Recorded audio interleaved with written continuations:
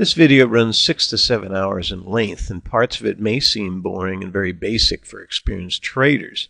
But sprinkled throughout, there are lots of tips and new ideas never published before.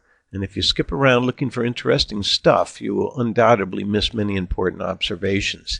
So my advice is pick a time to watch at least an hour at a time.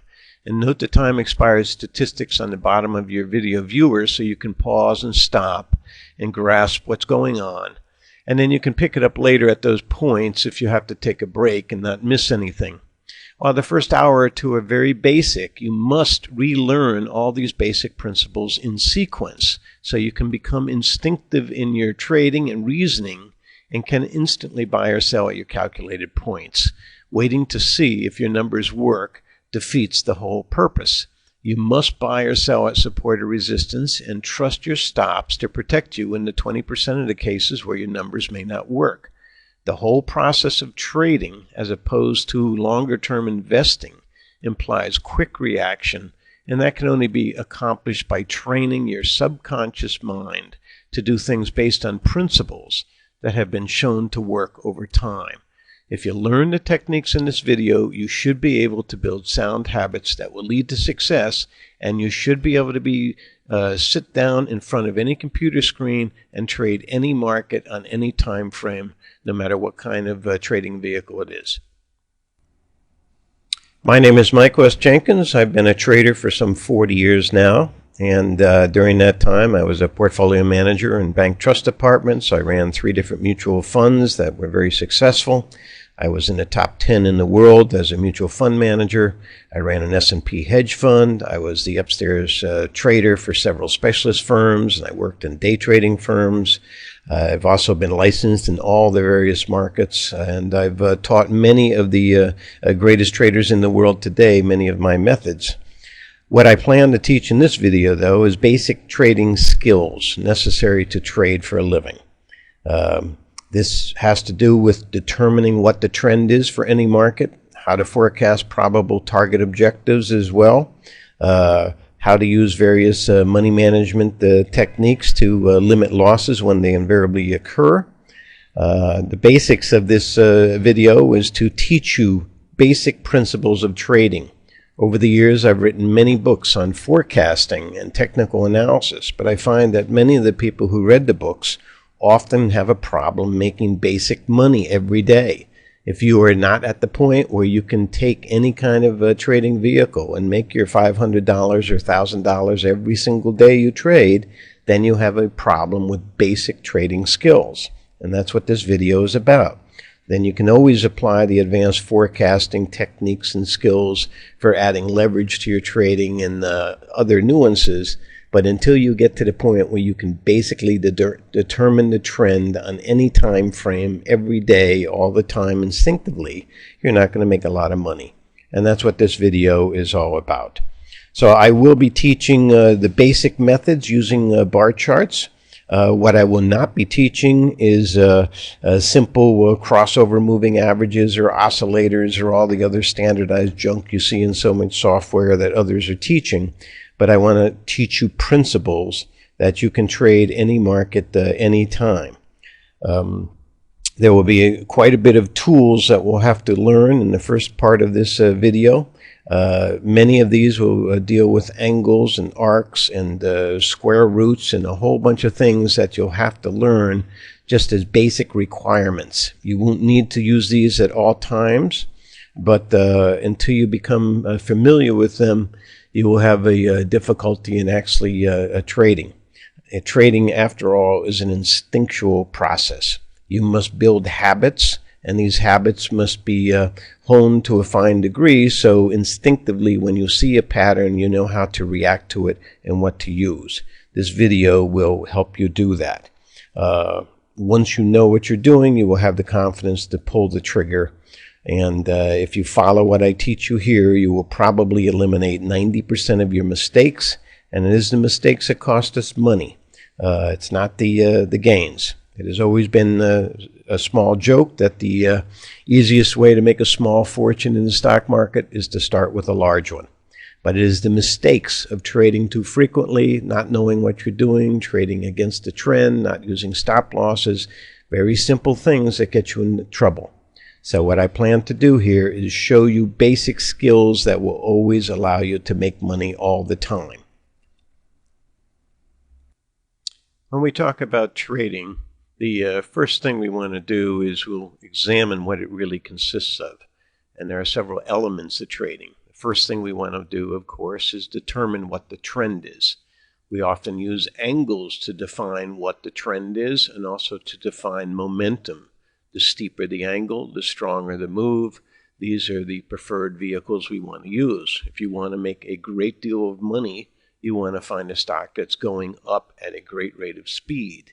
If you get a low momentum, slow moving stock, you'll make money, but you won't make as much money as the guy who trades the very active, steep momentum angular moves. We also need to find support and resistance, and exact support and resistance. There are ways of determining for each and every stock and commodity what the exact numbers are that they vibrate to. 90% of trading is getting in at the exact price, so you can use a very small stop loss. Then we have to estimate what the probable end target is for our trade. We don't just want to scalp and take a small profit just because we can do so. We want to find with high probability where we think the trade is going to and what the probable end targets are. And we also have to have a strategy of limiting our losses when we make a mistake or when a news item comes out or some unexpected event. We also need some trading strategy. You can't just say, okay, the trend is up, I'm going to jump in and buy. You have to have a strategy to buy the dips in an uptrend. You have to have a strategy to react to news in a certain way. You have to have a strategy to wait and be disciplined, to buy only at your levels. So you need to develop some kind of strategy. And of course, you need some money management skills. How much of your trading capital are you going to devote to any one trade? Are you going to risk 1% per trade? Are you going to risk 10% of your money on a trade? Are you going to diversify your portfolio? So these are all the elements of trading and the things we want to consider as we start to examine a basic trading philosophy. What I'll be teaching in this video is basically the use of charts. I don't think you can tell the trend without knowing what the chart reveals. I have known many individuals who have made millions of dollars in the stock market being tape readers. Now, a tape reader doesn't use a chart. He just stares at the ticker tape, and he has the ability to see that a stock spends a great deal of time at certain horizontal price levels.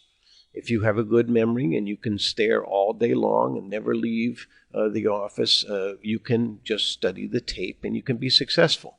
But what the chart does is it gives us an infinite amount of information that you couldn't possibly recall from memory, such as the average move over the last 5 or 10 years, how many days in a row it goes up, how many days it usually goes down. Put some mathematical square roots on your numbers. So the bar chart is the thing that we want to study, which incorporates almost all the information that a stock has. So the basic bar chart consists of a bar for each time period. This could be 5 minutes, an hour, a day, a week, a month, any time period. We draw a bar from the low to the high range, and during that bar's time period, these are the various prices that the stock traded at. We can add more information to our bar chart by putting an opening level and a closing level on our bar chart. In this way, even within one solitary bar, we now know what the trend within that bar was. In this case, it opened at the high and it closed near the low, so the trend was a downtrend. When we string our bars together, we start to get more information. Here's a period of bars going down with lower tops every day and lower lows. There's definite selling pressure in this duration. Here's another trend that went up for 5 bars in a row, kind of a rising trend. So the basic bar chart will give us some very simple information, and if studied correctly, will tell us an awful lot about what the trend is.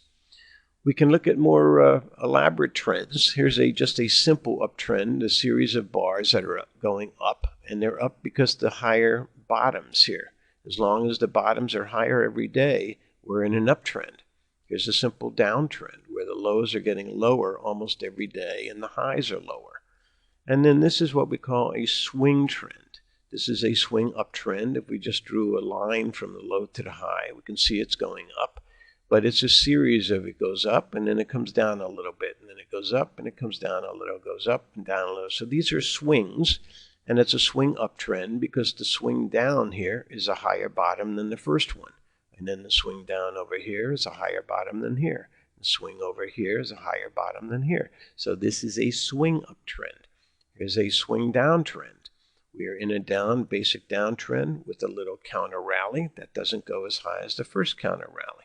Then another swing down to a lower low, and then another little rally, and then another swing down again. So these swings tell us a lot about what the pattern is that describes what the trend is.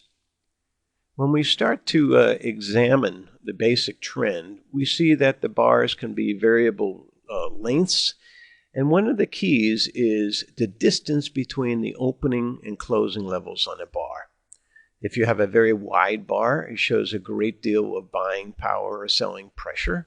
And if you have the opening and closing parts of the bar in the extreme 1/3 ranges of the whole day's activity, that shows extreme pressure on that day.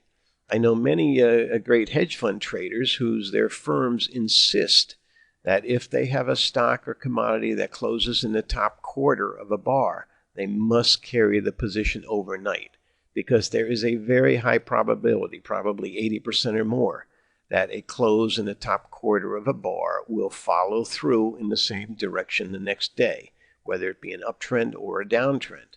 We can see this over here. There's a little downtrend developing with a big wide-ranging bar with a close at the extreme high, and that represents follow-through. So the uptrend is strong. There's another big gap opening. Not really a gap opening, but a big momentum up opening after a couple of days of consolidation and close at the high. There's always follow through. This also happens on the downside. If you have a big bar breakdown, there's a big range between where it opens and where it closes. The next day can also be a big down day. So we want to pay particular attention to a number of things. The size of the bars, where these big giant bars occur, and where the open and close on these bars are in relationship to each other. When we talk about the trend, we find that it's not just a series of bars that are going up or down, but it is actually a pattern. Higher highs and higher lows create a bull trend, and lower highs and lower lows are a down trend. It is the fact that trends persist, which allow us to make money in the market. If it was just random every day, we couldn't make any predictions based on a bar chart or anything else. But trends do persist for long periods of time. So once we define what these patterns are, and we see higher highs and higher lows for a bull trend, then we can go with the trend. Now you can have a minor break of a trend for a day or two, or for one bar or two, but we usually say you won't break back two swings. You can break back one bar, but not two. Now this is just a general rule. It's probably only 60-70% right. Rarely do you go back three. But if you were to use a stop loss on a position, you could probably buy it on a bar that's in an uptrend, for example, and put your stop at the low of the second bar back, and you would not be caught for quite a while. Once that happens, it usually is a sign the trend is actually reversing. Now, uptrends usually follow accumulation patterns, and downtrends are basically liquidating trends. And what we mean by this is there is an actual pattern of accumulation and distribution. These patterns of accumulation and distribution can take long periods of time. And so one of the principles we must ever keep in our mind, that we must assume that the trend can last forever. We can use measured moves and typical time durations. We can use planetary cycles or any other measurements, but these only give us estimates of trend exhaustion. but it's only a reversal of the pattern that's going to reverse the trend. And the greatest mistake traders make all the time is guessing when the trend is going to reverse and not waiting for the pattern to reveal itself. So the first thing you have to learn when you trade is when you make a trade, assume that that particular trade will last forever.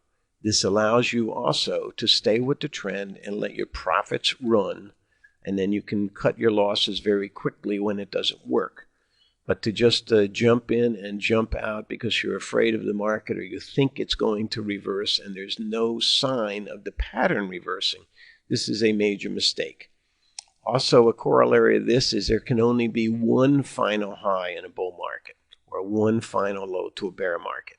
In a strong uptrending market, if you try and short a top every single day or buy a bottom every single day in a bear market, is the road to ruin.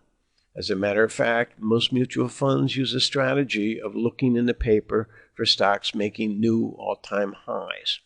And they buy those stocks. They always buy a new high because there can only be one final high. And yet in the bull market, you can have 100, 200, 300 days of new highs every couple days. Other strategies consist of finding a stock that hit a new high for the year and waiting for a 1, 2, or 3 day pullback, or a pullback of 1% or 3%, and then buying it, because the trend will bail you out and it will go to a new high if the trend is up. The other most basic principle is you must break 50% of a recent swing at a minimum to even think a trend is reversing. It's one thing to see a pattern reverse from higher highs and higher lows to lower highs and lower lows. But often, unless you can break back over 50% of the previous day or the previous week or the previous month, those longer-term trends are just having minor pullbacks, and they are not really reversing the trend. In the big picture, in a bull market and a bear market, they really consist of accumulation and distribution patterns. It is the big mutual funds and pension funds that create the bull markets. And basically, there is an accumulation phase at the end of a bear market when everything is at low levels. There's a tug-of-war between the people selling and the people buying. The buyers are very cautious. They're very price conscious. They don't want to pay too much, so they bid with limit orders. And the sellers have limit orders too to sell. After all that selling is done, there is a period where you have the run, where the prices go up. This is where there's more buying than selling, and this is the area where you want to trade. You do not want to trade in the basing area where you can just get chopped up every day and you can waste your time. You want to focus on breakaway runs where there is momentum, there is an angle you can use, and the stock or commodity is moving quite rapidly. Likewise, when you get to a top, you do not expect the top just to be a solitary affair and have the market immediately go right back down again. It takes time for distribution. Sometimes it's distribution, they break away and there's another run down to the bottom. Sometimes there's a little distribution and a false breakout and then another big leg up. But the idea is to define where these bases and top patterns are and trade as they break away from them. That's where all the money is made on these runs in between these. Many times these accumulation distribution patterns are not easily seen on various time frames, but there almost always will be there. So we can see them, and here was the case in 2008. There was the big drop in the stock market, and there was distribution and a runaway move on the downside, and then there was an attempt to make a bottom with a little accumulation in here, a little bit of a base, and advanced, and distribution again, breakaway to the downside, more accumulation. But if you look at this too, you'll see there's a little fractal where there's a little hook here, a little top and down. Here it goes up, the little top and down. And this whole section can be considered a bit of an accumulation pattern. And then you have the breakaway run. You get to the top, they don't immediately fail, but they go back and forth in the consolidation. And at this point, they either break away to the downside or it becomes a consolidation and regaining this area here. They could start another leg up at that point. we see that one corollary of this accumulation distribution pattern is the well-known technical saying that the length of the base is equal to the height of the move. So in other words, if you measure that horizontal time distance of the base or the top, then that will be the distance in vertical price direction you get when you get a breakaway move. So you want to wait for these bases or tops to complete before buying. And you want to pick stocks that have decent bases to support a big run. These bases can be found on all time frames, 1 minute, 5 minute, 60 minute, daily, weekly, monthly, etc. So here's a typical example. Here was a little top, and this was on a 5-minute chart of Dell. After the top was complete, they had a little false breakout, but a big bar down, showing an impulse to the downside. And then a rough estimate of how far it would go down would be the length of this top. And this would be the vertical drop, and it would go into here. Then we have another pattern. Now this could have been a base for an up move, but in this case it turned out to be another top. And another estimated drop would be this length. But also in the bigger scheme of things, this is one big giant top. There was a big seller, little decline, more of the seller. So you could look at this whole big base as the whole distance of the drop. Then we have another basing pattern in here, and then we have an advance equal to about the size of the base. So as a general rule, you want to look at these base levels. You do not want to trade in here, because notice you'll get very chopped up. They go up and down and up and down and over in here in the top. When you're in this distribution, you want to define the limits of it, and you want to be in the move that breaks away out of that distribution or accumulation pattern, and that's where you basically want to trade. We see these accumulation patterns on everything, and we also see the general trend. The general trend is usually defined as stair steps. Remember, the trend is a pattern of lower lows and lower highs in a downtrend. And in an uptrend, we have higher highs and higher bottoms and higher highs and higher bottoms, and this is an uptrend. But we see here on the way down, lower lows, they rally, lower lows, they rally. They can rally back one, but not two. So this was the previous bar. This was the second bar back. Got a little bit higher, didn't make it to the third bar. Then they plunged here. They rallied back to the second bar, ran out of gas. Then they came down again. You went up 3, 4, 5 days and still couldn't regain the previous stair step. You went down. There was a bit of a base forming here, and then you broke away to the downside. This too, by the way, would be a classic buy signal. When you see a base forming, you have the breakdown and then it's regained. As soon as you find that you've regained the prior base, this whole area becomes a false breakdown. And then it's usually a good buy signal as soon as we get back to the level of the previous base.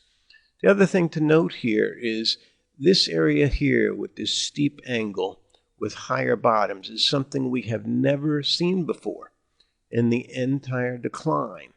You want to note the characteristics of the chart you're dealing with. Here, the big impulse bars are all on the downside. Big bars, and occasionally you'll get a short squeeze rally that will only last 1 to 2 bars, and then it will run out of gas and go down again.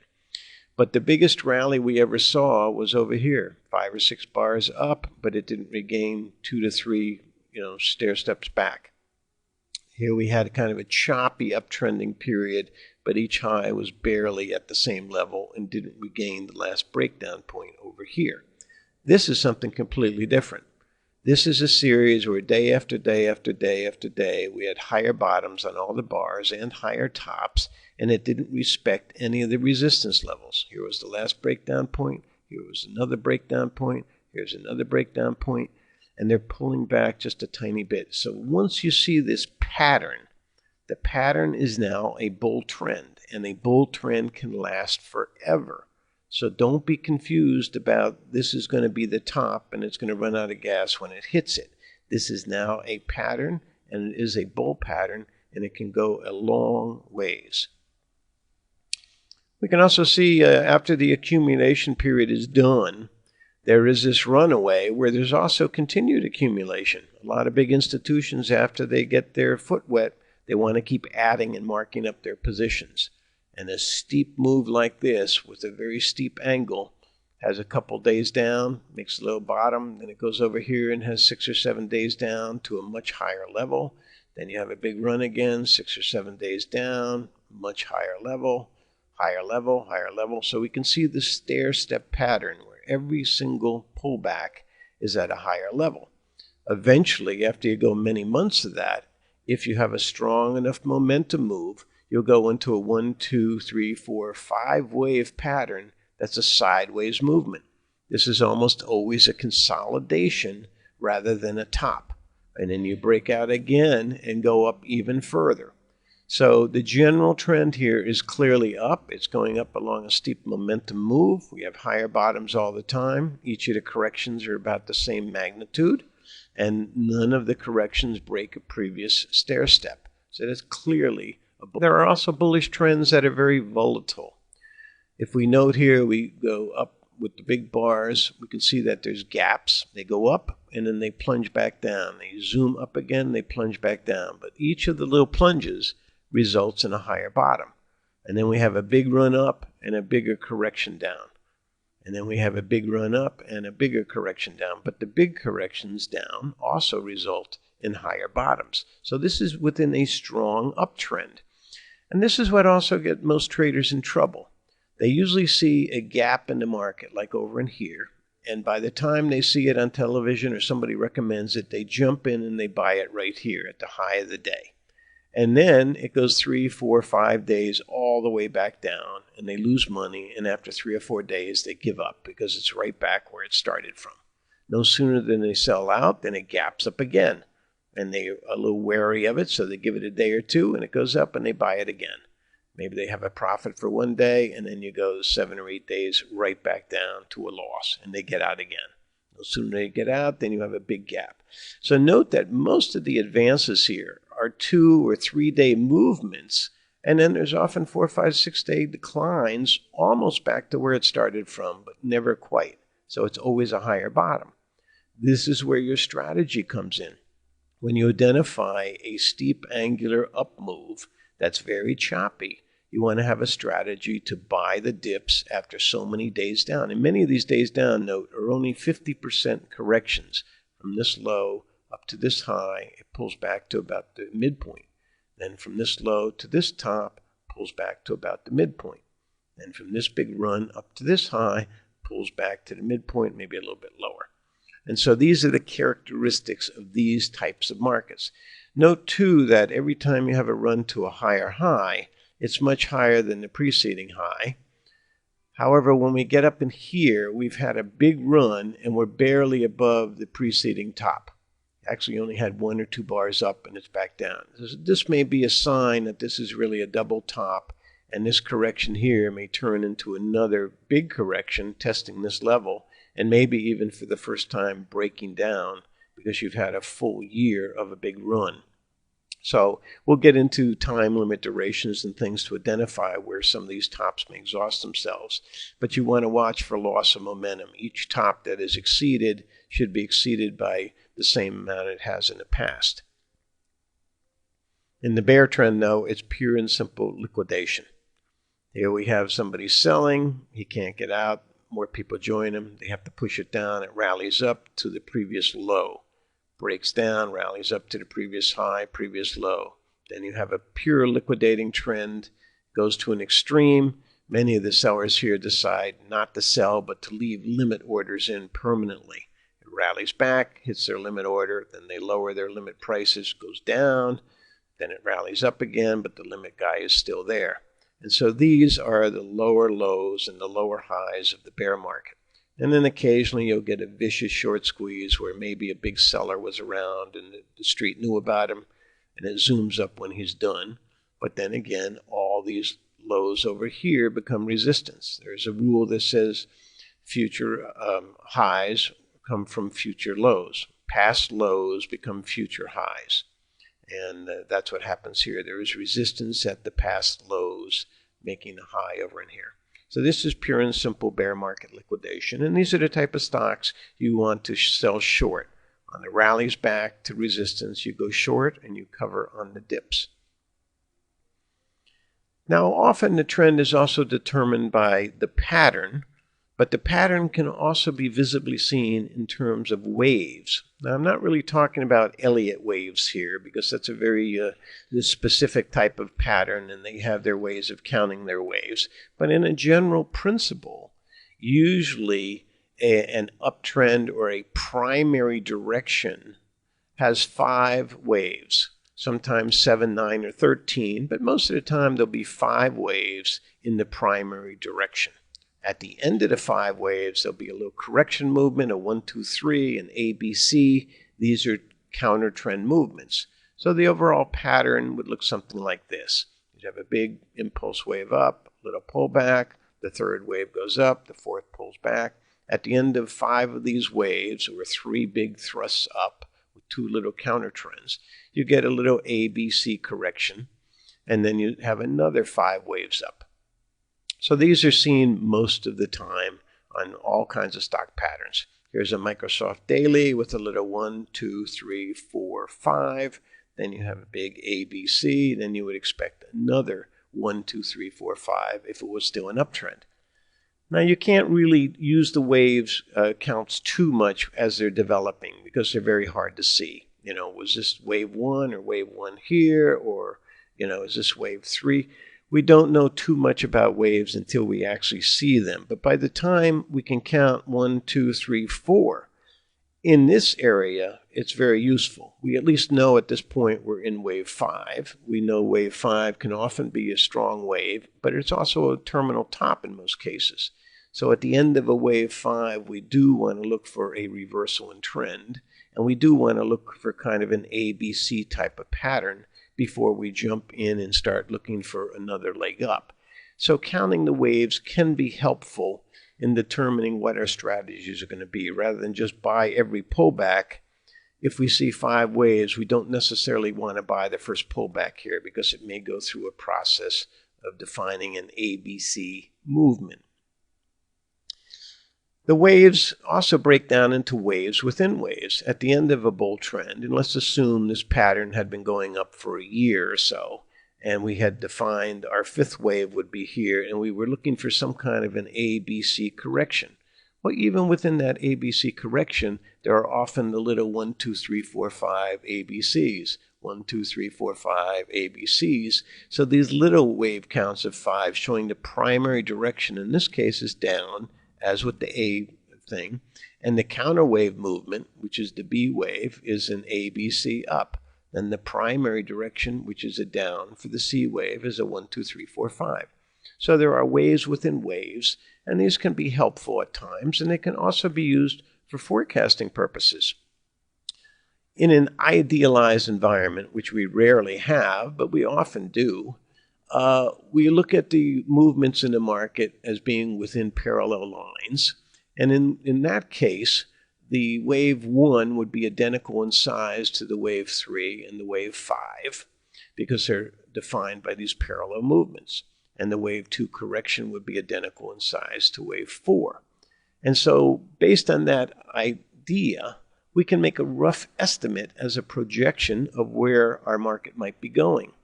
So if we have the first little wave defined, and it's 1439 points from 1364 in the S&P, so that difference is 75 points. Then we have our first little correction down to wave 2. That little correction here is 30 points. So we can now see that the first leg, third, and fifth, 3 waves times the 75 points is 225. And then we have 2 corrective waves of about 30 points, which is 60. So the net gain would be about 165 points.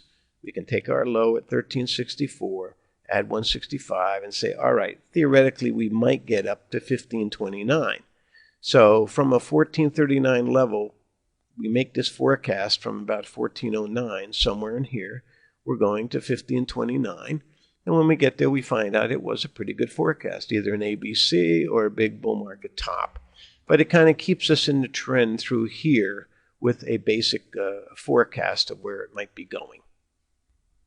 Perhaps the biggest mistake you will make as a trader is getting the wrong time frame perspective. I can't tell you how many times someone has told me, when I mentioned to them what's the daily chart look like or the 60-minute chart, they would say, well, I just trade Forex on a 5-minute bar chart, or I'm only trading the S&P E-minis on a 15-minute chart. And they had no idea what the 60-minute or daily or weekly were doing. And I knew instantly that that person did not know how to trade and had no clue as to what the real time frame perspective was. So no matter what your strategy is, whether you're scalping minute by minute or a long-term swing trader, you must know at all times what the trend is. We can see here on a daily chart, the trend is clearly up. It's bullish. We would have a strategy of buying every single dip until the daily chart turned down. The 60-minute chart is also bullish. Higher bottoms, higher tops, higher bottoms, higher tops. The 15-minute chart is a little questionable. There's a double top here. It has been making higher bottoms all along, and it's at a kind of demarcation point right now. The 5-minute chart is clearly bearish. If you were just trading a 5-minute chart, you would think it's the end of the world. But here's what happens now. Each of these is like a Chinese nested box within a box within a box. If the 5-minute chart was to turn up now, that would prevent the 15-minute chart from breaking a swing low, continuing a bullish trend. It would continue the 60-minute bullish trend, and the daily trend would be bullish. So if the 5-minute chart was to go up, all would be well to buy a dip. However, if the 5-minute chart continued to go down a little more, we would know from looking at the other charts that the 15-minute chart was for the first time breaking a swing low. And it was a big base. It could be one of these length of the base is the length of the move on the downside. So you could get a sell signal on a 15-minute basis, and that might be enough to break the 60-minute basis, and that might be enough to break the daily chart. So knowing what would happen on the 5-minute here and keeping in mind our perspective on the other charts can tell us a lot about the duration. Another thing about the 5-minute chart, if you're trading here and say, well, every 5 or 6 bars down, I cover my short and I go long again. If you know if you're breaking now and the 15-minute chart would break down, and that in turn might break down the hourly chart, it may be hours and hours in a downtrend before it turns up again. So covering a short on 3 or 4 5-minute bars or about 20 minutes would be kind of crazy if the big trend was going to go down 6, 7, 8 hours. And this is one of the things I mentioned about persistence of trend. There is a general rule of 3, and that whenever there is a reversal, it will go at a minimum 3 bars, but usually it will go in a Fibonacci sequence, like 3 bars, 5 bars, 8 bars, 13 bars, 21 bars. So if you get a reversal and you go past 3 bars, it invariably will go 5 bars. And if you've gone 5 bars and still no reversal, it will go 8 bars. And if you do that on on an hourly chart, for example, 5 bars is almost a whole day. A day is like 6.5 hours. And an 8 bar would take you a day and a half. So knowing that you have a reversal on a different time frame can tell you a lot about how long that is going to last. In the bigger scheme, and this is, by the way, one way of setting up your charts, you might have one page on your screen that even if you're trading a 5-minute or 15-minute scalping chart as a full screen, you may want to have at all times one big screen with little miniatures in it so you will see your perspective. And you also want the really big perspective. This is the weekly chart. On this weekly chart, it's clearly in an uptrend. Higher bottom, higher bottom, higher bottom, higher bottom, higher bottom, occasionally a little tiny overlap. And even when you have a 6-week correction, and in a bull market you usually have these 6-week consolidation corrections, it rarely gets much under the previous week's low. There'd be a little dip. Here's a case where you broke under the previous week's low, but you did not break the second bar back. And as a general rule on the weeklies, as I said, you will break 1, but you will not break 2 bars back. So that often happens. You break 1 bar here, but you did not break 2 bars back. Occasionally, when you do break 2 bars back, it may also be all in 1 week. And then the other bars in here are basically consolidating. They're a tiny bit lower, but if you look at the closes, here was the close here, there's a high close over here, a close over here. The closes are about the same level.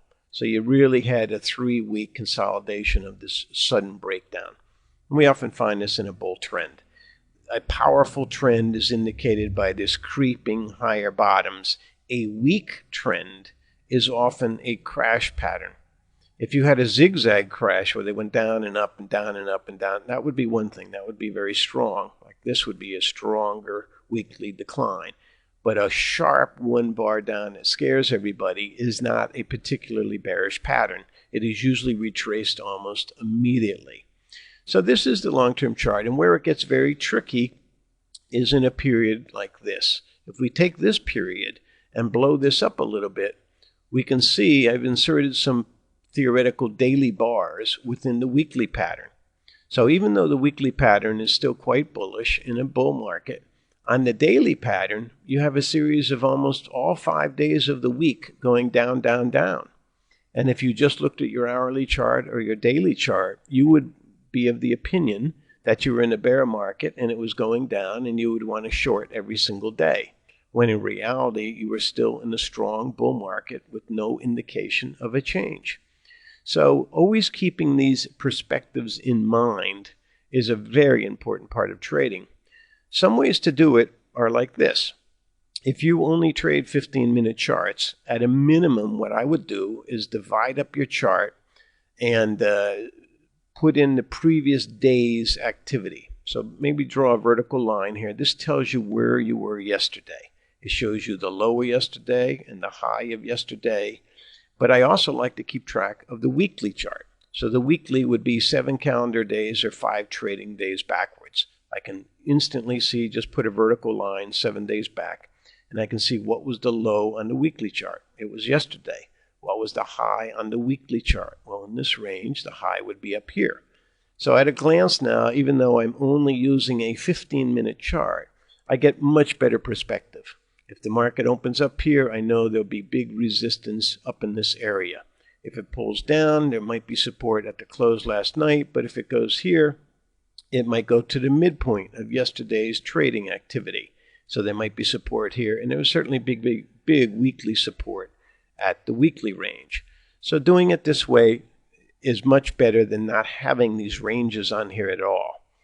The other way to do it, perhaps a little more elegant, is to make two screenshots and have a little small daily chart over here with 5 or 6 days on it. So this will encompass the past week or past week and a half. So if you're trading a 15-minute chart and we're over here, by just looking at this, there doesn't seem to be anything that could stop this market from plunging way back here down to this area. But if we really look at our daily chart, we find out that most of the time bars overlap and they rarely go past the midpoint of the prior day.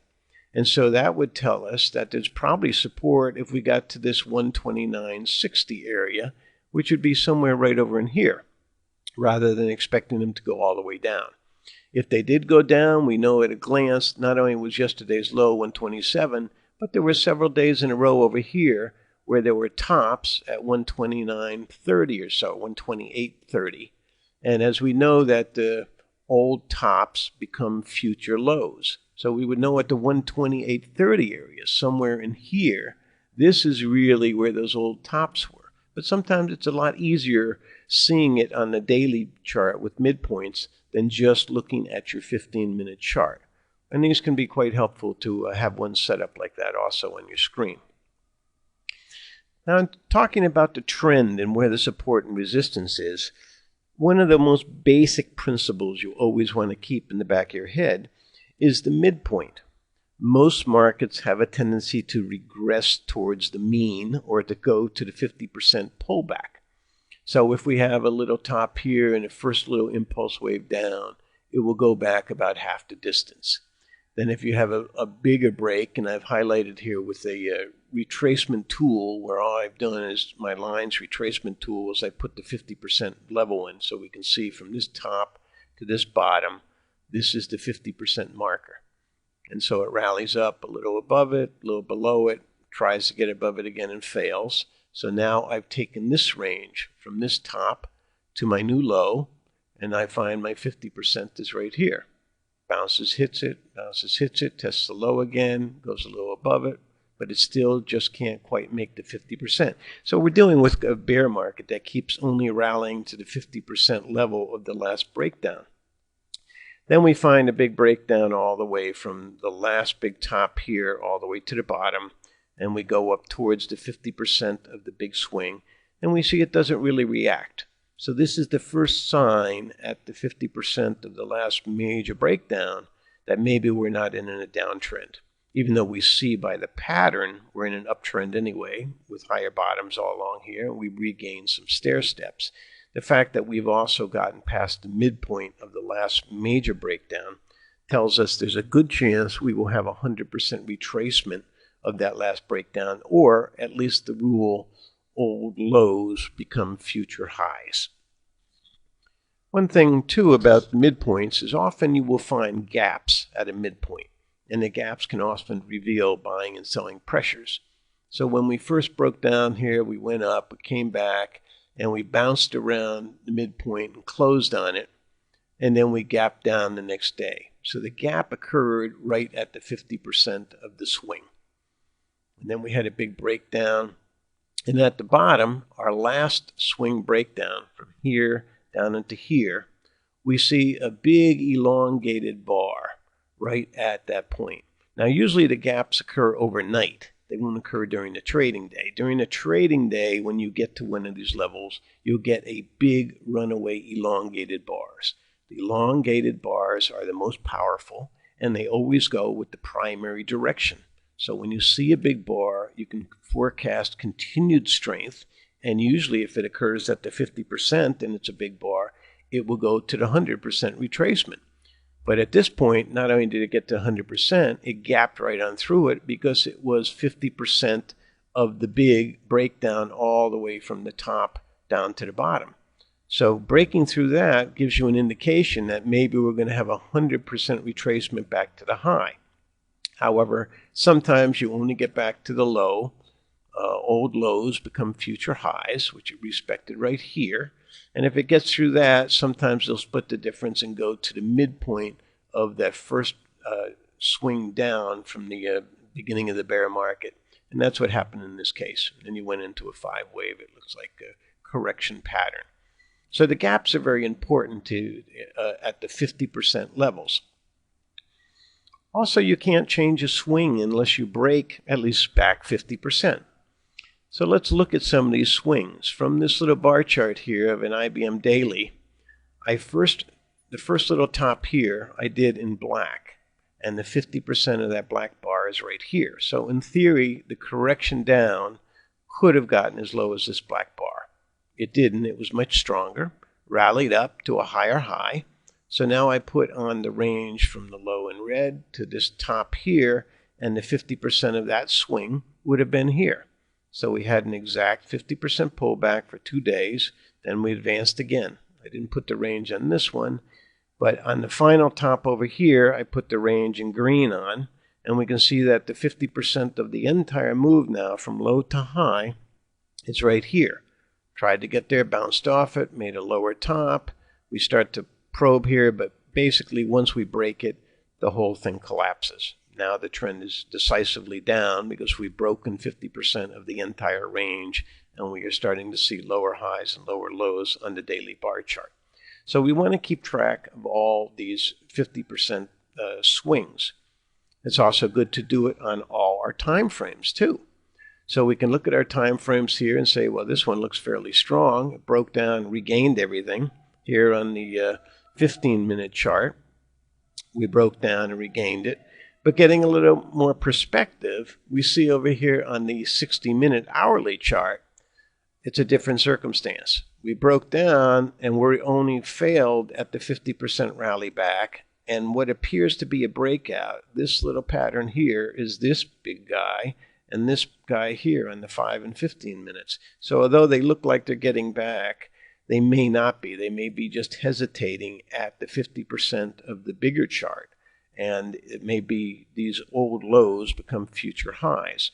And we see on the daily chart the same thing. It bounces up immediately to the 50%, bounces around. And in this case, it actually did go down and it went 100 S&P points lower after it broke this 50%. So try and keep track of your 50% ranges on all time frames, and that would be a big help also. When we first look at our charts, we want to note if they're uptrends or downtrends, and often angles, just a simple trend line drawing an angle will tell you this clearly is an uptrend, period. And within the uptrend, it's a pattern of higher bottoms and higher highs, and very strong patterns usually take the form of parallel channels. In parallel channels, you can connect the highs and connect the bottoms, and it will usually give you a long trend. Those often happen in wave counts of the third wave position, which are very strong. And that's good to note, because after you get a sharp wave 4 decline, you go into your final wave 5 advance that goes to a new record high. But often when you break out of a channel, you'll still be in an uptrend, but you will be in an uptrend defined by various angles. A 30-degree, a 45-degree, a 60-degree angle, or a 2x1, a 1x1, and we'll get into the various angles. But then you'll start to oscillate. And you can see you broke a trend line, but you did not break the trend, and the trend being a series of higher bottoms. So the last big support was down in this area. You broke a couple little trends here, so in the minor 2 to 3 weeks in here, there was a minor downtrend, but it was basically a sharp rally with probably a little ABC, and then you resumed the uptrend and you continued on up. One thing that many people don't realize is that these movements from a low to a high are often repeated identically. The market never does anything different than what it's done before. It has the same measured moves, the same angular momentum, and they repeat over and over again if you take the time to study your chart. So what I mean is, from this first little low, we had a correction here. And once the uptrend started with higher highs and higher bottoms, if we take our first little top and draw a straight line from the low, and then we make a copy of this, we can either do another angle with the exact same slope, or we can just duplicate this and drag these over. And we start the next angle underneath the high at the point of the low. So as long as this low holds, we'll draw a horizontal line, we'll drag this angle over, and we'll see that this will serve as support or resistance. When it breaks it, there'll be a little downtrend. We can start another timing angle based on the same angle, and the market will respect it. And then when it breaks it, it will change the trend down a little bit. Hits it here, under this low, hits it here. So in each case, the exact same slope of the low to the high, often when it breaks it, you are at a high and a correction ensues, even though it's only a very small correction. Note, by the way, that this slope was from the low to the high. It was not the slope of the advance, which is something else entirely, because the general slope is usually composed of a couple of things. There's a strong upward cycle influence, and then there's usually an intervening smaller cycle that comes in every few days or every few weeks, and this downward cycle is what gives us these little dips. And so it is the combination of the strong uptrend and the downward cycle that gives us the trend that we can basically put a regression line through the center here, and we get a trend of this angle, even though from our low to our high impulses, they all follow this type of a trend. So you can use this technique oftentimes to get a rough idea of where the trend is going to break, at least in very short terms. So these are also done here. The first thing you also do is you want to put on your 50% retracements, but after you get a top like this and they start going down, you're looking for a pullback to your 50% anyway. You can take this trend line and you can move it over under the top. And this is the only case it gets a little tricky. Was this a legitimate final low here, or was this just a false breakout? And this area in here, the more likely low. So sometimes you will get two possibilities. If we took the low from the exact low and put our parallel line on, it doesn't quite catch it until we get way over here. If we get in this area and we actually see that it's much higher than our angle, we can play around with it a little bit and try and get a better fit. And we say, okay, it's probably coming from this support level, but it's still going to be this same average slope of momentum. So we can put our trend line on here and get a rough idea of how far the trend can last before it starts to break down. So we can use simple tools like this to get a rough idea of duration and probable targets. When we look at any kind of chart, though, the first thing we want to do is if we put just an angle on and say, okay, this is an uptrend, but we want to identify those big bars. The big bars are invariably the impulse waves, and the impulse waves always go with the primary trend. Now here, this is a little tiny chart. It didn't mark it, but it looks like a 5-minute chart. So there are some big bars on the downside too. There was a big bar over here on the downside, maybe one here. But most of the bars are impulse waves on the upside. So what happens is it gets very quiet in here. There's bidders for the stock, and then another buyer comes in and they all stampede it. It goes up, and then you spend a whole bunch of bars very quiet while all these people are bidding for stock down here, hoping it will come down to them. And oftentimes the pullback, you see, only made it to 50% of the initial impulse wave. At the 50% stopped, they couldn't get stock, so they stampede again. And you spend several bars going back to the 50% level of that bar. And this continues until you get one of these intermediate term bigger corrections, which now go down to 50% of the entire run. So that 50% is about here. Then we start going up a very steep angle and another correction, and we find that the longer term steep angle like this is repeated over here, and some of the shorter term ones are steeper. And so we can get a rough idea of how big the corrections might be based on the steepness of these angles.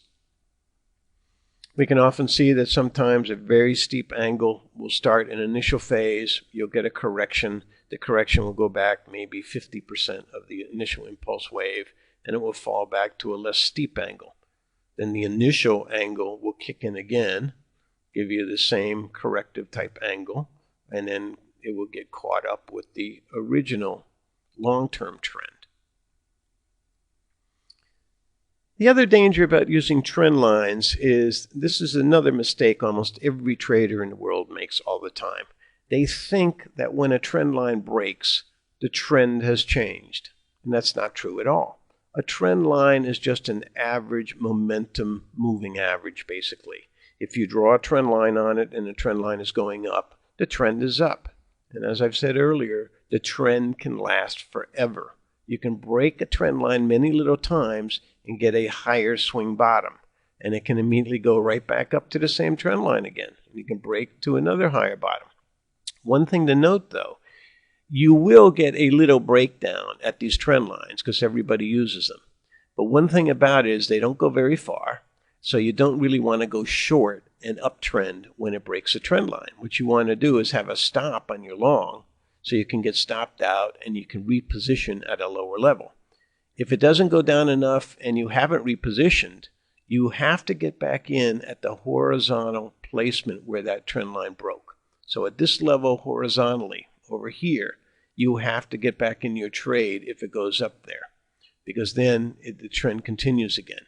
There's a breakdown over here, and if you weren't lucky enough to catch it on the down here at the double triple bottoms, which you should have been, or the first time it turned up, you have to get back in your trade when this horizontal level where the trend line broke occurs. Otherwise, you're going to miss your trade. The other thing to note often is, I haven't drawn it on this chart, but if you measure from the point of breakdown to your low, this usually is your target on the upside. If you took a bar this length and added it from here to the upside, it will usually give you a target objective. So a length from this bar down to here, added from here up to here, will give you the target area where it's going to bounce to. And so we see that breaking a trend line doesn't do much. All it is, again, you have a certain momentum and then you have a short-term cycle superimposed. The short-term cycle that's superimposed breaks the trend line briefly, then the long-term cycle kicks in. The short-term cycle superimposes, long-term kicks in, and you see that each of these lows are about the same distance apart.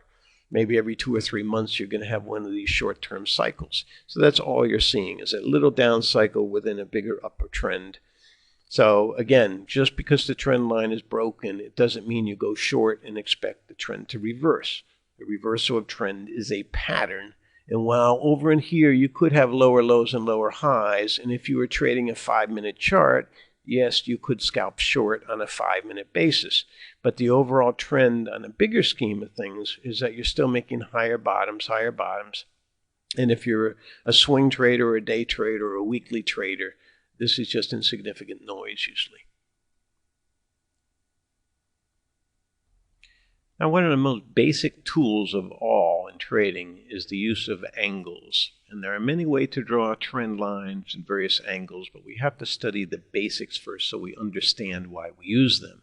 They are often used for selecting stocks, both on the long and short side, and also big momentum movers. But the basic principle behind them is there is always a correspondence between time and price. And the only time we're going to see a reversal in the market is when there is an equality of time and price or a major proportion. So what I mean by an equality of time and price, if you had a top on a stock at $50 and you went over 50 days, you might be at a point where there was a time correspondence of 50 days with the price of 50 and you might get a turn. But there would definitely be a correspondence if you started on a $50 price, let's say, and went up, and when you got to 100, being up 50 points, you were also on the 50th day. So that one-to-one correspondence is what it takes to reverse the market and create a bear market out of a bull market and vice versa. And we will study this later, but first we want to examine the basic geometric angles and where they come from. So in a basic angle, we call them geometric angles because they come from the geometry of a square. Your basic unit in high school geometry is over 1, up 1. That's the diagonal of a square and is the 45-degree angle. If you bisect a square in half, you'll get one twice as steep, or over 1, up 2, or over 1/2, over 2. So this would be a 2x1. And you can do it on the downside too. You can go over 1, up 1/2. The strong angles are the ones above the 45. The 1x2, which is 63 3/4, and the 1x4, which is 75 degrees. You should memorize these degrees. So with a protractor or with an angle tool, you can draw these standard degrees anytime. And most ones, as I say, we'll use are the 1x2. Some call it a 2x1. It depends on which is your time unit and which is your price. The time unit might be over 1 unit and up 2, so you might call it 1x2. Or if you're referring to the price increment, you could call it a 2x1, up 2 units of price and over 1 unit of time. So it doesn't matter if you call it a 1x2 or 2x1. Just know if it's above the 45, these are the angles on the upside. These are the angles on the downside. And those are the things we'll use most often. You can do these without a protractor by just putting a series of dots on a piece of paper that are equally spaced. You go over so many dots. So here we would go over 1, 2, 3, 4 over and up 1. So it could be a 1x4 angle. You could go over 1 unit and up 1, and that would be a 1x1 angle. On this chart, you can see I laid these series of dots over here, and then another row with dots down below them. So we went over 1, 2, 3, 4. This was 5, and I went down 1, so it was really a 1x5 angle. Here's a 1x2 angle, over 2, down 1. The line through here is a 1x2. And the rule of angles is such that when they break one angle, they must go to the next one down. If they break that, they'll continue down to the next, to the next. They bounce off each of these angles. So they do give us some sense of where the support and resistance may lie, and they also give us a little bit of a sense of a potential targeting area. If they get through one angle, they'll go to the next one. So they're very helpful in that regard. But what we really use angles for is to select the stocks we're going to trade. I've taught many people, and some of my most successful traders, ones who went on to make tens of millions of dollars, have learned this simple rule of the angles to focus on the very steep angles. I have one trader I know who will only buy stocks starting on a 4x1 or greater angle. The 4x1 shows a lot of momentum. These are stocks like Google and Baidu and Apple, and you often see them go up many, many points a day. The average trader or the beginning trader is afraid of these stocks. You think they're going up a flagpole and they assume the higher they go, the bigger the fall. But this is the exact opposite. The more momentum you have, the more powerful the move, the more buyers than sellers there are, which is creating this momentum. So when a 4x1 angle breaks, it can only go down to a 2x1, which is still very strong, and it will often recover and go back to the 4x1 again before it breaks again. So the stocks that are above the 1x1 are the ones we're going to focus on being long, and we particularly want to focus on ones that have steep angles like 4x1 and 2x1.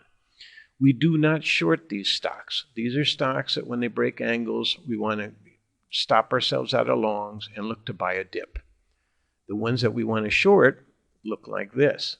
These are angles where stocks are going down and down and down, and if they're going by a steep 4x1, even if they break above that angle, they'll only go up to the 2x1 before they fail and come down again.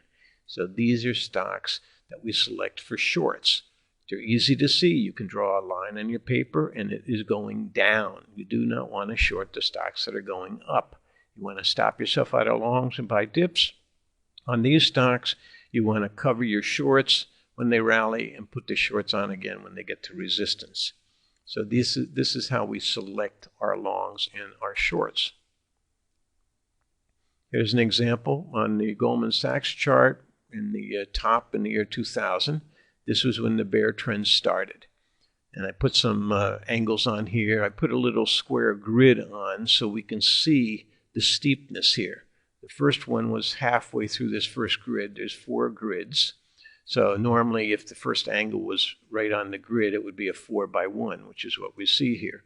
Over 1, down 4. Or the 2x1, over 1, 2, down 4. And then the 1x1 angle is 1 full unit. Over 4 units, down 4 units, that's the 1x1. Early on, it was an 8x1, over 1/2 of this unit and down 4. So this is the 8x1, and we can see that it's bouncing around the angles. It's hitting the angles. When it breaks one, it goes down to the next angle, rallies up to the angle, bounces around our angles. And it follows basically the 1x1 angle down. When it finally breaks away from the 1x1, it does not necessarily mean we want to go long this stock yet. The angles are still pointing down. These angles are not pointing up. And we went into a long basing period for 6 or 8 months here. And this was basically a stock to avoid during this time because you just get chopped up. And then after the end of this time, it went down again and it would resume its short. So always try and stick to the stocks that are going along these steep angles to be short, and pick the stocks over in this case where it would going up along a steep angle to be long. So we can put these fan angles on. Most software packages have fans, and it doesn't matter what kind of fan you use. It's just the rule that they will hit one fan angle and they will go down and find support and bounce around these various geometric angles. Here too, the fans are all going up. This is a bullish stock. It may have plunges periodically that result in higher bottoms or bottoms at about the same levels. But when they break these trend lines, it's only to liquidate along and wait to repurchase as soon as they finish their little correction. This is an uptrend and not a downtrend. Some of the origins of the geometric angles are such that if we took a little box over our initial impulse wave here, and in this case I took the initial impulse wave and drew a circle around it, and then what I did is I did a segment of 90 degrees off of the circle.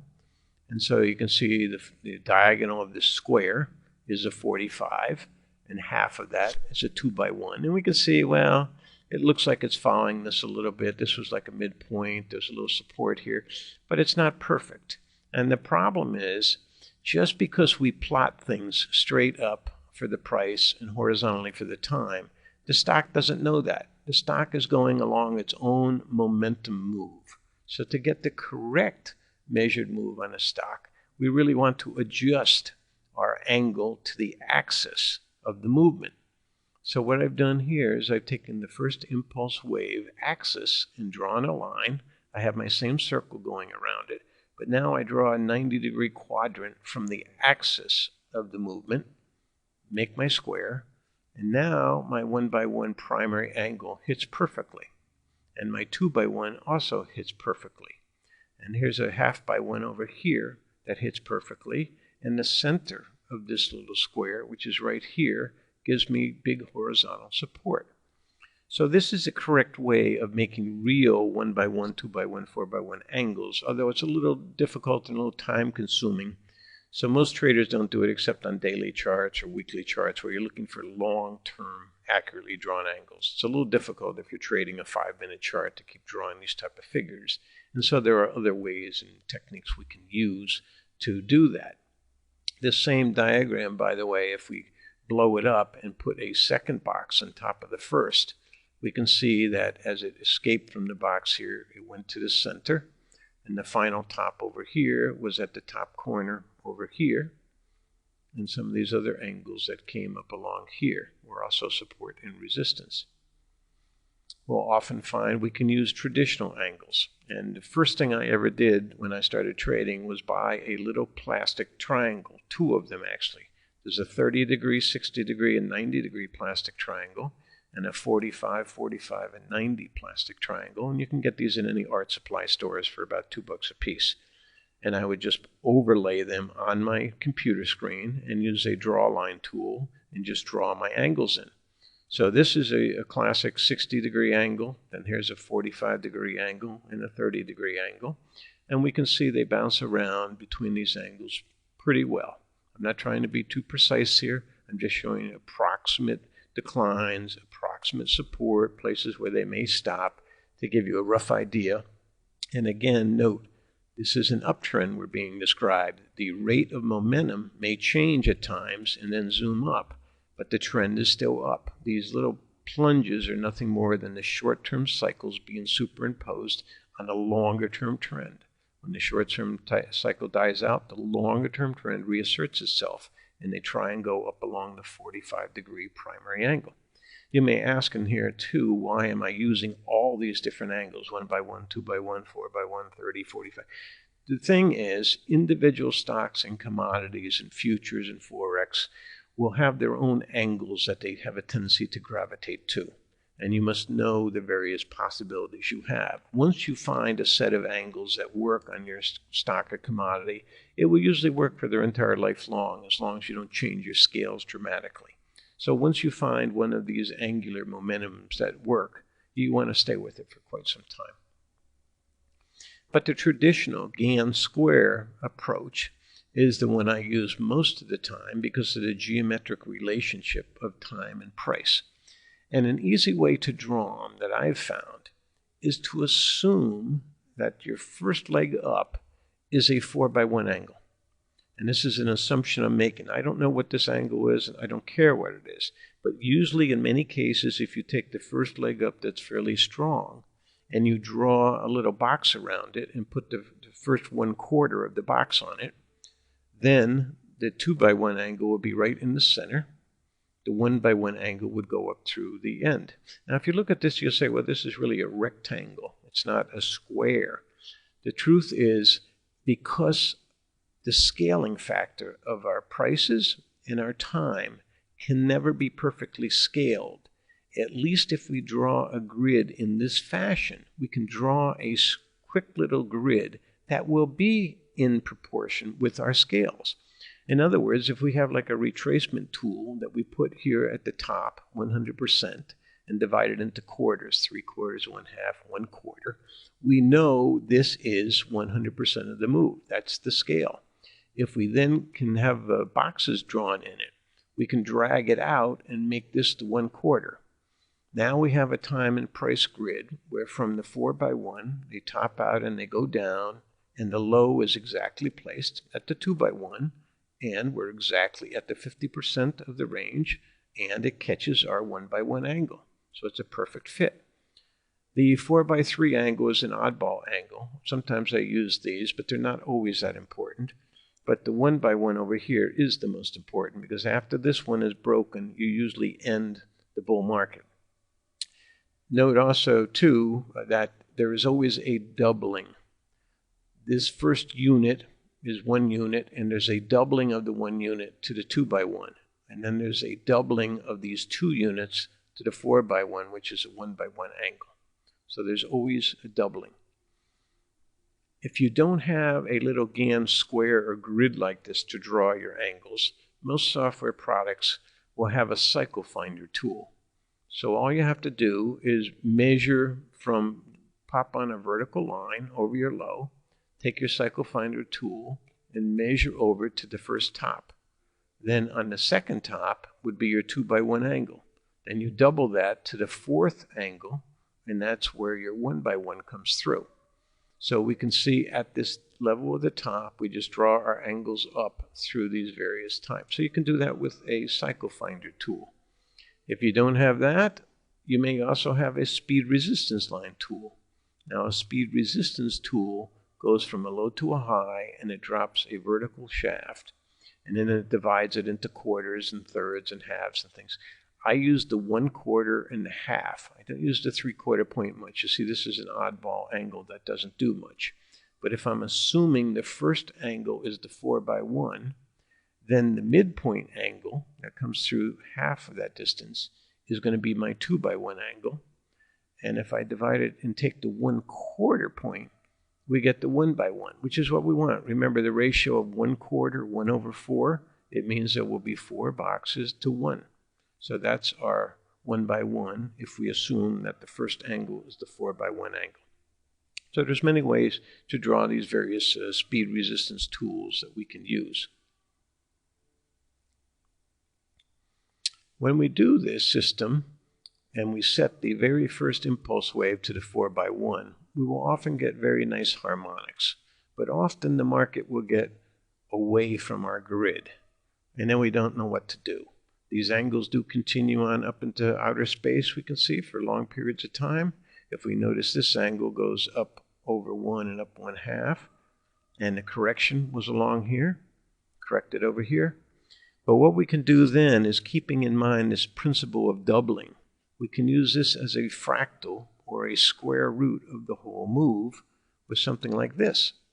We can now take this small unit as one box and make a big giant square. Then we can see as we come up here to the breakpoints, we have a breakpoint here that comes down to the 50% point. And as we near the end of the square, we have a big break that goes all the way down to the edge and catches our angle here. And then when it came back, the exact top was the top of the square. One of the reasons we do all this with angles is that the angles can give us very good information about cycles. Included within the angle and its harmonics are the time cycles. So what we see is when we take the initial bull market impulse wave, if we lay an angle on here along the axis inclination, and then at the first top we draw a horizontal line. We then offset our 2x1, 1x1, 1x2, etc. angles off here. We find something very amazing. We find that in the initial bull market, we have a little top, we bounce off our angle, we go around, and the bull market ends exactly where the 1x2 angle offsets this angle. Then we go into a bear market. We bounce along the angles up and down, but the bear market goes on, and then it ends exactly where the next trend line hits. And then we start a bull market. And the bull market bounces around the angles, support and resistance, and it goes on and on and on until the bull market ends where our next angle comes up and intersects the horizontal. So we see here the origin of cycles and how these are dynamic cycles. They change in length, and they are specific to the individual stock or commodity, and the specification is based on the angle of inclination. If this angle wasn't this steep, if it was a less steep angle over in here, then the cycles would be much longer. So using this kind of information with our angles, they not only give us support and resistance at times, but they give us the big turning points. And this is true on any time frame. So here, for instance, is a 5-minute S&P chart. So if we put a Gantt fan angle on here, we run it through the top, we look to see what happens when we go across and hit our angles. Well, there's a little turn here and a break. There's an angle over here. It did bounce off this trend line. There's a big turn around here a little bit. Here's a little fluctuation turn. Here's one, but it's not as nice as that last chart where we went from bull market to bear market and whatnot. Well, upon closer examination, we find out why. The problem here is this was not the first little top. It may look like a top, but if we notice, there's no downtrend here. These are all higher bottoms in here. So there's a higher bottom here, one little top, a pullback, higher bottom, higher bottom, higher bottom. And the first time we really topped out was right here. At this point, we have a lower low, a lower high, lower low, a lower high, and we go into a downtrend. So if we now modify our angle, instead of using this incorrect top, do it with the correct top, it would look something like this. And now we've moved our first angle over to here, and we see it works perfectly.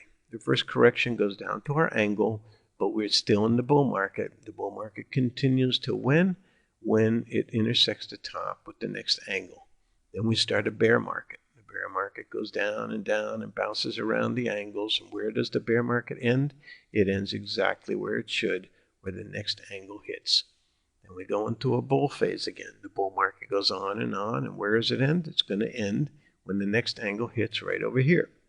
Once in a while on these 5-minute charts, you will get an inversion where this one, instead of going straight up into this angle, comes down. There might be a little double bottom here, and you get another little up surge and then down.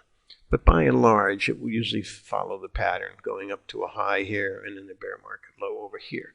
So there is an enormous amount of information, especially if you're trading S&P E-minis or so, to know exactly to the bar, in most cases, where these events are going to take place. And then we look for little signal reversal bars to get long. Now we'll go back to this chart I showed earlier about the 50% levels being very important. We noticed on this first little black one, it could have went down here, and the red swing took it exactly down to this 50%. And then we noticed the entire run from the low to the high here in green. When it broke the 50% in green, it collapsed. But now I've drawn a true 45-degree angle. It's a 45 adjusted because we've set the first high to our 4x1 angle, and our 2x1 angle would be here, and so our 45 or 1x1 would be in this corner. This 45 true angle represents a moving average of a 50% correction, because it does split the square evenly. So the diagonal of a square represents the 50% swing, just as if we took these horizontal levels. So what we see now is during this correction, it bounces off the angle, bounces off it, and it gives us early warning. When it finally breaks our angle over here, even though it did not break the 50% retracement as yet, at this point, we know, based on angles, the trend has turned down. And when this angle breaks, it goes all the way to the base. We also start to see the patterns here, lower low, lower high, and we start making lower highs by the time it breaks. So a 45-degree angle can often be used as a timing point when it's drawn correctly and the angle breaks. Then you do get a change in trend if you have a properly drawn angle. Now, one of the great secrets that I discovered was what I call the secret angle method. Now, I'm not going to teach that in this video. I have a separate course on that, and you can buy that elsewhere. And that shows many, many examples. I'm just going to show one or two of the very basic principles of the secret angle. And they're based this way.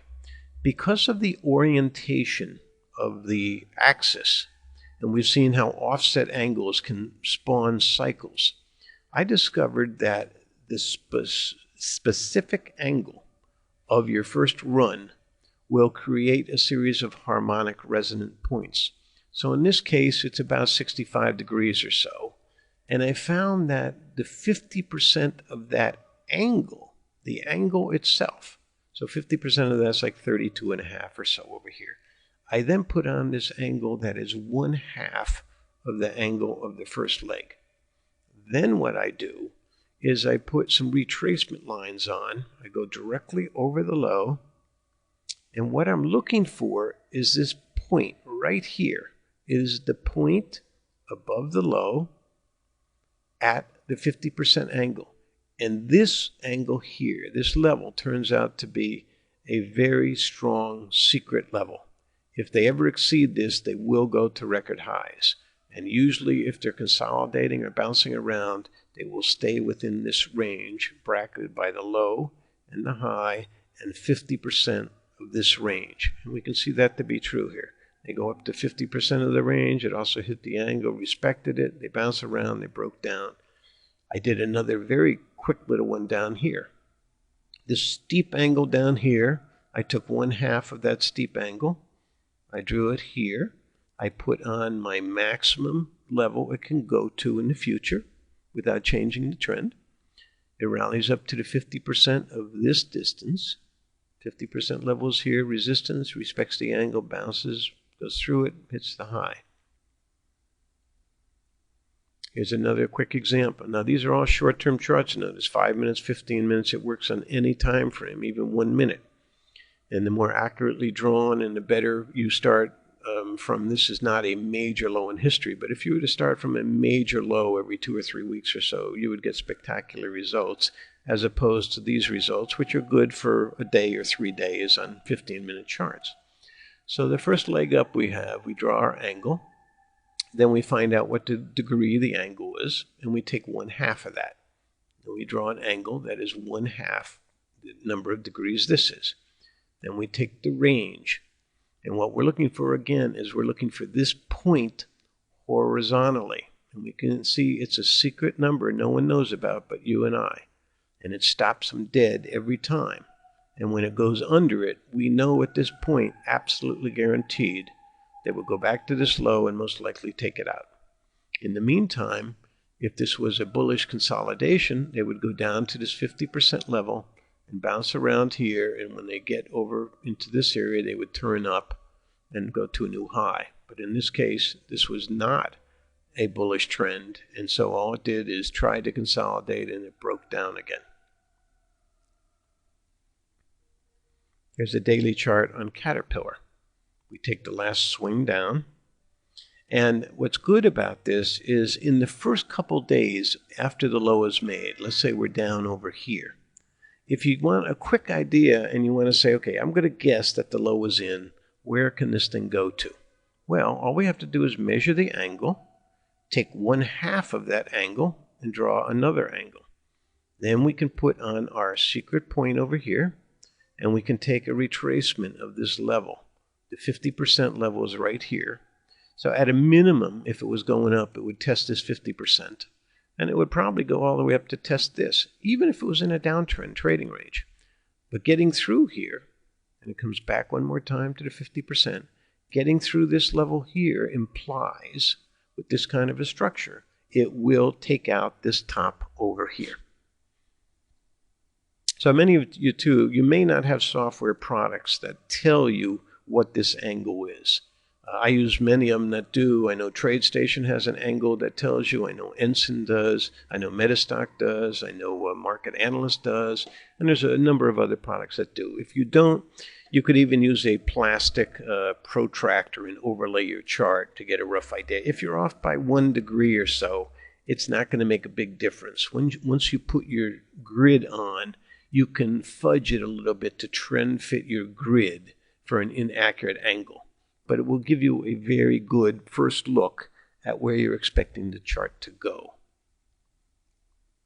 It also works on all time frames. This is the big bear market from 2007 to 2009 on the S&P.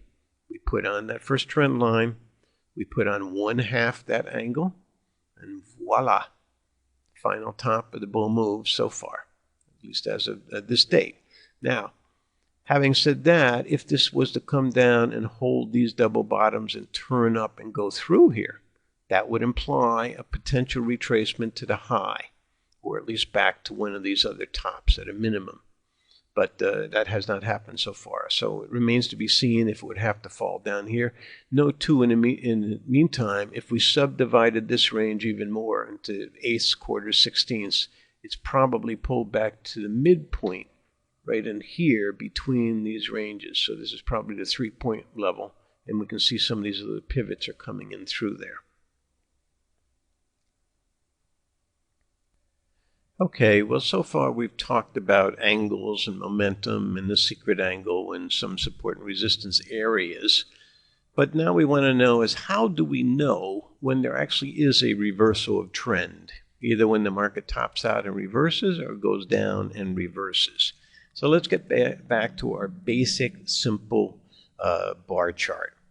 And remember that the bull market is caused by the big institutions. Institutions will frequently buy 10 million shares of a stock, maybe even 100 million shares of a stock. And depending on its liquidity, it could take several weeks to 8 or 9 months to get a position done. And so the big institutions don't just buy at the market, they buy on the bid side of the market, often with limits. So they're down here at the bid side of the market, and this is what creates the bull market pattern of the higher bottoms. It's competitive bidding. When somebody's there for a couple days and the bar comes down and does not take their order, other people jump in front, and they start to move their orders up. But there will come a time, it's identified by the high bar, where these big institutions who are bidding, and maybe the little small fry jump in on a recommendation and drive it higher. But as it comes down, at some point, they will exhaust this bid, and the last guy with his last 5 million shares is filled, and then the market will come down. Where this takes place usually is at the horizontal level of what we call the low of the high bar. We identify the highest bar of the move, we identify the low on that day, and then we wait and see when that's violated. Sometimes you'll have inside days. An inside bar is a bar that neither breaks below this low or breaks above this high, and maybe 2, 3, 4 of them quietly here, because the insiders know there's still a big bidder, but it's not really going up. But when it comes down, it indicates this guy is filled, and then the sellers appear again and you go down. On the buy side, it's the same thing. The institutions are selling. They're selling at the top of the bar, lower highs, lower lows. They get maybe to a big plunging bar, and they decide they're not going any lower. It's ridiculous to sell at the bottom, and they'll have a limit order here. And then likewise, it won't push it any lower. You may be on the side for 2, 3, 4 days. Sometimes you may be 3 weeks on the side, a long ways from the big plunging low, which the traders are focused on. But what you have to focus is the high of the low bar, because maybe this guy is just sitting there with a 10 million share limit order. And so as the bars bounce around in here quietly, the people in the know that this guy is out there. You and I don't. And we see it looks quiet, there's no volume, there's no sign of a seller, but invisibly, he's out there. When he's gone, the prices will go up through this level.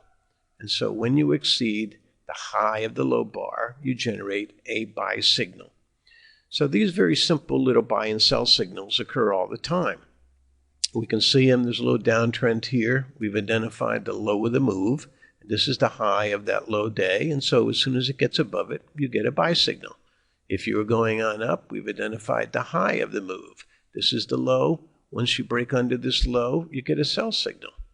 And we can see that just taking mechanically the low of the high bar or the high of the low bar, we get these little pivots. But we want to discriminate. We don't just want to take these willy-nilly. Otherwise, we're going to end up in periods like this where we can get chopped to death. We can find our low bar, and it exceeds it, but it barely exceeds it, and it droops on down the next day. And then maybe it breaks out, but maybe it falls right back down again. So a lot of times in looking for the acceleration out of one of these bars, you want to see momentum. If you can see one of these big range bars where there's an opening here and a close here, this is the ideal time to trade. A signal reversal bar with a momentum with a wide range between open and close. On the downside too, the first time you see the big bar with the wide range, which is coming under the low of the high bar, you want to take it. Over here, the high bar, big range, breaking under that, take this one. There'll be lots of follow through. Sometimes you'll get little trades like this just mechanically. They're good for 2 or 3 days. And of course, on a stock here, it might be $3 or $4. But you still will often get periods like this where you can be very choppy. Maybe the big bar low is too big a bar, and it just creates a trading range for a while. In a case like that, I often wait for a basing pattern like this to complete, and then look at one of the very last bars that define that range. And when that little top of the last couple bars is exceeded, I assume this is not just a bar, but maybe this is the next larger time frame, like it might be a weekly chart where there might be 5 individual days, and the weekly chart bar would be just one bar that was a week. So that way we'll discriminate a little bit. But there's also other ways of finding out when to expect reversals to be able to take these bars and have better percentages. And the easiest and best way is to do what we call the measured move. Now, I've said before, and I'll always say it again, the stocks never do anything that they haven't done before. They just look like it's different. It's never different this time. Once in a while, you'll get a trade every 10 or 20 years that is different than you've seen in 4 or 5 years. But in relevance, if you look at 100 years of data, you'll find the same type of things occur every 20 years. So you first of all want to go back at least a year or 3 years or 10 years if you can with your data and find out what these big moves are. So in a cursory examination, we take a low to a high and we just copy this original vector, put it over here at the next low. We find out it's about the same. We copy it again at this low. We find out it's about the same. Copy it at this low. Went a little higher in this case, but in terms of time, the time duration was about the same low to high. And this is the same low. And as we talked before about angles, we see why this is the case. This is the movement of the uptrend, and it's superimposed a little downtrend. So this little thing doesn't really count. That's why we drag our uptrend bar over again until the downtrend cycle is done. Then we resume our uptrend again. It goes about the same, superimposed with a low downtrend. When the downtrend is over, we do our original uptrend. So these measured moves are going to help time us when we're going to look for the signal reversal bar to sell out or go short. So for instance, if you had a little signal reversal bar here with all this chop, we might not take it because an original measured move might say it's going to go a lot higher. So we would like to see almost a full measured move, at least within 3/4 to 7/8 of that distance, before we expect the trend is done. Now, I rarely use moving averages, but one way with the computer you could use a moving average would be to identify measured moves over long periods of time. You could take, for instance, a 50-day moving average or a 50-bar moving average and have the computer tell you what was the greatest elongation above that average. Perhaps you did a 1-day moving average and a 50-day moving average and found out what percentage the one was above the 50, and that would tell you the greatest amount that had ever occurred. This is due to the fact that cycles are a bunch up. If you had a 5-day cycle, a 7-day cycle, a 12-day cycle, a 20-day cycle, at some point all of them will come to a common denominator and they will all bunch up. And these are usually these big parabolic runs we see. And at the end of the parabolic, all of the cycles have come together and they've created the biggest elongation above a moving average. If you're using a long-term chart, you can try it with a 200-day moving average over like 5 or 10 years. Because within 5 or 10 years, almost every known cycle of 2 months or 3 months or 9 months or a year and a half, all of those are going to repeat and have a chance to bunch up. You may not find a cycle that's 50 years in length, but you'll find all the shorter-term ones. And so that particular measured move will be good. We also find out a corollary here is that the measured moves go in any direction. So if we find out how much above it is, that also can be a high to a low to a high, and we can measure these time periods sideways. Below the moving average, they measure down below it too. Sometimes when they exceed it, they will go 1.5 times or 2 times it. But these are just a general rule of thumb measurements. The easiest way to do it on your charts, and here's a S&P, when you have an initial impulse wave, you just draw a line from low to high, and you copy it. And then after the intervening short-term cycle hits, you drag it over to the next low and put that on. Now we noticed here, this one topped out at the midpoint of the measured move and went down. But the low here was still a higher bottom. So we know the overall uptrend is still in force. So this measured move will ultimately be realized right here. So we keep track of it this way. But I also often subdivide these things and put a little marker at the 50% level where they might pivot on me. Same thing happens here. Same measured move. It topped out at the midpoint. measure it here. This one did reach its objective over here. This one over here met its objective over here. So they are very precise. They always do the same thing. They just look like they're doing something else, but this top is a measured move from there. This bottom does create a top here. This top here is from here. So this is what I mean by measured moves and looking for places where we might find our reversals. Here's another example. Once we find our first measured move, we copy this. From every low, we copy it. This one, it looked like it broke a little early, but it was still making higher bottoms. So the objective was not fulfilled. It zooms up to the objective and then goes down. Again, over here, it only went to like 50% of this, and then spent a time basing in here, still making a series of higher bottoms at the same level until it fulfilled the objective. Then it corrected again. Then it went up to the objective. Then it corrected again. And note, on the way down, if you're in an uptrend, of course, the correction down has to be smaller than the leg up. Otherwise, you wouldn't be in an uptrend. And usually the uptrend is steeper and the decline is less sharp. But it's a combination. They can gradually go down a certain amount, or they can plunge dramatically and move sideways. But they'll usually reach the same measured amounts. So I will duplicate the first correction and make these parallels. And then when we get to the bottom of the parallel, this is the point I would be looking for my entry point if I was going back long. Sometimes they do it very fast and they break under it. Now this might be a case of what we call overbalancing. The first time you start seeing overbalancing, where the declines are bigger than the previous declines, this is a sign of a change in trend. It means the underlying cycle has changed and it's not so strong, and the short downward cycles are gaining the upper hand, and you're probably now going to go into a series of lower highs and lower lows, and you can probably start thinking about shorting this. But it needs more work to be decisive on that particular pattern. We can also put some numbers on our retracements, and we find out that often it's a quarter, a half, 3/4, or they're Fibonacci numbers, 382618. We can use our measured moves. We can use square roots and square root increments, and we can also use what I prefer, the Jenkins natural ratio levels. So these are all methods of making an approximate guess of where it's going to correct and where we want to reposition ourselves on a new long if we've sold out. Here's a typical advance. When it corrects, it usually overshoots the 50% correction a little to a 382, bounces around.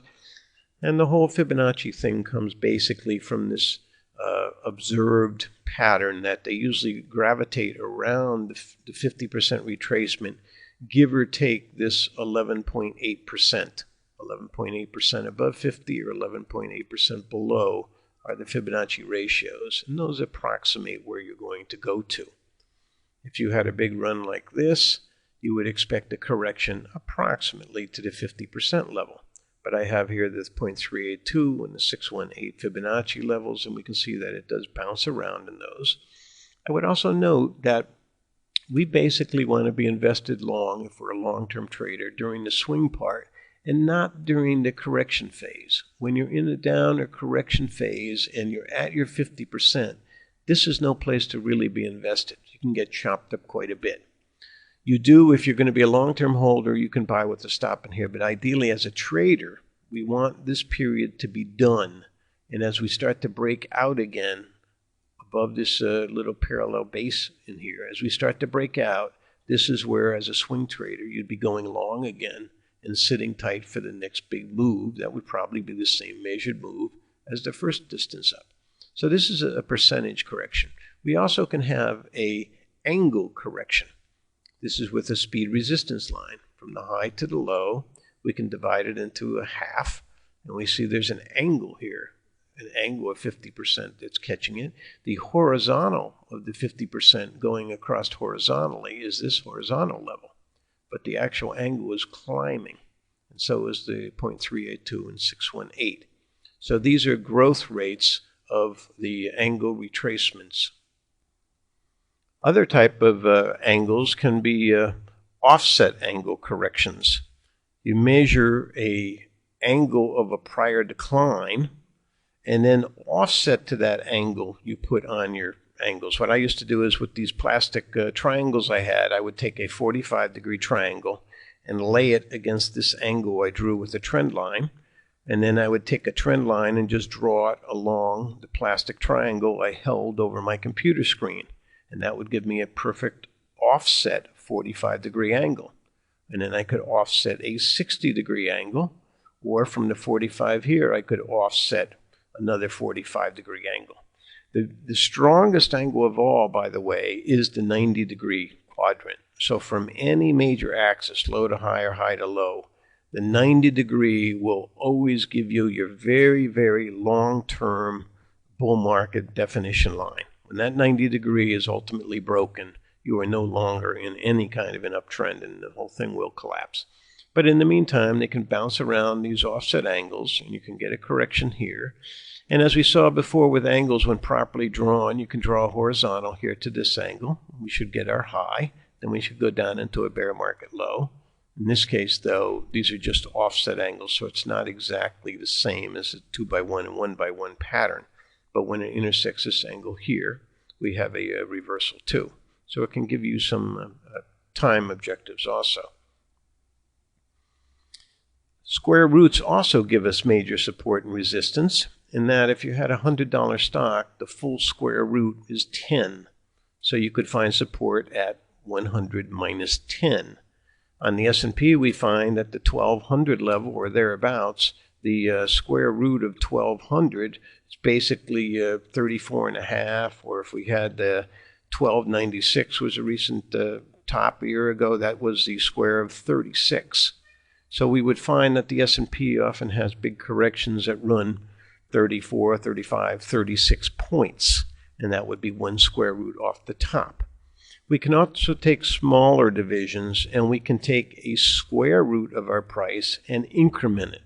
So the square root of 100 plus 1/8 re-squared is 102.52. If we did the square root of 100 plus 25 cents and re-square it, we get 105. And we can keep re-squaring these levels, and we will find that most of these will come out. Sometimes if we want to take a square root and it's too big, like $10 from 100, we can take the square root of a square root. So the square root of 100 is 10, but the square root of the square root is about 3.1 something. So we would subtract that and we get a price of about 96.84. Most of the square roots, the square root increments, and the square root of the square roots come out all the time in the market. Back when I was trading an S&P hedge fund, what I would frequently do every day is use these square roots by just taking the low of the day. And once I had that, I would take the square root and increment it by a 16th, let's say, and re-square it, and that would give me the first target of the day. And if I re-squared that again with an 1/8 increment, it would give me the next one. So what we could do, what I mean by this is we'll just take a little calculator here. And if the low was 950, we just put 900.5, and we can take the square root of that is 30 something, and we would add a 16th, which is a 0.0625, and we add that, and now what we do is we square that again. So we multiply that times that, and then we get 904.25. And you note in here, when I did these resistance levels, I usually started with the extreme low of the day, and what would happen is you would take this level, this would be the 1/16th increment, and notice I have little circles here. There's a rule that as much as they go up, they must go down or consolidate. So if you drew a straight up line circle, they would have to consolidate or go down into a low over here. And from the next level, they would have to go down into a low over here, and they're now on the next level of resistance. If they were over here, they would have to go down into a low right over in here someplace, right over on this level too. So it's just a question. You could also take a a little computer program and do the square root of this, and say for x equal to the square root of this raised to a 16th a number of times, it will automatically give you these levels. Again, it's a very simple process here with a calculator. If we took our low of 900.50 and we just take a square root, and now we want to add to that, let's say 1/4, which is 0.25 equals, so now we want to resquare that times itself, and that gives us our 915.56 being the square root of the low plus 1/4. And we can see that these resistance levels work fairly well. And for years and years, I did this until I discovered a much better thing, and this was called the Jenkins natural ratios. I found out that every stock or commodity spins out a very specific and unique support and resistance ratio based on its very first impulse wave up or down from the origin. And this ratio was found by just dividing the first high by the origin price, if you're in an uptrend, or if you're in a downtrend, you divide the first low by the top in a downtrend. And these ratios you get are permanent constants for the life of the swing, and that could be for years and years and years. So for example, I have here, if the low was 40 and the first high was 43, then the ratio would be 43 divided by 40, or 1.075, and this would be a constant forever. You would save this number. If it exceeded the 43 top, you would now multiply that top times this ratio, and it would give you the next top. And if that next top was exceeded, you multiply that times the same constant ratio, and it would give you the next one, etc., all the way on up. Here's a quick example of it on a 15-minute Dow Jones chart. After this first 15 minutes or so is in, and you're down in this area, you would take this price high, divide it by the price low, keep that constant, multiply it by this level, and you would get this level. Then you take that same constant here, multiply it times this level, and you'll get this level. Multiply it times the same constant, you get this level. And we see how precise these are. So much so that in the heat of the rally here, all you need to do is know where your lines are, and you can sell or buy accordingly as soon as they touch it, because they always respect it. Sometimes they'll pull down like this and get to the midpoint between the two levels. Sometimes they'll barely come down again, and that's a warning that as they cross it, they're probably going to go to the next level up. So these natural ratio lines are very important. Here's another way mathematically of seeing what they are. The first impulse wave down was 1547 was the price. So we divide 1547 by our top, which is like 1575. And you're going to get some kind of ratio like 0.93 or something, because you're declining, dividing a smaller number by a larger number. Then you keep that ratio, multiply it times this price, and it gives you the next level.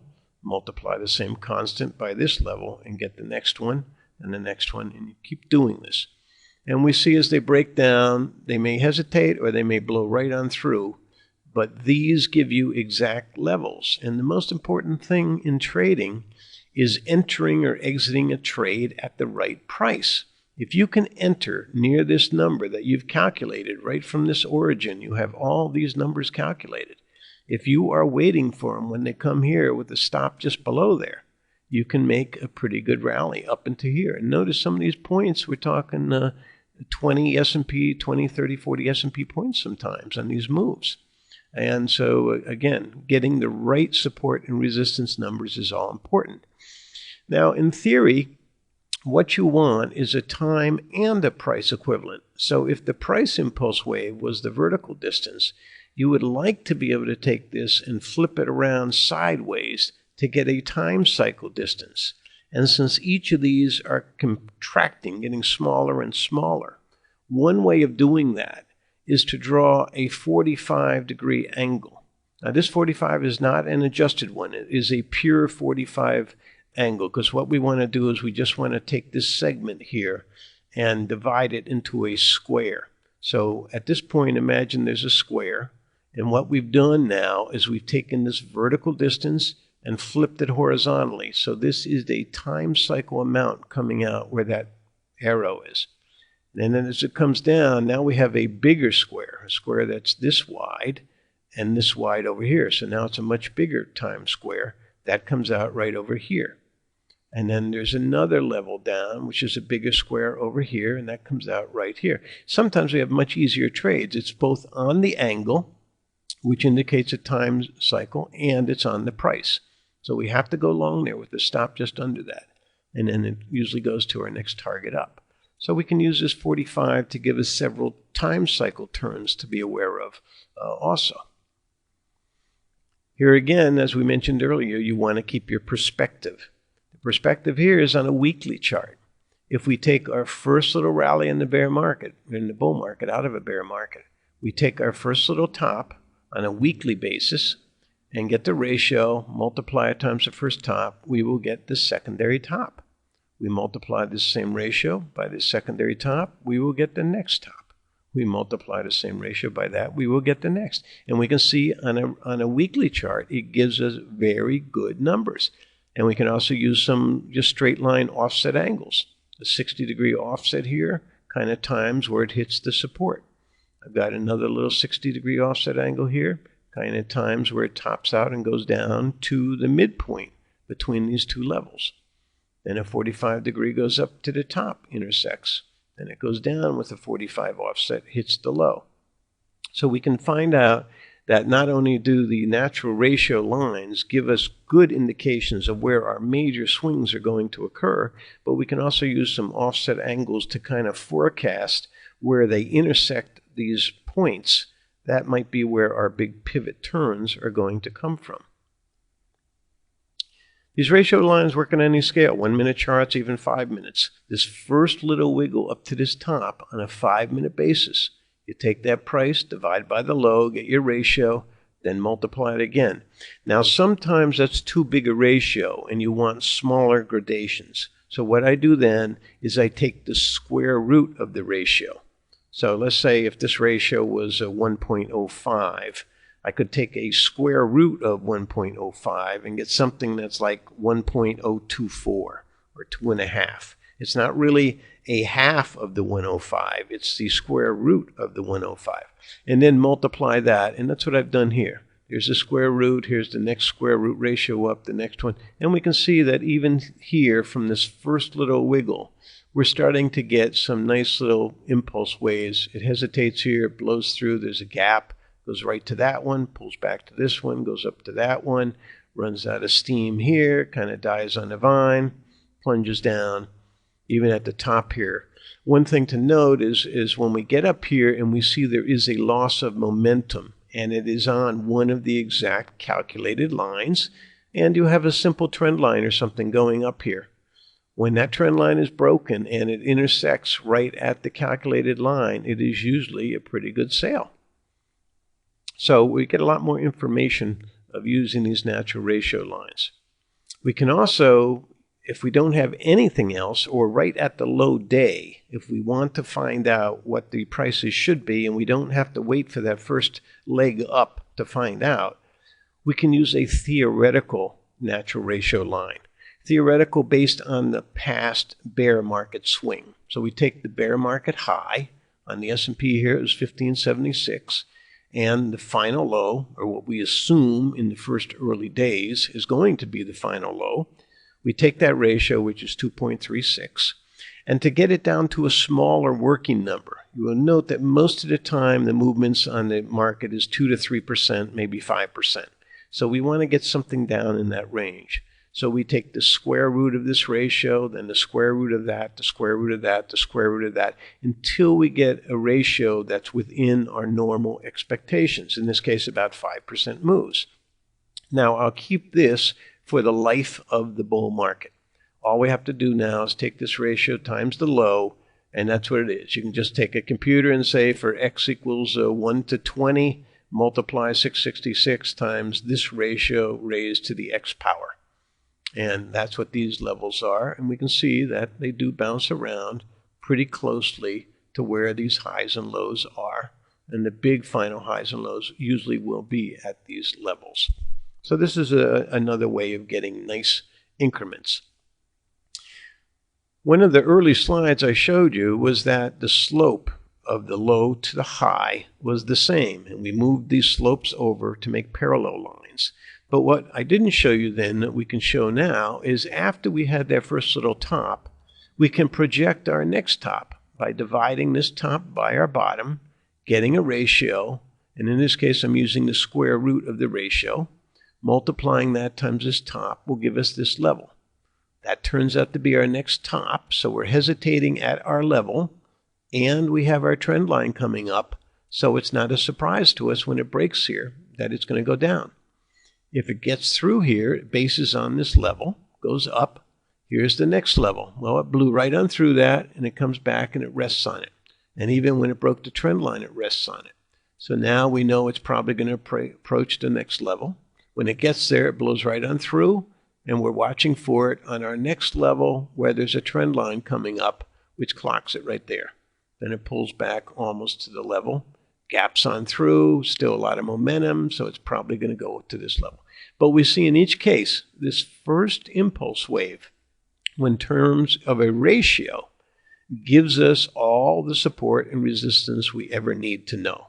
And then with some simple trend lines, we throw in a measured move or two and a few other things we'll learn in a minute. We have pretty good areas to do our precise support and resistance entry and exit points, because that's what we're looking for, is an accurate entry and exit point. Finally, I might add that whenever we do have an impulse wave, like the first top here, what we want to do is adjust it to a universal vector. In other words, if this stock had just gone up like a rocket ship, very strong, we could have seen a circular arc of the same vector. We've spun an arc in a circle around this, and the maximum that vector was equal to would be a price this high.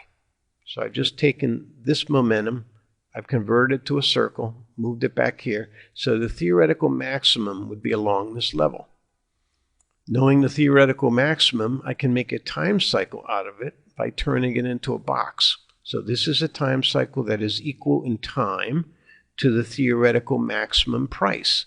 When we make a box out of it, we see that this works. There's a big breakdown in a gap right at the end of our time cycle. And if in the middle of this, we put one of our angles up through the middle of our little box, it times the next top and catches it. And if we subdivide the middle into the quarter point, we can also subdivide this for a trend line, and at times our next top too. This is also viewed something like this with a circle. We make a circle go back. Remember our rule, as much as they go up, they have to go down or sideways. So this is a consolidation decline pattern. Should be a low over here. It's going to be going sideways. Then it turns up. If I put an angle through the midpoint here, it points to where we're going. It hits our next radius top, which is twice the first one, but you're resting on our first target of the top. When we're resting on it and we turn up, ultimately that means we're probably going to get to our target up here. And the next top is going to be this little angular one that rests again. So the next top up here would probably be when this blue arrow intersects that, will be resting on the top. So we can use the circular measure of the initial impulse wave to measure target objectives. Here's a little 15-minute S&P showing the same thing. As much as they go up, we turn this into a circle, and then we double the radius of that circle to this one. Then we double again that one to this one. So this one's like 4 times bigger. And as much as they go up, there should be a low in here. Well, in this case, it was very early and it was very strong, so it was supposed to be a low. It just gapped down to our low in here, regrouped along the circle, and then it went on up. It hit the circle of resistance from here. The 45-degree angle coming up gave it one last impotence, and it went up and hit its head on our maximum resistance. So here again is our idea of doubling. We get a radius vector, and we double that, and then we double that for a quadrupling. And these would give us support and resistance targets. We also have what's known as equal balancing targets. Often if you exceed a certain level, you will go twice that distance. So on this last leg up, when they broke down, we can take the distance of the last leg up as a fundamental measured move, so to speak. So when we violate it over here, we can have an ultimate objective of twice that distance, which would be somewhere down here. And along the way, as we have our little 1, 2, 3, 4, 5 waves and things going along, we can also subdivide and take our last little waves, this distance here, and measure that one down too. And so we get 2 targeted objectives for a low somewhere down in this range. And this basically is another way of getting target objectives. Let's turn our attention now to a few other topics. One of them would be stop losses and how we protect our capital. We haven't mentioned much of that as yet, but there's various techniques you can use. Stops are always used initially because you're entering a trade at a very uncertain point. You're usually buying a dip, which is a small downtrend, in an up move. But it is a downtrend, and it may last forever, and it may keep going right on through you. You don't know that it's only a dip at that point. You just have a high probability that you're buying a dip within an uptrend. So you do need a stop. So even though you're buying at exact support, you put a stop under that exact support. And stops are also related to risk management. They frequently can be controlled as small as 1% of your capital. And if you're trading commodities and very leveraged products, you never really want to expose more than 1% in any one trade. Let's face it, on any given day, most stocks in the market averages can easily fluctuate 1% a day. And if you could make 1% a day on your trading capital, with 250 some trading days a year, you would make a lot of money. So you don't really want to risk a lot more than 1% in many occasions. But occasionally, if you're going to swing trade something for 6 weeks or more, you may need a big stop, as much as 10% of your capital. It's not unheard of. But usually 1 to 3% is about right. If you're trading a $70 stock, 1% is 70 cents. Usually you should be able to scalp a trade that's within 1% of the target price. And most scalps these days, if you're buying 1,000 shares or 1,500 shares or 3,000 shares or 5,000 shares of a stock, and your goal is only to make 30 cents or 50 cents or $1, your risk and trailing stop should be commensurate with that. So 1% may be an area to think about. When you're trading S&P futures, they're very volatile. So I usually find that a big stop is preferable initially, just so you don't get stopped out. And it's been my experience that a fairly wide stop is better than a short stop. Because if you know what you're doing and you're trading with the trend, you'll be able to take a profit and be out of the trade 4, 5, 6 times before you can get stopped out. Whereas if you use a very small stop, 1 or 2 bars back, you'll get whipsawed quite a bit. Also, when you're trading S&P futures and you have a profit for more than 15 minutes, always move your stop up to your cost. There are almost no commissions on S&P futures or even on stocks these days. So if you have a profitable position, never let it turn into a loss. It's always easier to get stopped out and reposition yourself than to lose money on it. Initially, you have to have a losing stop because anything could happen. There could also be a war or some rumor or something, and the S&P futures drop 20 or 30 points. You need something on the books to stop yourself out in an emergency. But once you're in the trade for a while, you move your stops up. Always use that rule too. You can break 1 but not 2. So usually, initially, you may go back to the low of 2 bars back, but maybe you give it a little breathing room. Maybe you want to have 2 bars back on a 15-minute or an hourly chart, even if you're using a 5-minute chart. Now, a lot of the idea behind a stop loss and money management comes from the idea of trading too much. You lose a little something every time you trade. Nobody is perfect, and you're going to make mistakes a lot. And while you can let your profits run and have small losses, you can also trade too much and have a great many losses. So statistics tell us that the probability of success is defined by the multiplication of the individual factors. If you're right 70% of the time, and you'd be a very good trader to be right 70% of the time, the probability of 2 trades in a row being correct is only 70 times 70% equals 49.49, which is less than 50-50. So you can, if you're a 70% probability trader, you're not going to even be a 50-50 chance of being right 2 consecutive trades in a row. And trying to get 4 winning trades in a row is a 0.7 times 0.7, etc. It's only a quarter. That's your chance. 1 out of 4 times you might get 4 winning trades in a row. So we know from this that overtrading can really cost you a lot of money. And it's better to be a swing trader where you buy something at a good entry point and hold it for a great many hours or several days even, and try and get several points, maybe 10, 20, 30 points on an S&P future, rather than scalping out 50 cents here and there or $1. So we usually have the motto, let your profits run and cut your losses quickly.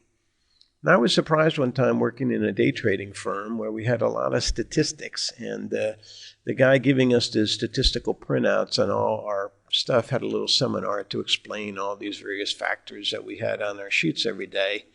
And I noticed on mine, he even pointed out that I had a very high percentage. I was almost 85% accurate on my overnight trades, and my intraday trades were pretty good too. But he said, surprisingly, the most profitable trader in the entire firm, and this was a guy I knew to make millions of dollars every single month, was only right 40% of the time. That means 60% of the time he was wrong in his stock selection. He was either short when he should have been long or long when he was short. Yet he made the most money of anybody because he immediately stopped himself out on his losing trades and he reversed position.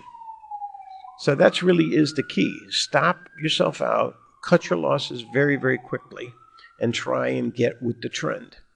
I had another trader tell me one time, the head of a big trading firm, he said what he used to do to test his traders, he would both make them trade a stock, and he'd flip a coin, and one would have to trade it on the long side, and one would have to trade it on the short side. And then they could do whatever they wanted the rest of the day with it, but that would be their initial positions. And at the end of the day, he would know which was the better trader, because one guy would immediately know he was wrong and reverse positions, and the other one would be lugging around a losing trade. So even if you flip a coin to go into which way you're going, if you cut your losses and then turn around and trade with the trend and let your profits run, you can be profitable by the end of the day. If we want to be profitable, we want to be very careful about where we enter our trades. So a lot of times we should think quite a bit about where we're going to enter our trades. Here's a couple ideas here. Try and make sure the prior bar had a lower low and a lower high. So it's really in a tiny downtrend, but you want it to be near and above your reversal signal bar. So if you're going to buy, make certain that the high of the low bar has already been seen a day or two or three before, several bars before. Then it's had a little rally and is pulling back. And now you're going to buy that dip going back towards the high of the low bar. Make sure your entry bar is closing on a strong upper 1/3 of the range.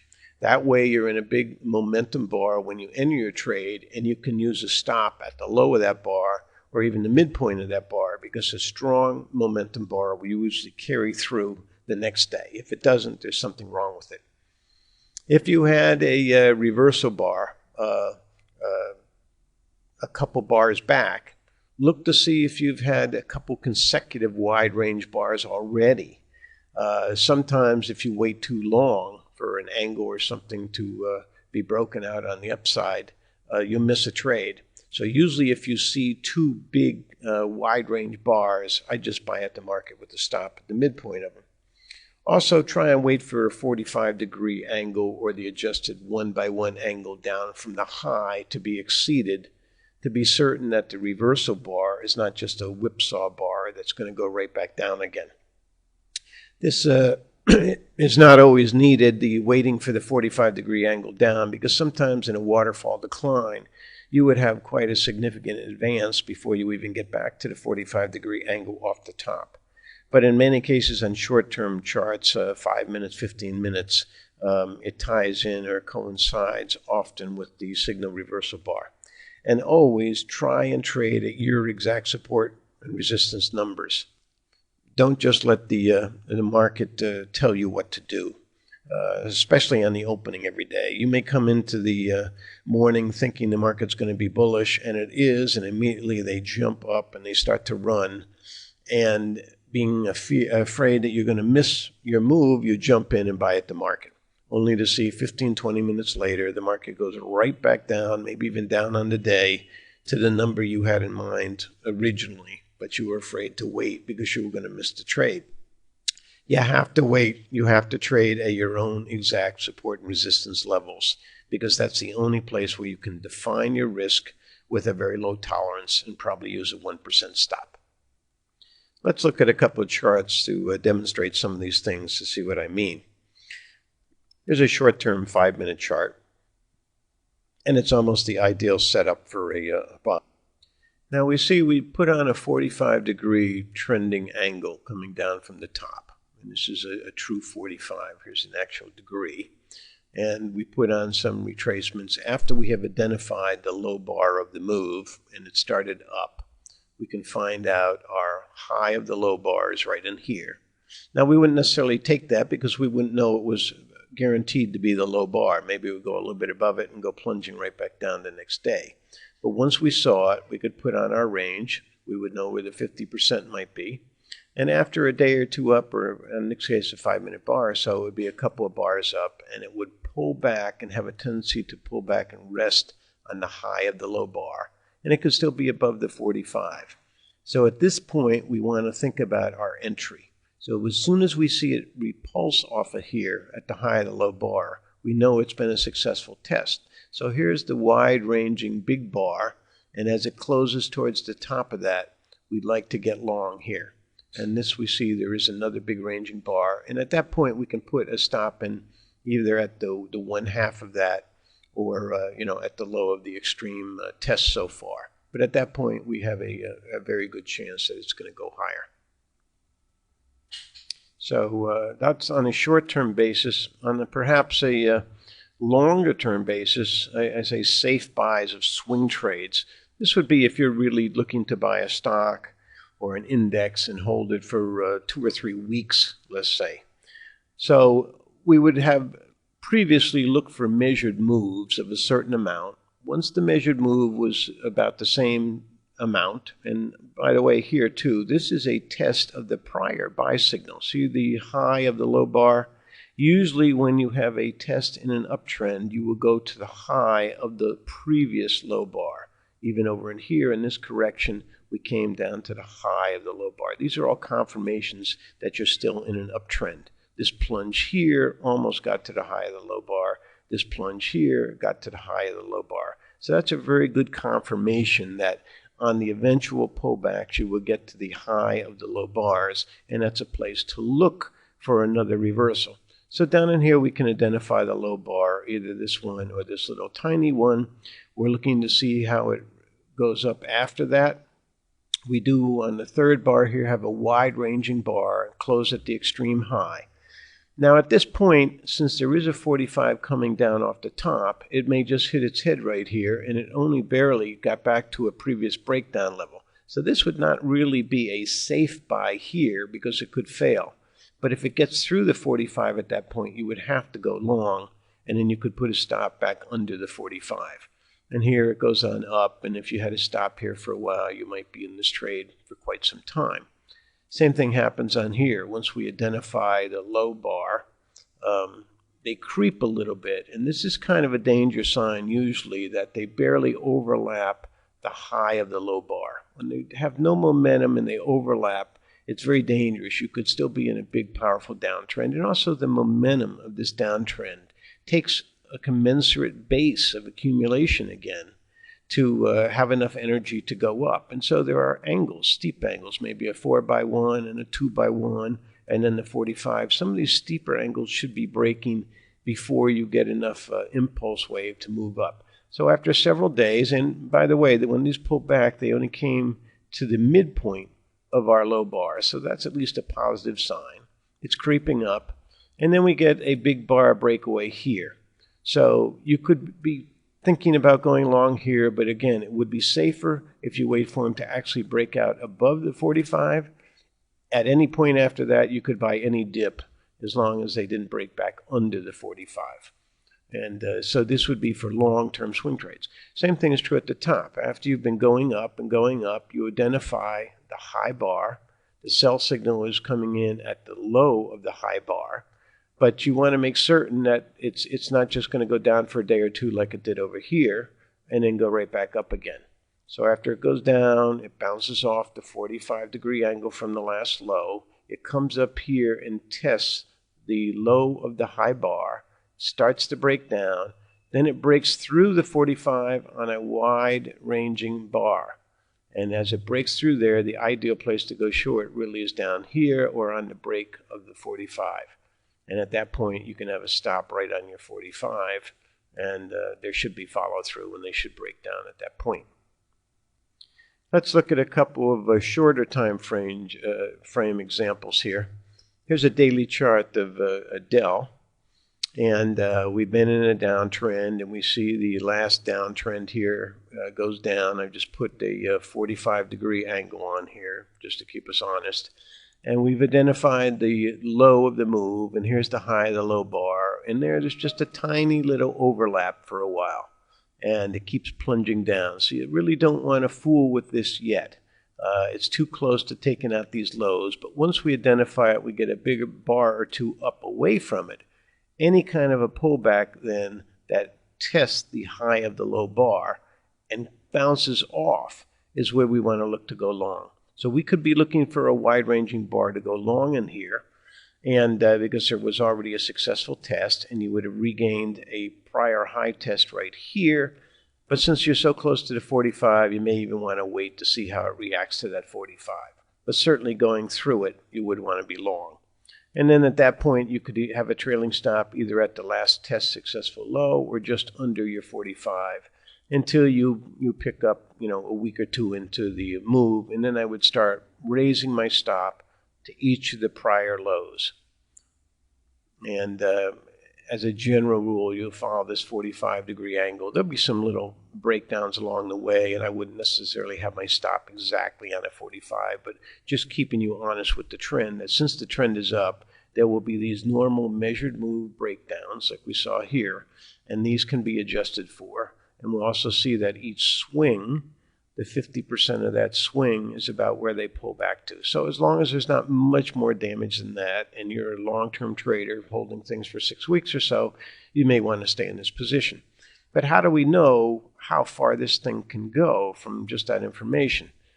Well, there's also another thing we could do here is if we have a buy signal, we can also take the last swing down and use the secret angle method. So here's the secret angle, first angle.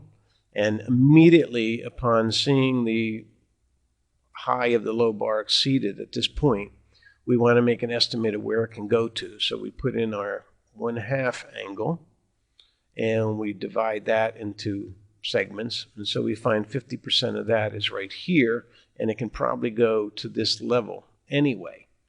So if we're above here, we get a wide-ranging bar. Usually if it's strong enough to cross the 50% of the secret angle, I'll go long here with a stop just under that. And it will usually continue on up to here, and depending on the momentum, I'll either sell out the long here and look for another pullback, or in this case, it was just a very strong momentum move. I would look for a consolidation at this level, because it would mean that we were going to take out these last highs over here and go a lot higher. So you can use the secret angle as a method too to define the acceleration points after you see a high of the low bar buy signal. Sometimes you don't know if the low has really been in. If you get a little waterfall arc with a big bar down like this, when you get big bars, it takes a lot of momentum trading on the side before you escape from these steep angles and go up. So often I'll put on a secret angle anyway. One thing I might add is one of the beauties of the secret angle method is that immediately upon hitting a spike low, even if you're only 1 minute into it, you can make an assumption that that was a low, and if true, where would they go to? So often I will put on the angle and the 1/2 angle, knowing that if they ricochet off that level and bounce very quickly, especially if you're trading E-minis on a 5-minute basis, you often get volatility like that. I will know that this target area up here at the 1/2 angle is where they're going, and they'll probably certainly get to the 50% between those angles. And that's what happens here. It went to the 50%, and it kind of consolidated for a little while because of the steepness of the decline. Then it gapped open and got right to the angle, didn't come down very much, and went up through here. And in this case, it was kind of a false breakout. Usually when they go through here, they do indeed take out the high. But in this case, if you note, they just got back to where they broke from. There's a big waterfall decline. So usually there would be extreme resistance in this area, and once they filled this gap over here. So you still want to be aware of horizontal support and resistance where old lows become future highs, at least on the first test up. So when this one failed, now we don't know what is the real trend. Is the trend up? Is it going to make a higher bottom over here and go up? Or is the trend still down? It's just going to go down and down. So now I can make an assumption that, well, maybe this was our final low and we're in an uptrend. So let's put our secret angle on here and see how far down they can go. So then I'll put a 1/2 angle on here, and I'll take between that the midpoints. So it immediately comes down, goes under the midpoint, which is a little bearish.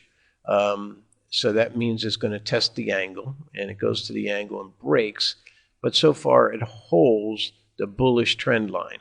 Remember, in a bull trend, it will never break down below this angle, whereas in the uptrend, it should never really break above the angle.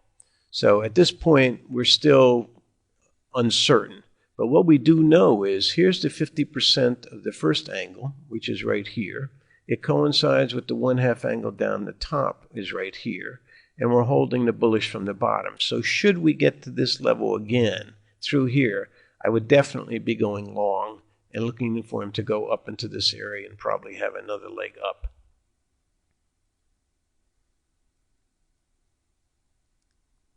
Here's another short little 5-minute chart, and often I'll use the secret angle method just to test the water. This is clearly a downtrend. There's little triangles here that keep breaking down and breaking down. I would not normally think this is a low simply because there was a big base here and it broke. So unless this was a false bottom that immediately regained this level, normally they just rally up 50% and break down again. But to find out where could it go, if it did even have a rally, I could throw a secret angle on here, put the 1/2 of that angle on, put in my 50% and my maximum expected rally point. So then that's what we see here. It goes up, it respects the 50% angle coming down, it plunges to the low, holds it, gets up one more time here. Not only it gets the double top, but it gets to the secret angle point, and then it breaks to another new low. Now I could try it again. This one has a little better chance of being a low, simply because we have more of a base. If you have more of a base, you have room for some of the steeper angles to be done with an 8x1, a 4x1, a 1x1, and you have a tendency to build a base. So in here, it's more realistic that there might be a base, so I'll put in a secret angle here at the low of the high bar again. This is the identified low of the move so far. There's the high, and it gapped up through it, as you see. So it is respecting this and giving you the potential of an uptrend. So if this is going to be an uptrend, I'll put on the secret angle, I'll slap on the 1/2 of that angle, and I'll find where it can go to, both an absolute and also the 50% retracement. And if I wanted to, what I've done again here is I subdivided this to get the most minor points. So it went to the 25% of the whole range, or 50 of the 50 here. And it's resting. So this shows me that there is some strength. It's at least going to get up to here and test the secret angle, which is what it does. Getting above here, there's a chance it will go to the high. But the fact that it doesn't, and it keeps probing this and probing this and probing this, is usually a sign it's not going to make it. And then as soon as it starts to break down here, we know where it's going from. So I can make an estimate too. Even before I hit this bottom, I can say, okay, where could they rally on me if I'm short? And so I'll have a rough idea that there'll be an angle of this particular slope coming down, and I can adjust it. I can make this a little bit steeper to get caught up and make this a little bit steeper. And that will show me approximately on a 5-minute basis what kind of spike I could expect if I'm short. We can also throw on our resistance levels here. A while back we saw this Dell chart, and we noticed how it got above the high of the low bar, backed off, it got above the 45. But now we want to project a few targets. So we can take our first high here, divide by our low, and this will give us a resistance level. So there's one here, and it goes all the way up, and it does stop at all the resistance levels all the way. So these are minor points to think about re-entering a trade. If we got stopped out on some kind of angle we were using here, we would want to think about re-entering down in here. If we took a profit up here, maybe we'd re-enter on here on the trend line. But we also want to know is, well, where really can this thing go? I don't just want to know the minor support and resistance. What's the major picture? Well, we need more perspective. Rather than just do this little tiny decline in here, we need to see some real perspective. So we go back to the last major swing. Now I've blown up back quite a few months back, and we find out from this last top and collapse, I put on normal retracements of 25%. And we find out that the first major target up was 25% of the range. And ultimately, this major run came back to the 50%. So it really boils down to, although this looks very confusing at times with many little highs and lows, the big scheme of things is you had a 25% retracement of a giant bear market leg down. You got to the 50% retracement of the big leg down, and then it started to come unglued. So although we may have support and resistance numbers all the way up for very precise work, in the big scheme of things, it does have a tendency to gravitate to these 50% levels. And we can even go back farther than that. If we want a bigger perspective, we'll go to the weekly chart. And now we find out we've been in a 4-year bear market. There's a year, 2, 3, 4 years down. If I put on some angles here, this was a 4x1, and here's the 1x1 bear market angle. The first initial buy signal on the weekly chart was the high of the low bar down in here, and it regained the prior low. Somewhere in here, we'd be getting long. It also broke a trend line coming down. So we'd be long somewhere down in here because the pattern has changed now. On a weekly basis, we're making higher highs and higher lows. We're above the signal reversal bar. We had an angle that we're breaking out of. You could have put a secret angle on here too and subdivided it. But in the big scheme of things, we can say, okay, at a minimum, we'll probably retrace 25% and maybe 50%. And by the time we get to 25%, we find out it intersects our 1x1 angle. Indeed, that serves as a magnet to suck these prices up. And then they're respecting them. As they break out here again, we're long again, looking at least here. And if we get through there, we're hoping they're going to go all the way here. In this case, it failed again, so we don't know. But if it was to cross this 1651 again, it almost certainly would go up towards $25 and beyond. So we see from this, by getting a bigger perspective, we can get added information. We can use this in a number of ways. If we take the last bear market swing and subdivide it into at least quarters and halves, we often will find that these are the normal measured moves that we come up with a lot. For instance, here's the distance between the half and a quarter movement. It's basically a 1/4 length of the leg down. And if we place that colored marker here over here, we find out it's pretty close to our measured moves that we've observed. So sometimes if we just take that last big leg down, we will find out that many of the legs on the way back up, even though they're displaced a little bit, are those same 25% movements. Now, after we get some idea of what the really big picture is, we have to have a strategy of what kind of trader we're going to be. Are we going to swing trade for long periods of time, or are we just going to scalp every day and intraday? Most people like to scalp. This is the hardest thing there is to do, is scalping. And so there's a lot of little gimmicks you want to watch for when you're scalping, whether it's S&Ps on a 5-minute, 15-minute hourly chart, or even trading IBM every day on a daily bar chart. And most of the gimmicky trades evolve around the bar overlap method. On a daily bar, there is an average measured move basically every day. And you find out by observation what is the average day's movement. And you can throw on an angle like a steep 4x1 angle, 75 degree, and put a couple of these bars on.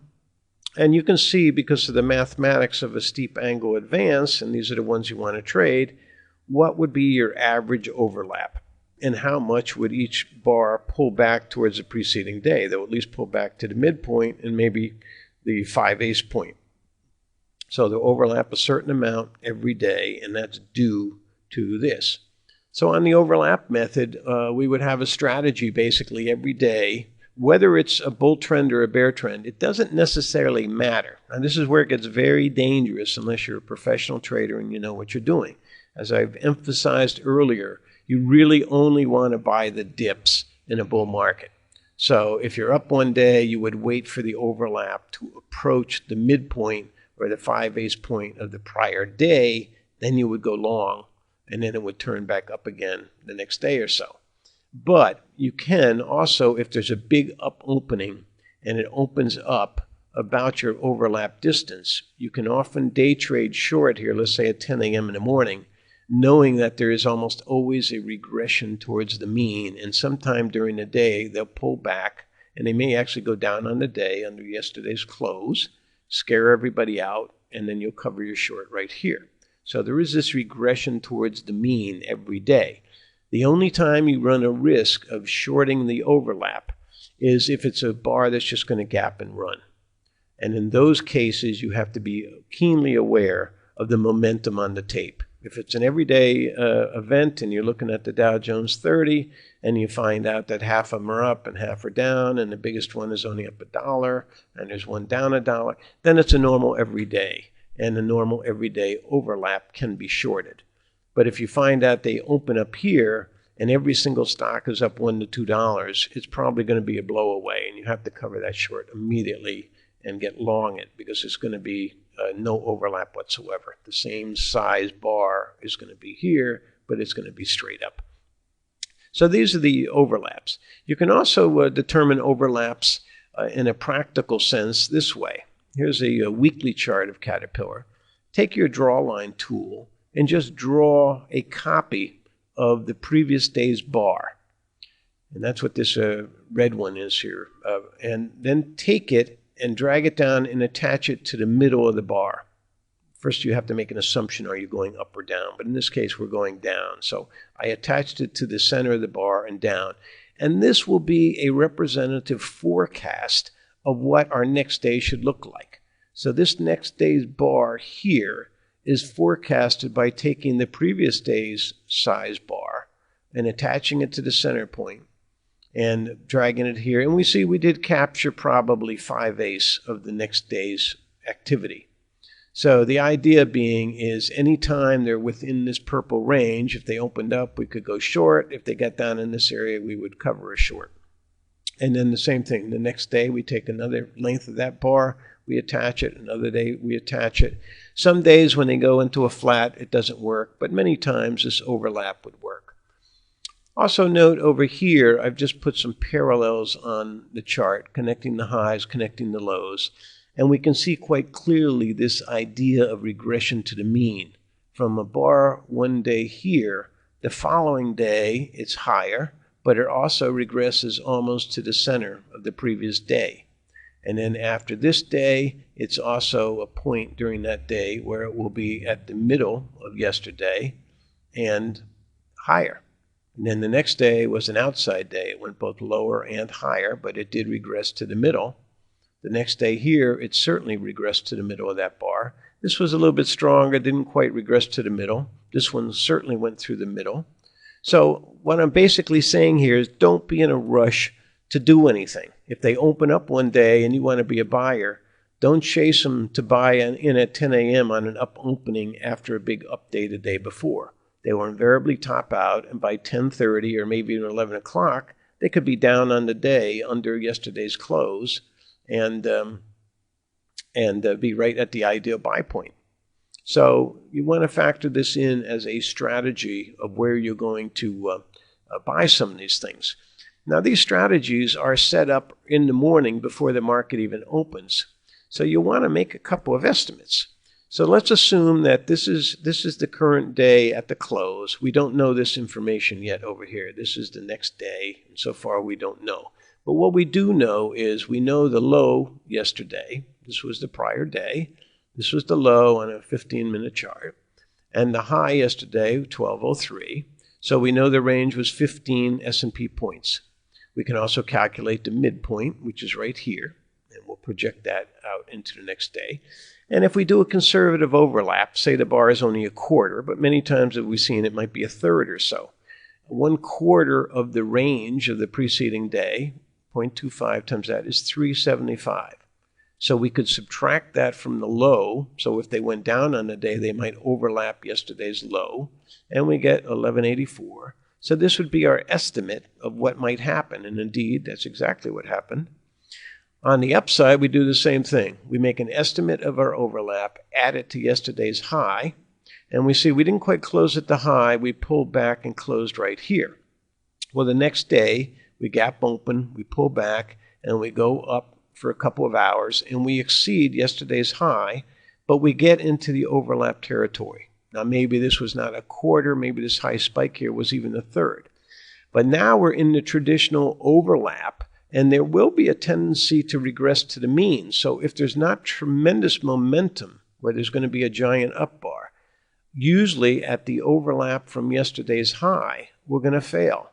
And if at the same time we have a trend line coming up here and we find ourselves dipping back under the overlap measurement, then we definitely want to go short. And so we're looking for a signal reversal bar. You could look at the high of the low bar over here, which wasn't violated here, or the last little tiny rally low of the high bar. And once that's violated, we go short. And it's also under a trend line we can use as a protective stop. And we know it's going to pull back towards the midpoint of yesterday. And here's the people waiting to cover on that midpoint. Rallies up, fails at the early morning resistance. Then it comes down and breaks our midpoint and accelerates. This is in a midpoint acceleration bar. So now we're going to go down and we may test yesterday's low, which is right here. And there was somebody waiting there too. So you had a little rally, came down and broke that. And we ultimately ended up basing or trying to base at the overlap. So these are things you want to do pre-opening based on what happened the prior day. Now, knowing what happened the prior day, it usually gives rise to a couple of strategies here, a couple, 3 or 4. And here's what they are. The first thing we do, of course, is we want to find out, well, what is our average expectation? It's quite big on the S&Ps, so we spot check a couple of bars. The width from high to low in this bar was 19 points. Here's a smaller one for 16. Here's a relatively bigger one, 27 points. Here's 20 points. Here's a really big one, 39 points. Here's 4. So we see it's 14 or 15 to 20, or doubling that to 40. So I'm saying it's a range of 14 to 20 almost every day. So we would make a rough estimate every day of what the average size is. So this might be our average bar. And then we find out there's 5 possibilities, or basically 5. One is unchanged. And here's what they are. The next day could be an up day with an overlap to the center of the bar. It could be a down day with an overlap from the center of the bar. The market could be completely unchanged with the same range of yesterday. Or it could be a gap and run type of day. It doesn't overlap at all. It just opens up and really runs. Or it opens down and really runs big. So on the first 2, our strategy here is to try and trade near the midpoint overlap. If it gaps up and pulls back, we want to buy them. If it opens here immediately down on the day at the midpoint of yesterday, we want to buy them and look to sell them up here. Same thing over here. If they open at the midpoint and start down, we'll go short and cover at the gap. If they open down big below, we may want to buy it for a rally back towards that. On the gap and run, basically, if there's momentum on the tape, and we'll verify this by looking at the broad list of stocks, if there are some signs of momentum. As soon as we get here, we'll go long with a stop out at yesterday's close or yesterday's high, because as soon as they overlap, we know we're wrong and they're probably going to go all the way down to the midpoint or maybe even reverse, and that high we bought was the high of the day. So these are breakaway moves that we're gambling on, and we're going to go with the trend with the overlap. Sometimes when you're in long extended moves like this daily move or intraday, when there's very little volatility, it's hard to make estimates about what you're going to do, because measured moves may be a little longer than normal, or you may not have any angular differentiation. So often it's a hard place to find where to start. Here's an example of on a 60-minute E-mini that's clearly in a downtrend. And if we were halfway into this trend, let's say over in here, we might want to start to look at this chart and see what kind of harmonics and rhythms we can find out about it. The first thing you always want to do is start with the initial impulse wave. And clearly this is from the high to the first low, and at that point it started at a little tiny higher bottoms, higher tops. So this was the first rally. What I usually do after that, though, is I then take my measured move and turn it into a circular arc. That will adjust it to the theoretical maximum it could have gone. Often this would give you theoretical results that are better when you're playing with the numbers and support and resistance than just using the actual swing. So from that adjusted basis down here, I will use this as if this was my first swing level, and then I'll put my natural ratios on from this level. And then when we see, if we use the adjusted basis here, we see it fits our chart pretty good, and many of these swings will come out a lot better, almost to the exact numbers, so we can see what we're dealing with in terms of support and resistance. And again, all these numbers are spawned from the initial first little leg down. Then we can add to our information here by putting some angles on. I'll box in my very first little swing, and I'll make that a 4x1 angle. And then here's the 2x1 angle, and here's the 1x1 angle, which is basically your definition of the bull or bear trend. And we can see that the market will have a tendency to bounce around the angles. It will overshoot. If this one was complete, we can see that this angle would have come down into this area, would bounce off that angle and bounce up here. And I say over here, try and enter trades where the angles are broken at the same level as the natural ratio lines. So this one has been attempting to base right on a perfect natural ratio line, and it's gotten above the angle. So you'd certainly be out of a short here expecting a rally, and you might even want to trade long for, since this is a 60-minute chart, maybe for an hour or three with a stop and see what happens as they probe the next level and maybe even the angle. And when they go up and they start to fail again, they are above the 1x1 in here, and there's a chance the trend is turning up. But it's certain that once they break back under the angle and under this level, you have to return short here, because there's no telling how far it will go down, and often they do plunge down and catch up with the angle again. Now down in this level, they did get all the way down to either this level, or they could have plunged a little bit lower to the next level down. When you're nearing what you think to be a final low, and we're not certain yet because we're right on an angle, but it could plunge down to this next level down here, I try and make some sense out of the patterns. Now, although there is a 1, 2, 3, 4, 5 wave down here, and maybe, or you could even count it as a ABC giant wave, but I like to look at the symmetry. And the first big leg down, avoiding this was the fat finger crash day. But assuming this was a more legitimate bottom, there'd be one leg here, and making a parallel to that, we find out that in this area, at this measured move, it would be the equivalent here. Now, if we did have this little plunge down, that would give us some extra room to plunge down and touch the angle. But we are now at a point where we could be looking for a rally. And even though this might still be very bearish, it's oversold enough to support a rally that could go all the way back up to this trend line near 1100. And from 1140 here, we're talking about 60 S&P points. Or we could also see a case where this is a giant 1, 2, 3 waves, and the fourth wave would come up here to be followed by a very giant 5 wave that would go all the way down again. But regardless of whether it's a final low with a little 2-step here or it's a fourth wave rally, there's going to be a rally, coming out of something like this. So often after you get your little tiny cycles in, you want to look at the bigger ones and make the second largest measured move component that you can find. Also, it's good to keep track of the intraday patterns that you normally run into. Now, normally, all the patterns are based on time, fundamental units of the number of hours or minutes that your particular market is open. If you're in a foreign market, they have different trading hours. But in the United States, we open at 9:30 a.m. and we go to 4 p.m. for the cash market. There's a lot of Globex 24-hour trading, but most of our activity is from 9:30 to 4. So this is 390 minutes. And also I might add, when you're keeping charts, you like to keep charts that are a fundamental unit of the trading day.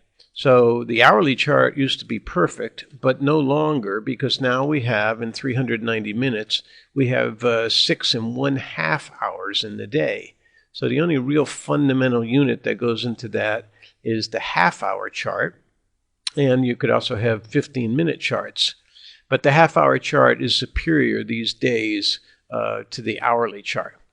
But anyway, the 390-minute now is set up into divisions of, eighths usually. 1/8 of 390 is 48¾ minutes. And the other strong harmonic is 10%. And 10% of 390 minutes is 39 minutes. So we find that from a 9:30 opening, if we add 1/8 of the trading day, 48¾ that turns out to be about 10:19 a.m. It's actually 10:18¾ minutes.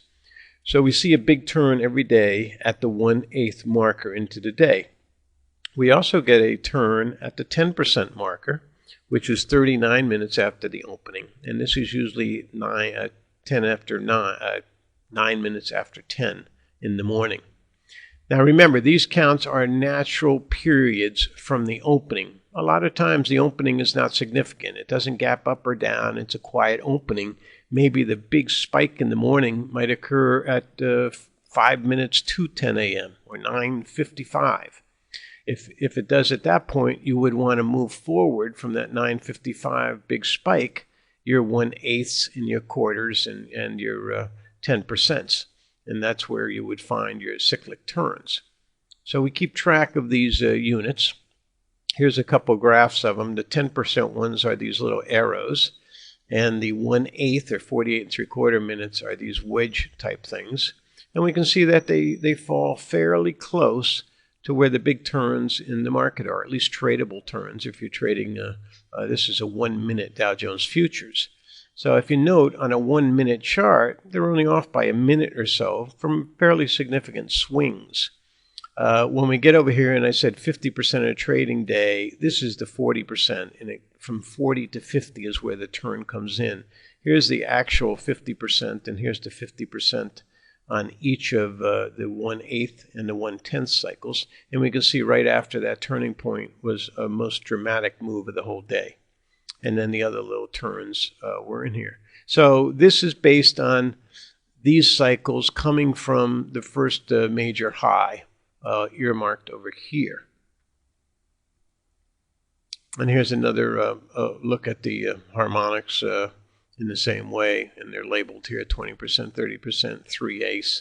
You can also, with the 10% moves labeled this way, you can look at some other oddball numbers. Maybe the Fibonacci one, 61.8, would fall right in here. And or 72% might be in here. 75% is 3/4. And we can see that most of the harmonic turns during the day do come on these natural breakpoints of 10% and 1/8%. You can keep track of them too with a simple cycle finder tool. If this is a 1-minute chart, all you need to do is take any high or low and go over 39 bars, because that would be 39 1-minute intervals. And the other 48 3/4, let's round it up to 49, would be this distance.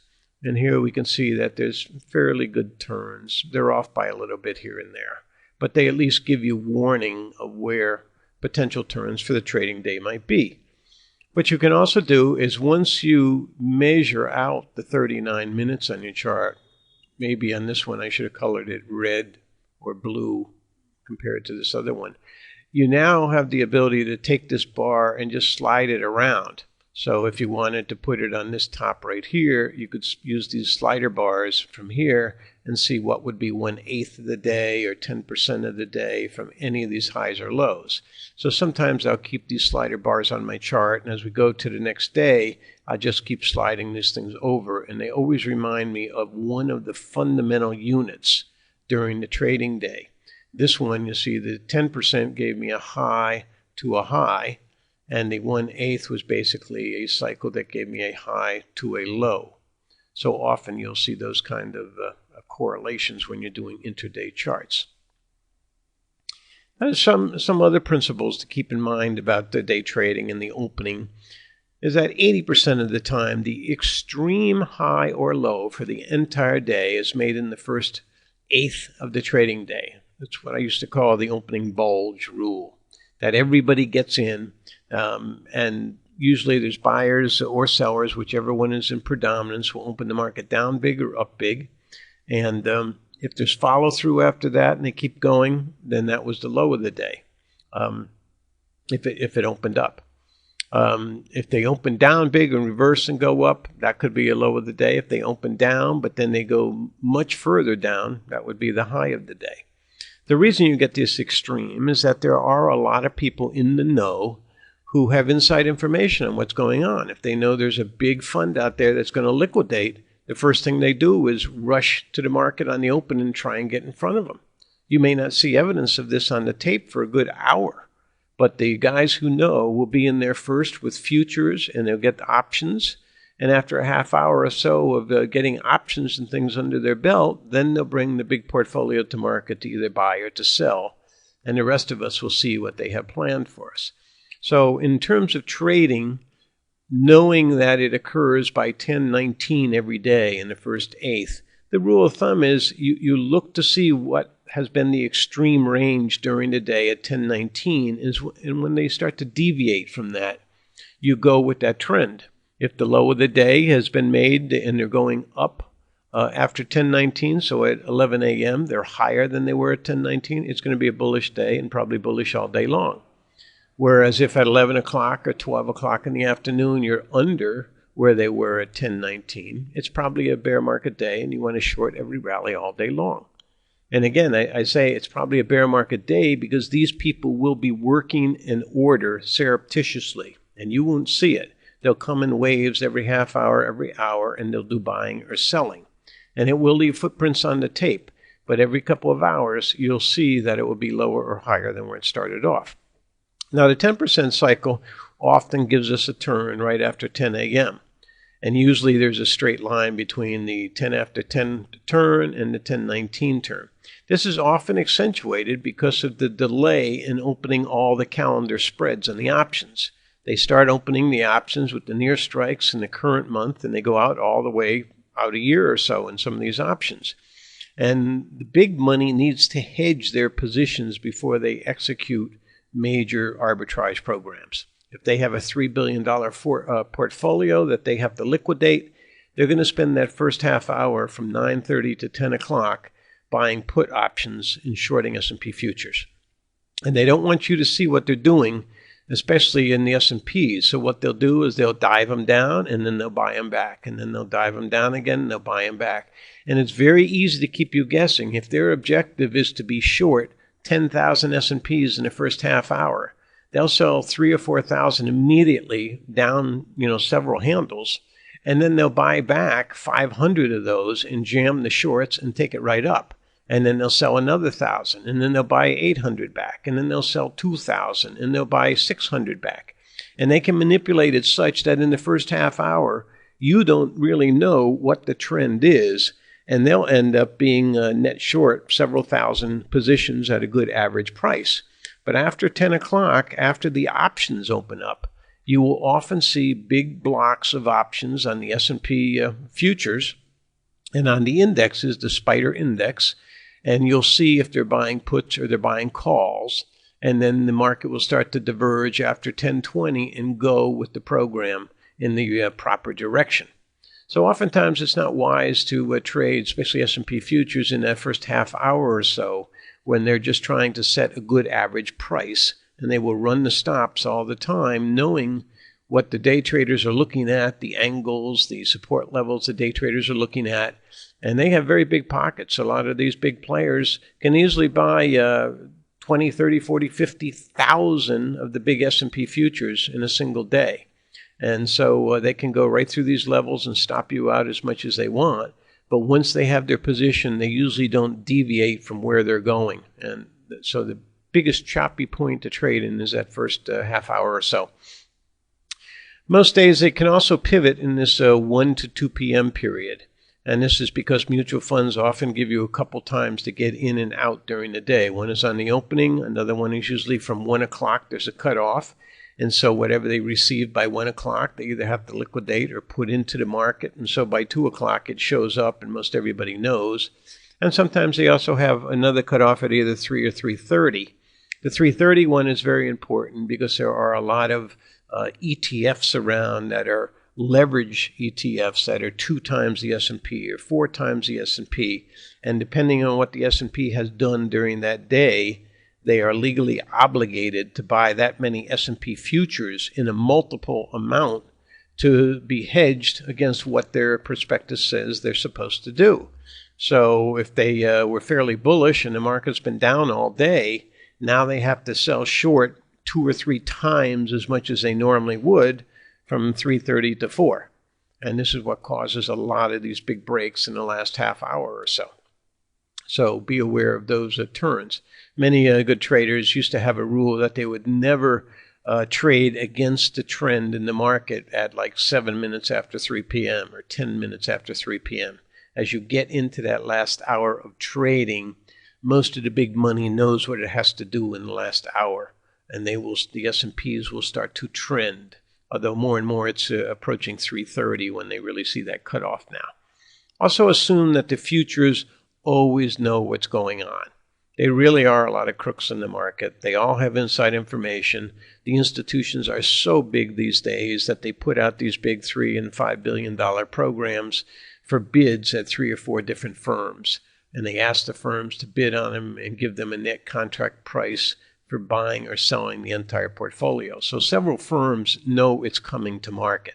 They just don't know which firm won the deal and is going to bring it to market. But as soon as they find out it's a sell program, they're going to establish shorts and get in front of it.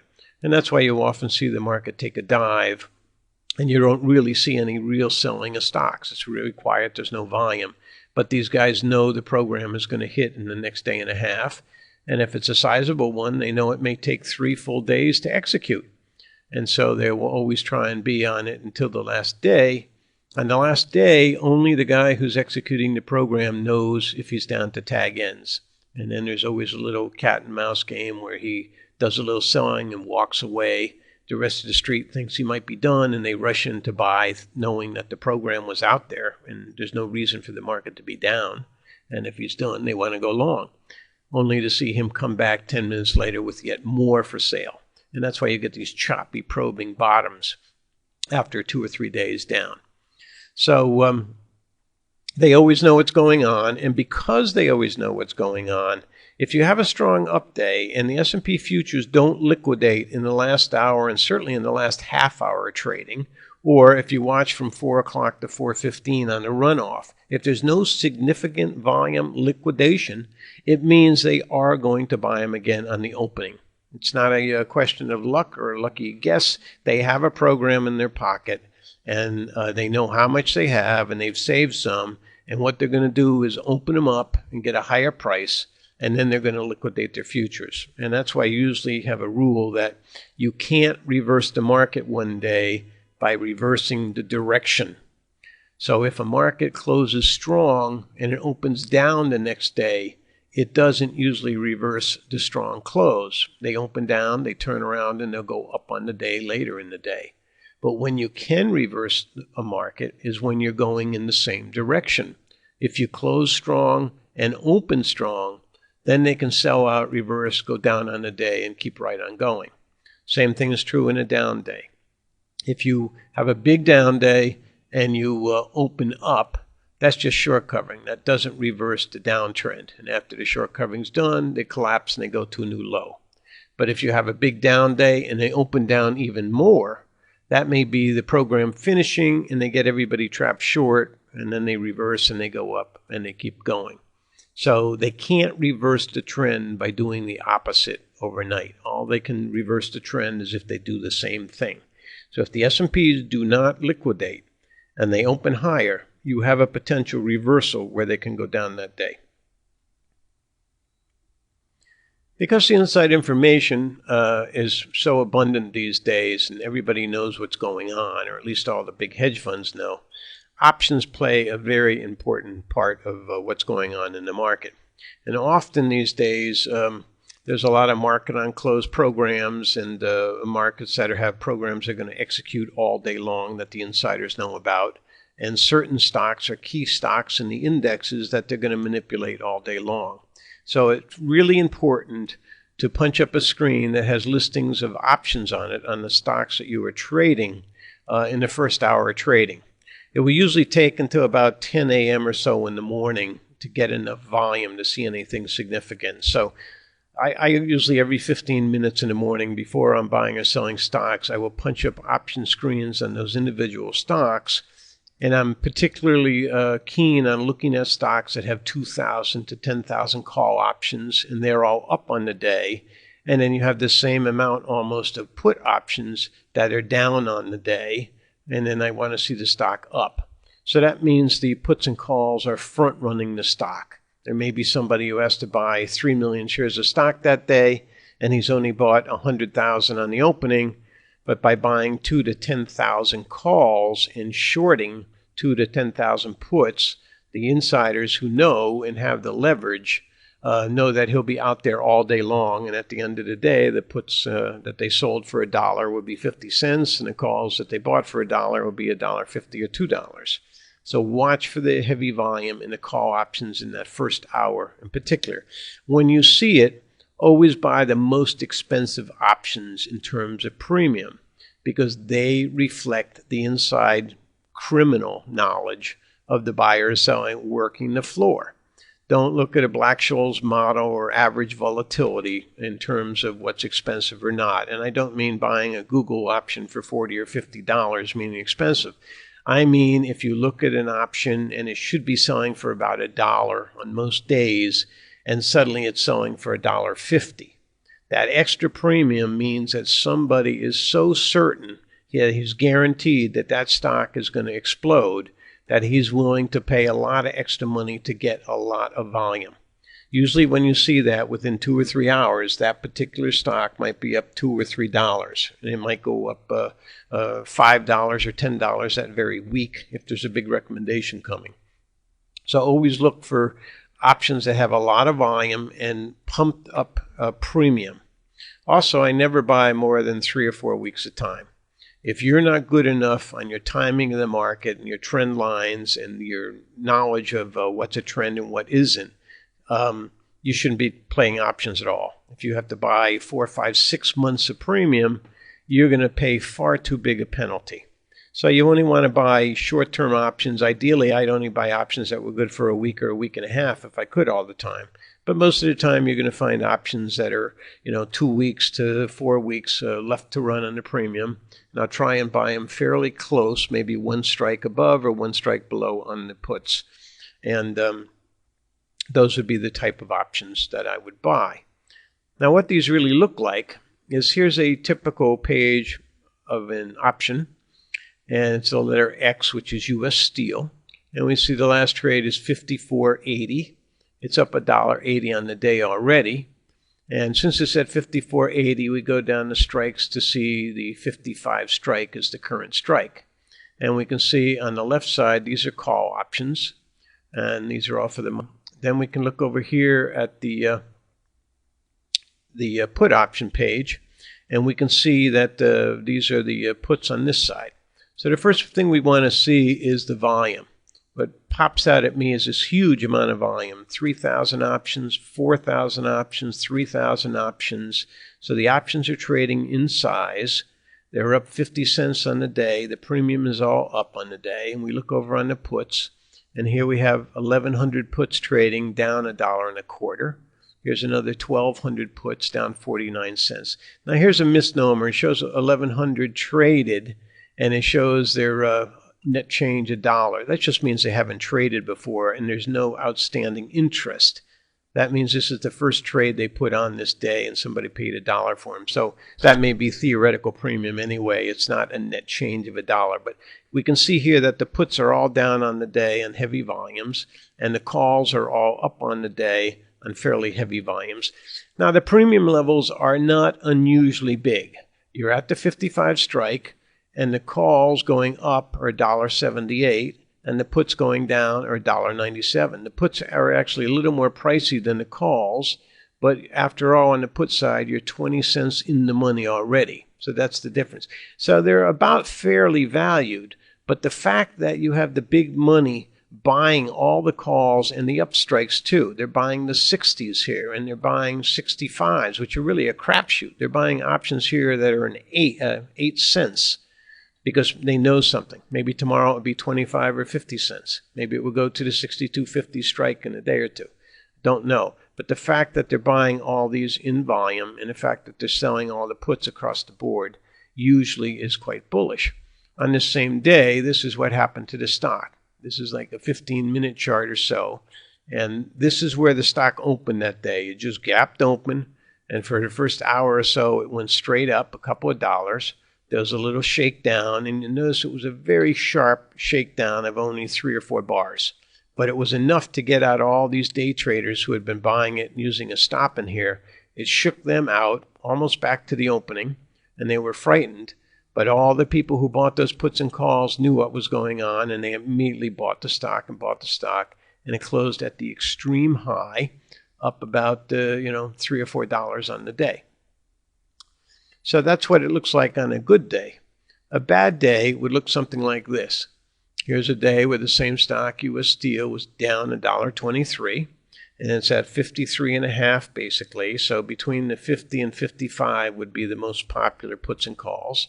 And we see heavy volumes, and we see all the calls are down. And here's 10,000 of the 65s. Now they're almost 10 out of the money.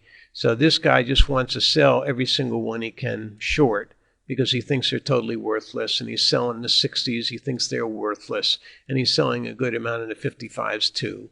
And on the put side, he's buying in the money puts. The 60s are already, remember, $5, $6, $7 in the money. So he's paying a lot of money in premium to buy in the money puts and at the strike puts. Here's 8,000 out of the money by $3.50. The 50s are out of the money. He's buying a lot of those. And indeed, 2 or 3 days later after this was taken, the stock was down to 47. So these guys knew what they're doing. These are not speculators like you or I looking at a chart. These are guys who are probably illegal front running, and not always illegal. Sometimes it's the portfolio itself who has to sell, 20 million shares of stock in a week for some reason. But a lot of times it's somebody who knows the guy has to sell 10 or 20 million shares, and he's front running them and trading on inside information. But the option guys always know what's going on, and that's the important point. On another subject, one of the most basic principles in stock market prediction is this principle of the square route. This is where reversals occur. And they're based on a simple thing, that all reversals in trend have one thing in common, and that is an equality of time and price. So in the simplest form, I say the number of bars, days, minutes, etc., this is the time period, has to be equal to the price. So if you were 50 days and up $50, that would be a square route. So if you were at a $50 price, let's say, and you moved over 50 days from that top, there would be a correspondence of 1 to 1. You could also have proportions like 4 by 1 or 2 by 1 or even a Fibonacci that will also work. But the 1 by 1 is the most important square out, and that's also why we use a 1 by 1 angle, especially if we did it in terms of days. So if we had a stock that started at 40 and it went up to $50 and it was 10 days later, that would mean it was going up an angle of 1 point per day, and it was resting exactly on that angle. And what typically happens is the momentum is much greater than the 1 point angle. Let's say we're 30 days down the road, but the stock is up $40. Well, it's not on the angle, it's above it. So a couple days later, it takes a swan dive and it goes down to 35. Now it's below the angle, and then it comes up a little, and maybe on the 40th day, it's exactly $40 different than the origin, and it's exactly on the angle. At that point where it touches the angle is where you get a potential major change in trend. So the ones that work the best are usually the natural time increments, like 1 point per day, 1 point per week, and 1 point per month. And on our long-term charts, we want to really keep track of these type of angles. These are very easy to put on, and that all we have to do is we can go out exactly 1 year on our chart. And so, for instance, on this Caterpillar in early March 2nd or so, there was a low. We go out 1 year into the future, and we just draw a vertical line. And then we just find what that low price was. And a 1 point per month would be 12 months to a year, so it would be $12 higher. So if the low here was, let's say, $20, it would now be $32 over here, and we put a little dot. And then this is an angle of 1 point per month. Same thing is true on a weekly basis. 52 weeks in a year. So we would take our price of 20 or so. I think it was 20 3/4 actually. But about 20, and 52 later, it would be like 72. So we put a dot here. Now note, these are pretty good trend lines. Sometimes they touch it exactly. They hit it and go through it. Exactly here. And it is on these exact touches where you're getting this time and price square out, because all along this angle it implies we are over an exact number of weeks and we are up an exact number of points where they are in equilibrium, and that equilibrium is where they can square out and reverse a trend.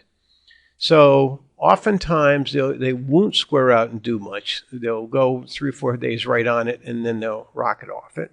But a lot of times a square out and trend reverses the market, or it accelerates a new trend through the other side. There are other rules we'll get to in a moment about time cycles, that there are certain harmonic time cycles that will come out like 3 or 4 months later, 5 months later, 1 year later. And if you're on a trend line on one of those time cycles, it will reverse the market also. We can also do it in a downtrend. We can take the exact same slope as this uptrend line and reverse it, or we can go over so many weeks and down so many points. And we can do things like square outs, where this 1 point per week trend line comes down, and where it intersects the low, we're looking for some kind of square out. And that's what this big low was supposed to be over here. And I also took a parallel line from our previous lessons here. That's what this dotted is. I took a parallel line, started it under the top at the level of the low over here, and we find out that this 1 point per week exactly caught our bottom in here. Then it turned out to be a midpoint of a break here, and turned out to be the topping area over here. So this is the weekly and monthly angles, and we find that we can put them on a very strong stock like Google, which has a lot of momentum.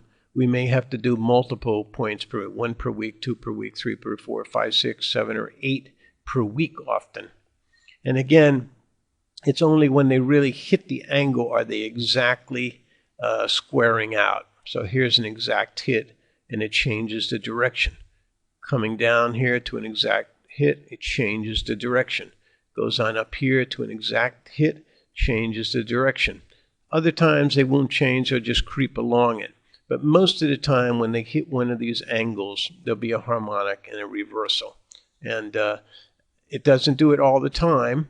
You'll see many times it's not on the angle at all. So the only time you really have to watch them is the 1 day over here and the 1 day over here and the 1 day or so over here, because it is on those pivots where they hit the angle exactly where you're going to find your reversals of a long-term weekly trend line. Now remember, we started talking about the subject of time and price square routes, where we can draw a trend line, and any time we're exactly on the trend line, there is a harmonic proportion of a certain amount of time and a certain amount of price, and at that equality, you will get a change in trend. The problem is that most times the proportionate scaling factors in the way we draw our time and price are not easily convertible into a 1 point per week or 2 points per week or day or month. Often they're oddball numbers. Maybe it's 1/8 of a dollar to 1 week, or 17 cents to a certain time period. So then we have to rely on geometric patterns to try and find out what these proportions are. And this is one of the big keys to scaling charts, and especially working with charts that are not scaled properly. So we can make adjustments for this. So for instance, here's a weekly chart of Caterpillar. And we know from this first leg up that this top has to be due to a time and price square route. That's just the way it works. And I've gone ahead and I've set my 4x1 angle. I put a little square box around this thing. And at the 1/4 point of the square, I drew my angle up here for the 4x1. We see the 2x1 angles here, and it has a perfect fit down to 50% of the box on the angle. And the end of the box is over here. So this is a true 45-degree adjustment. And then I made a bigger box where one of the small units is the size of our big box. So it's really 16 times as big. And then I took my cycle finder tool and put little cycles on here the size of one of these units. And these won't always be quite exact. See, they miss a little bit over here because it may be an oddball, so many units of time. Maybe it might be 37 days to a price or something. And it may be hard to get the computer to exactly break them down into even intervals.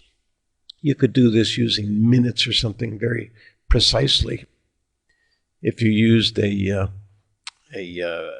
hand-drawn chart, but for most of our purposes, an approximation will work very closely. Now we see when we do a scale like this, we see our time and price harmonics working pretty well. We see the time cycles hit, the market turns, here's another time cycle, and it breaks out of this 4 or 5 week consolidation, and it's gravitating to both an angle and the upper leg of this next box, and at the end of the first box. So this is a major square route, and then it has to go down for 5 or 6 weeks. This is a weekly chart into our next time cycle where there's a big spike, and then it fails, and then it goes on up, and where the next cycle over here hits, it fails, and it looks like it's gravitating down to the angle over here, possibly at the end of the second big box, which is at the end of July. And this year being 2010, we are reminded of the 12-year cycle, which was July 20th of 1998. There was a big panic and collapse. So there should be some kind of 12-year harmonic anyway in the third week of July this year. So the question is, will it be on the trend line, or will it have to break the trend line and come down into this area? But we can see in a method here of getting some time and price square routes on individual charts. Another chart we can use here is Amazon with the same type of approach.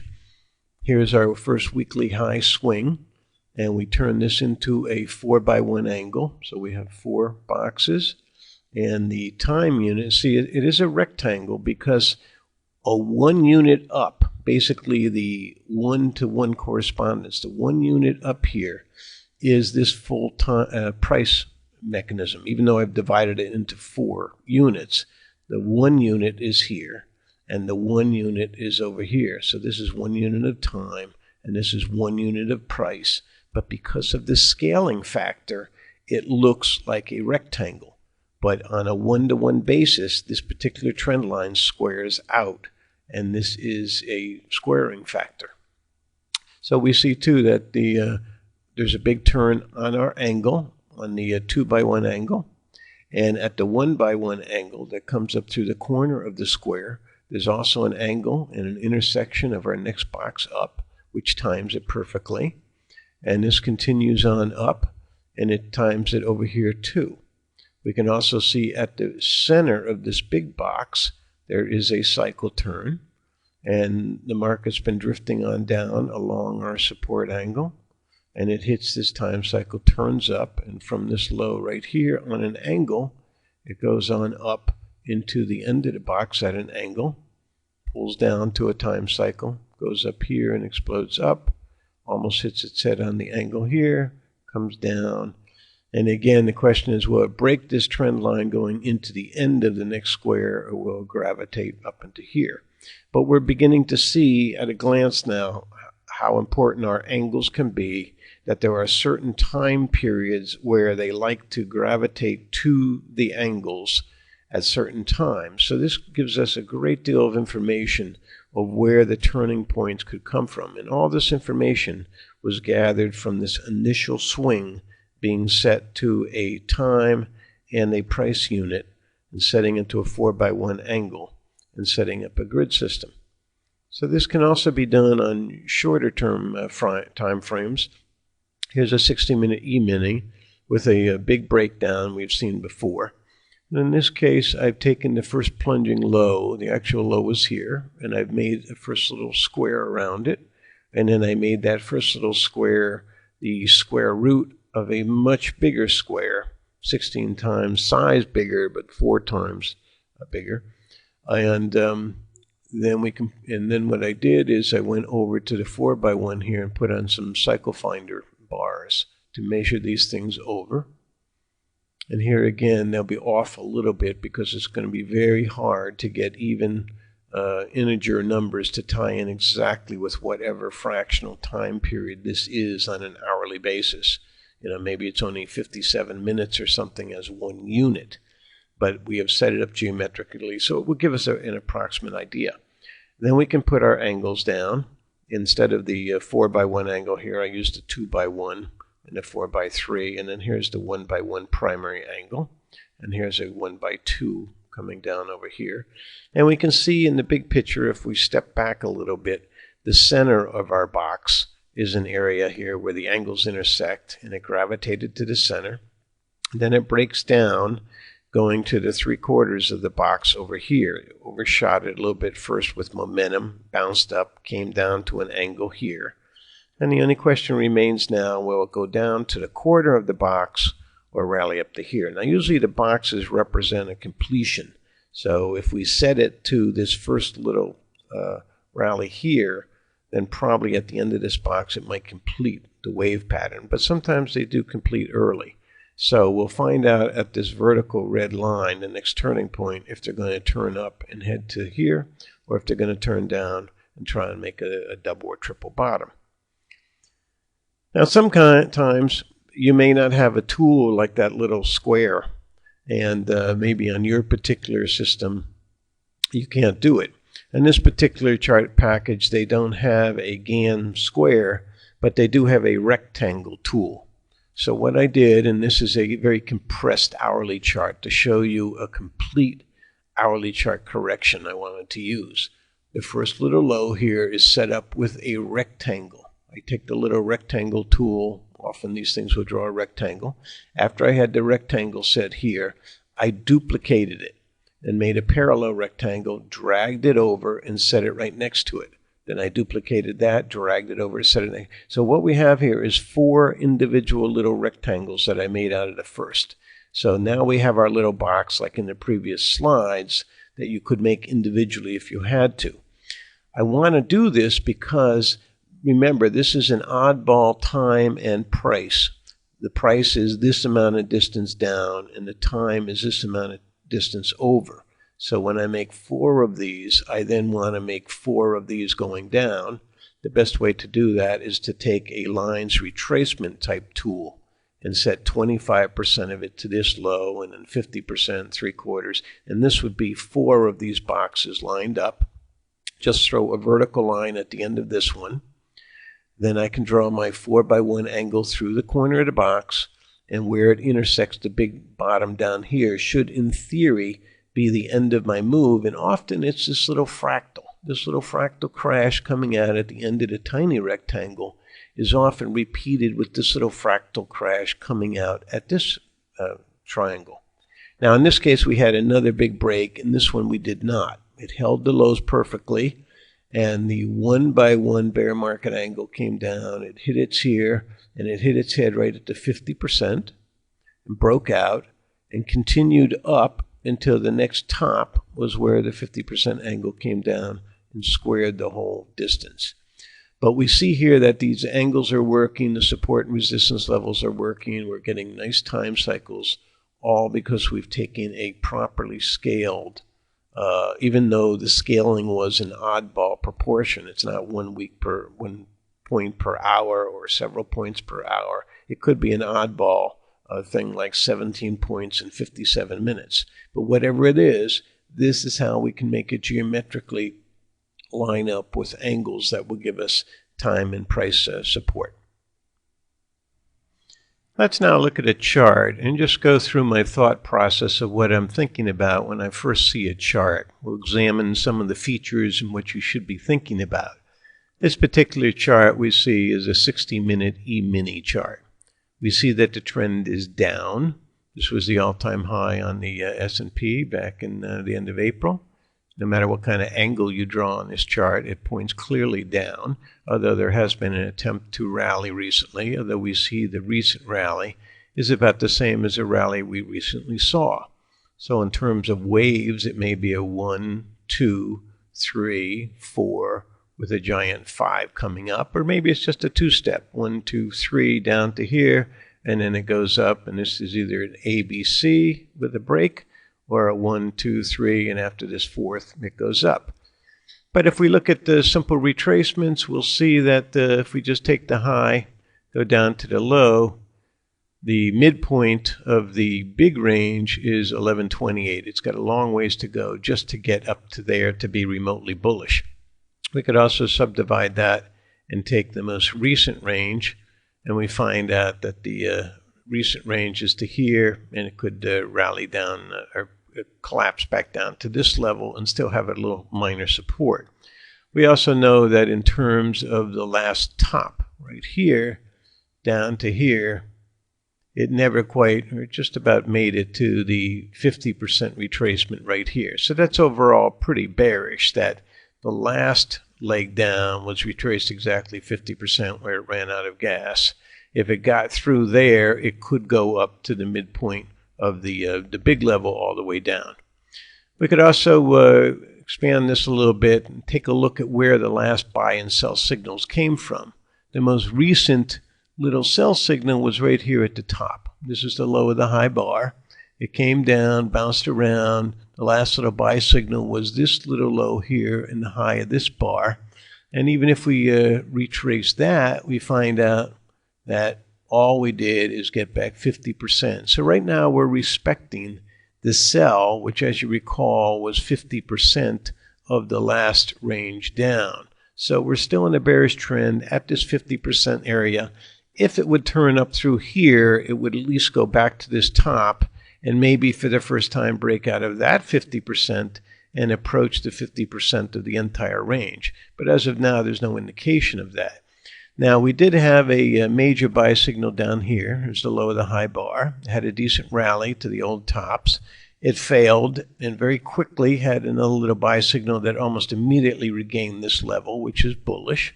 It went higher, had a plunge back to the old tops in here, so that's potentially bullish. So we're still looking at a pattern that's questionable. We really don't want to make a trade here. There's a lot of little tiny movement here. It can go a little bit lower and possibly find support. It can go a little bit higher and still get caught in this 50% breakout. If we just put a simple trend line on this connecting the bottoms, we would find that it's about to break through this trend line. That too could be bearish. We also want to look at my ratio lines. Maybe you could use the extreme low. I like to use sometimes if there's a spike, I'll use the secondary bottom and then maybe this first little top right over here. And then I have it programmed in this machine that these are the natural ratio lines. And we can see that they're following these numbers pretty well here. You might want to write all these down when you're trading and have them ready, because the idea is we want to trade exactly at our levels of support and resistance.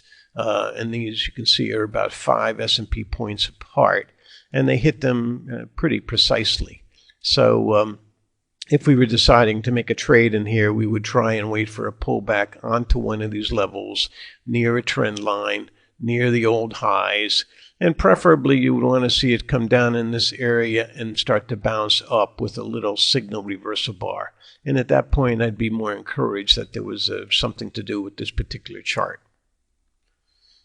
If we blow this chart out a little bit again, we can see from the high, if we put on some of our angles from the all-time high over here, we put on our box grid, the 1-by-1 bear market angle is hovering right about where we are now. So this is a critical level. So I would be watching the big ranges now, that if we got above this, potentially we could rally up into here, but we probably wouldn't be out of the woods until we broke this 1-by-2 angle that's still coming down off the top. So that too shows big resistance in this area. We would be expecting it to come in here anyway at this resistance, because after this first low was made, it came down to a potential double bottom, got into trouble, and then collapsed. So any rally here would probably run into big resistance. So the overall trend is still very bearish. We're at the point where the last rally ran out of gas and collapsed. If this one doesn't, it would mean we've seen something now that we have not seen before in the entire decline. That would be much more strength if it went up through. So our strategy would be, if we start turning up out of this pattern above this angle, maybe at that point we would buy somewhere in here with the stop, looking for it to probe at least the 50% of the last leg down, which is basically back to our top, and getting through that 107, going to 127, or even to our angle here at 113. But knowing all along it's still a potentially dangerous trade. But if it turns up from here, it would make it into a 5-wave pattern. And then we could look at some of these measured moves also, that the average distance we see, the average distance of these legs, that's one leg there, and one leg here, and maybe the next one too would get us up into this area for that leg. So that would be some of our objectives if we took this trade. But as of right now, there's not a real good trade setting up as yet. We'll just have to wait further. Let's now look at a daily example of a typical stock we might want to trade. This one is Johnson & Johnson. We look at it. It looks to be in a long-term uptrend, but there is a very dramatic break recently, so the trend may have changed. So let's see if we have any kind of a wave count. Here's like a 1, 2, 3, 4. Maybe there's 5 waves up here. 1, 2, 3, 4, 5. This might be an oddball ABC, but it looks like this wave, whatever it was, ran out of gas. If we actually get a little more perspective, though, we see it's had a major bear market and it's rallied back, and it failed right at the low of the high bar sell signal. Now, good traders, after a while of looking at charts, can convert the charts in their head to different time frames, whether it's 5-minute, 15-minute, 60 daily. This one, if we look, the activity took place over a whole month. So this would be like a month bar chart compressed. And the sell signal, the low of the high bar on a monthly long-term chart, would be right in this area. So the fact that it came up to the bear market sell signal somewhere right in here and then ran out of gas, that's pretty bearish. So this may be over. If we put on a simple trend line up into here, we want to see where it could go to. So let's kind of look and see what we're dealing with. The range here was here. 50% pullback would take you to $55. The last buy signal down in this area, we've already violated one buy signal right here, the high, the low bar. That was violated here on a gap down. The buy signal here comes in the high of the low bar comes in somewhere right over in here. And many traders make the mistake when they see the market coming down, they look at these past lows for support. This is the wrong place to look at it. The market never comes down to here. If it comes down to here, it usually blows right on through. It comes down to where the buy signal was generated, and the buy signal is generated at the high of the low bar. So the fact that this has already gone lower than that is very bearish and would lead one to believe it's probably going to go lower and test this 50%. But it is pretty stretched so far rather quickly, and any kind of a little snapback rally could take it back up again. Maybe we want to try some retracement levels to where we are so far, that if it was to rally tomorrow or the next day, it could still rally into here, which would be logical because there was a low over here where old lows become future highs. So ideally, we would want to short it on a rally somewhere into here with a little more time, work over the oversold condition, rally back to maybe a trend line coming off the top at resistance, and it would start to form a zigzag, a stair step. If we look at this a little bit and blow it up at the daily bars, keep in mind the trend is down. It may just go down. If we were to short, think in terms of the overlap method. For the next day, we could have a tendency to go to the middle of this bar. So that's about 58.64 or so, and it ties in with a prior low. But just we have to be a little cautious here, because if it got up too much higher, the last breakdown here at 60 down to this low at 58 could easily take it back to 59 or so for the midpoint between this last breakdown. But at that point, at the midpoint, you might actually be creating a buy signal, and that you've exceeded the high of this low bar because the current bar is the lowest bar of the move. So knowing that, instead of shorting them right here, I wouldn't buy it, but you might want to hold off for a while, because you may get 5 or 6 days up, either back to resistance here, or even if there's a dramatic rally up into this area.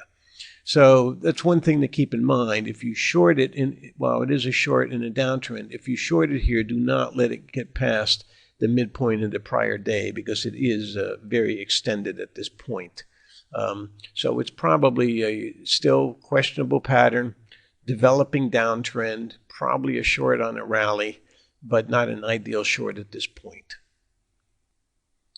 Now here's another chart. It's a daily chart of Google, very popular trading stock. And at first glance, it's been in a very steep trend line channel. And usually at the end of a steep channel, which are very hard to break, they don't just turn into bear markets, you usually get a typical A, B, C. This looks like a perfect A, B, C type of pattern. If we give it just a tiny bit more perspective, though, we see it may be running into trouble. There was a bear market. It's rallied back. It's making a lower top than the original top. And we can see that the first breakdown thrust on the original all-time high, the low was right here, and that's almost exactly where it stopped this trip.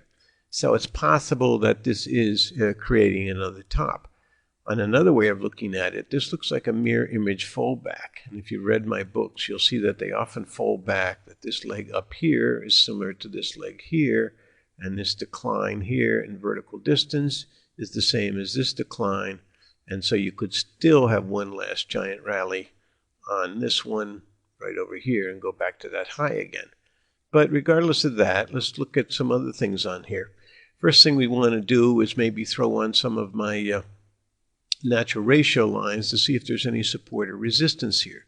So we start with our bottom over here, and then we would take the first top, and I have this pre-programmed, so these are the support and resistance levels based on the natural ratio system of this high divided by this low, and then multiplied up, and we find out that it is respecting these numbers, pretty precisely. So we know if it holds 465, it probably will go to 509. If it gets to this 509, 510, it could actually be turning up. Let's see where it stands in terms of angles. Since it did break some kind of an angle going up here, let's see if there's a less steep angle just below it. So we could go down here to our first major pivot, which was a high over here, and put on our little 4x1 grid system. and we find out that our primary angle, the 45 degree adjusted, would come somewhere like this. So in this case, it broke it. Maybe it came in where this gap was, but it's not impossible that it doesn't regain it. Sometimes you can have a breakdown and regain an angle. It's just a little trendline dropout. So this stock would look interesting on strength, particularly on strength through a 509.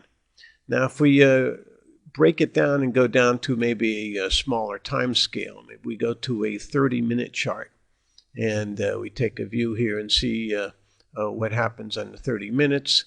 The last top was right over here. Maybe we want to get a quick picture on where we are in support and resistance in the last thing.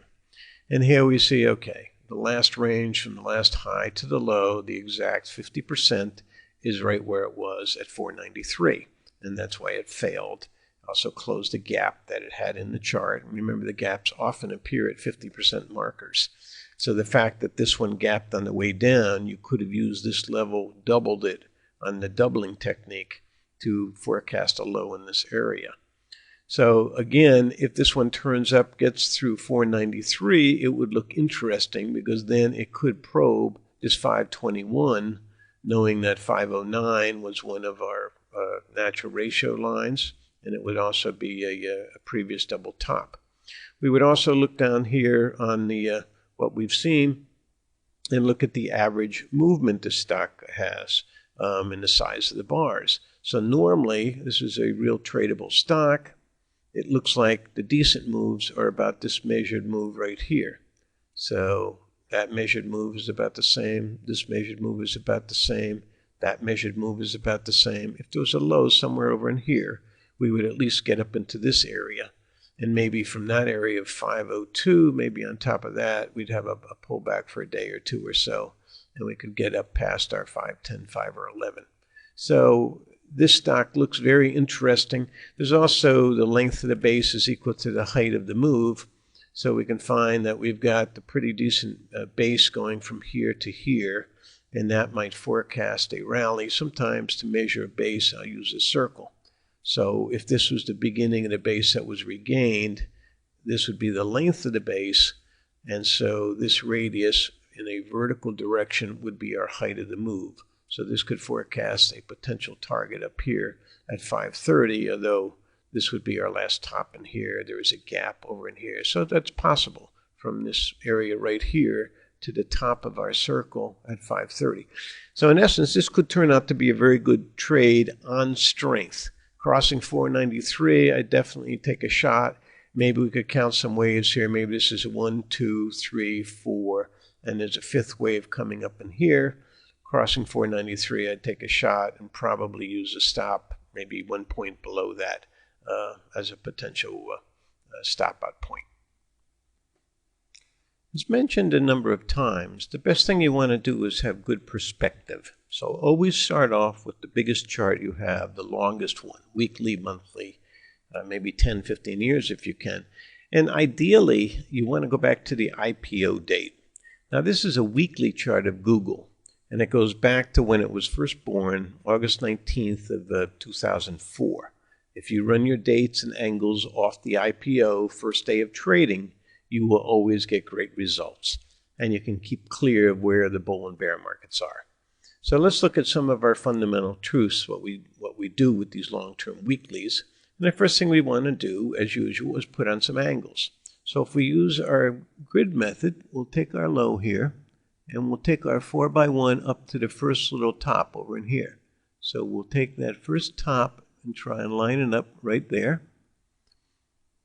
And then we can see that some of our angles come up like this.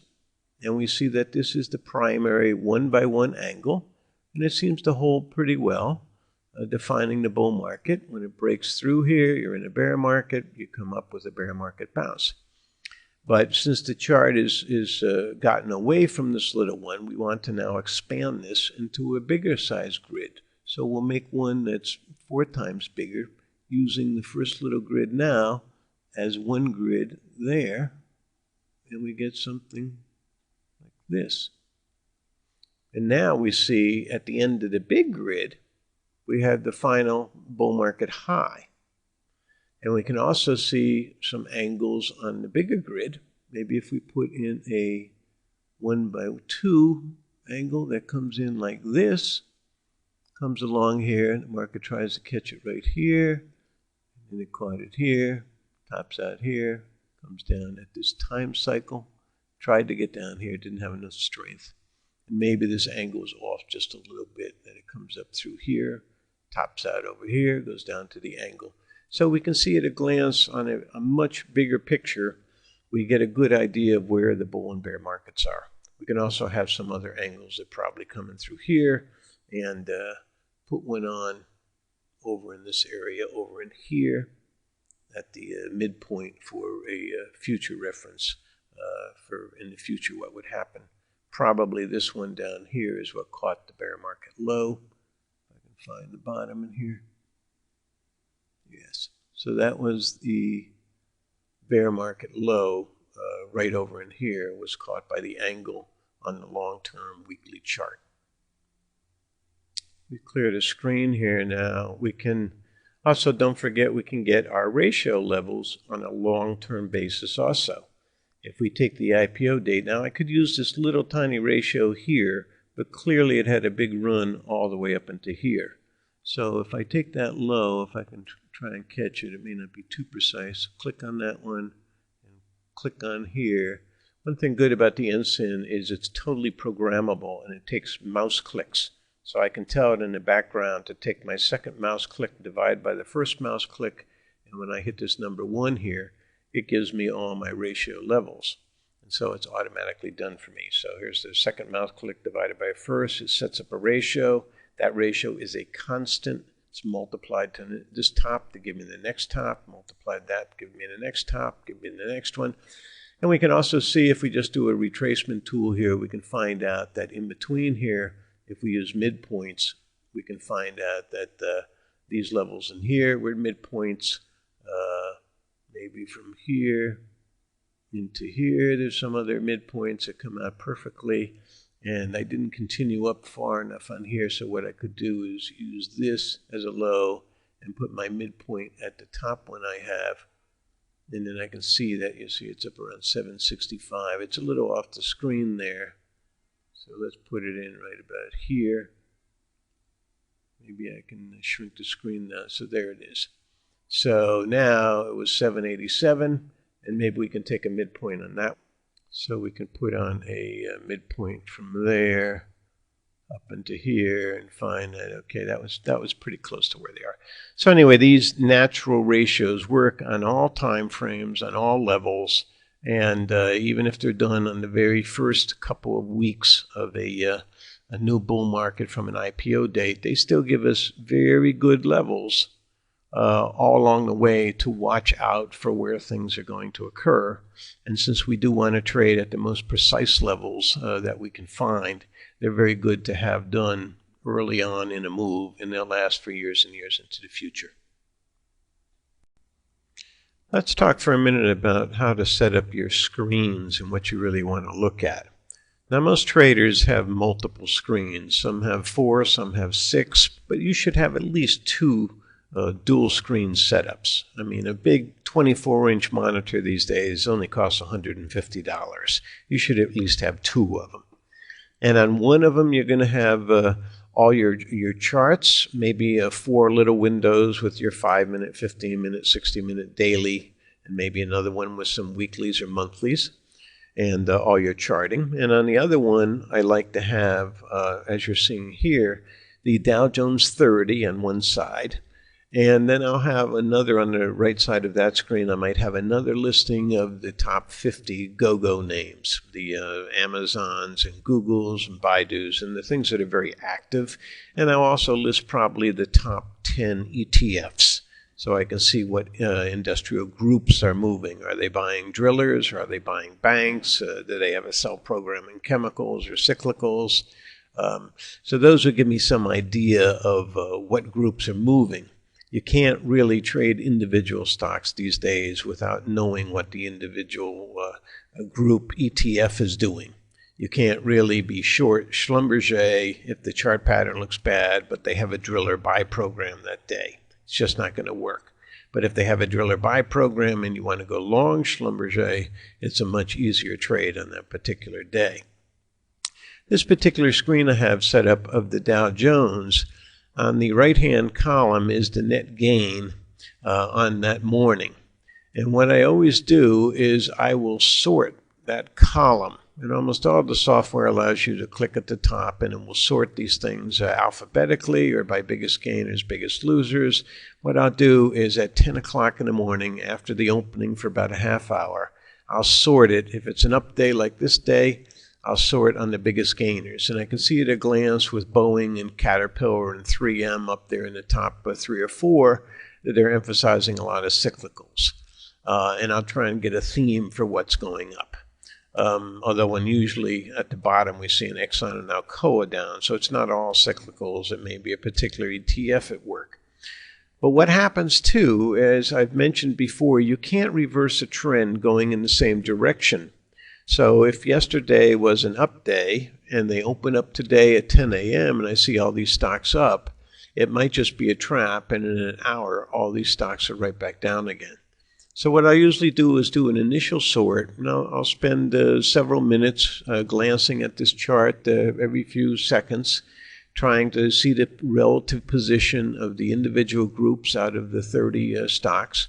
And then what I'll do again at 11 o'clock, after a good hour and a half of trading is done, I'll sort them again. And at that point, many of these stocks, like Boeing, might very well be down on the day. And it would have been a false up opening where they went short and they reversed, and it's going down the rest of the day. But most of the stocks will pretty much be set in their trends by 11 o'clock. So by the time I do that second sort, almost all that relative ranking will stay the same all day long, and I can rely on it to buy those strong stocks or short the weak ones. If I were to buy the strong stocks you're looking at now in the first half hour, it would not be very reliable. Perhaps the first 1 or 2 stocks might be the strongest and they might be up $3, but a lot of the others in the top 10 listing would be flatter down on the day, and it would have been just a setup and you would have been trapped. But if you wait till 11 o'clock and do that second sort, then you'll see which ones are actually being bought or sold all day long. And those are the ones that I won't sort the thing again, because usually the rest of the day, those are the ones who will get stronger and stronger, and you'll be able to read the tape and make something out of it. I also, on this screen that has the Dow Jones and whatnot, I'll have tabs along the bottom with other screens, particularly options. And every 15 minutes, I'll pull up an option page, an option on the spider. So if I can see what the puts and calls are doing on the S&P, and I'll have the individual pages for each of the stocks that I'm trading that day. I will make certain before I trade a stock, or once I get into it, I'm watching those options at least every half hour or so. I'll take a quick glance at them.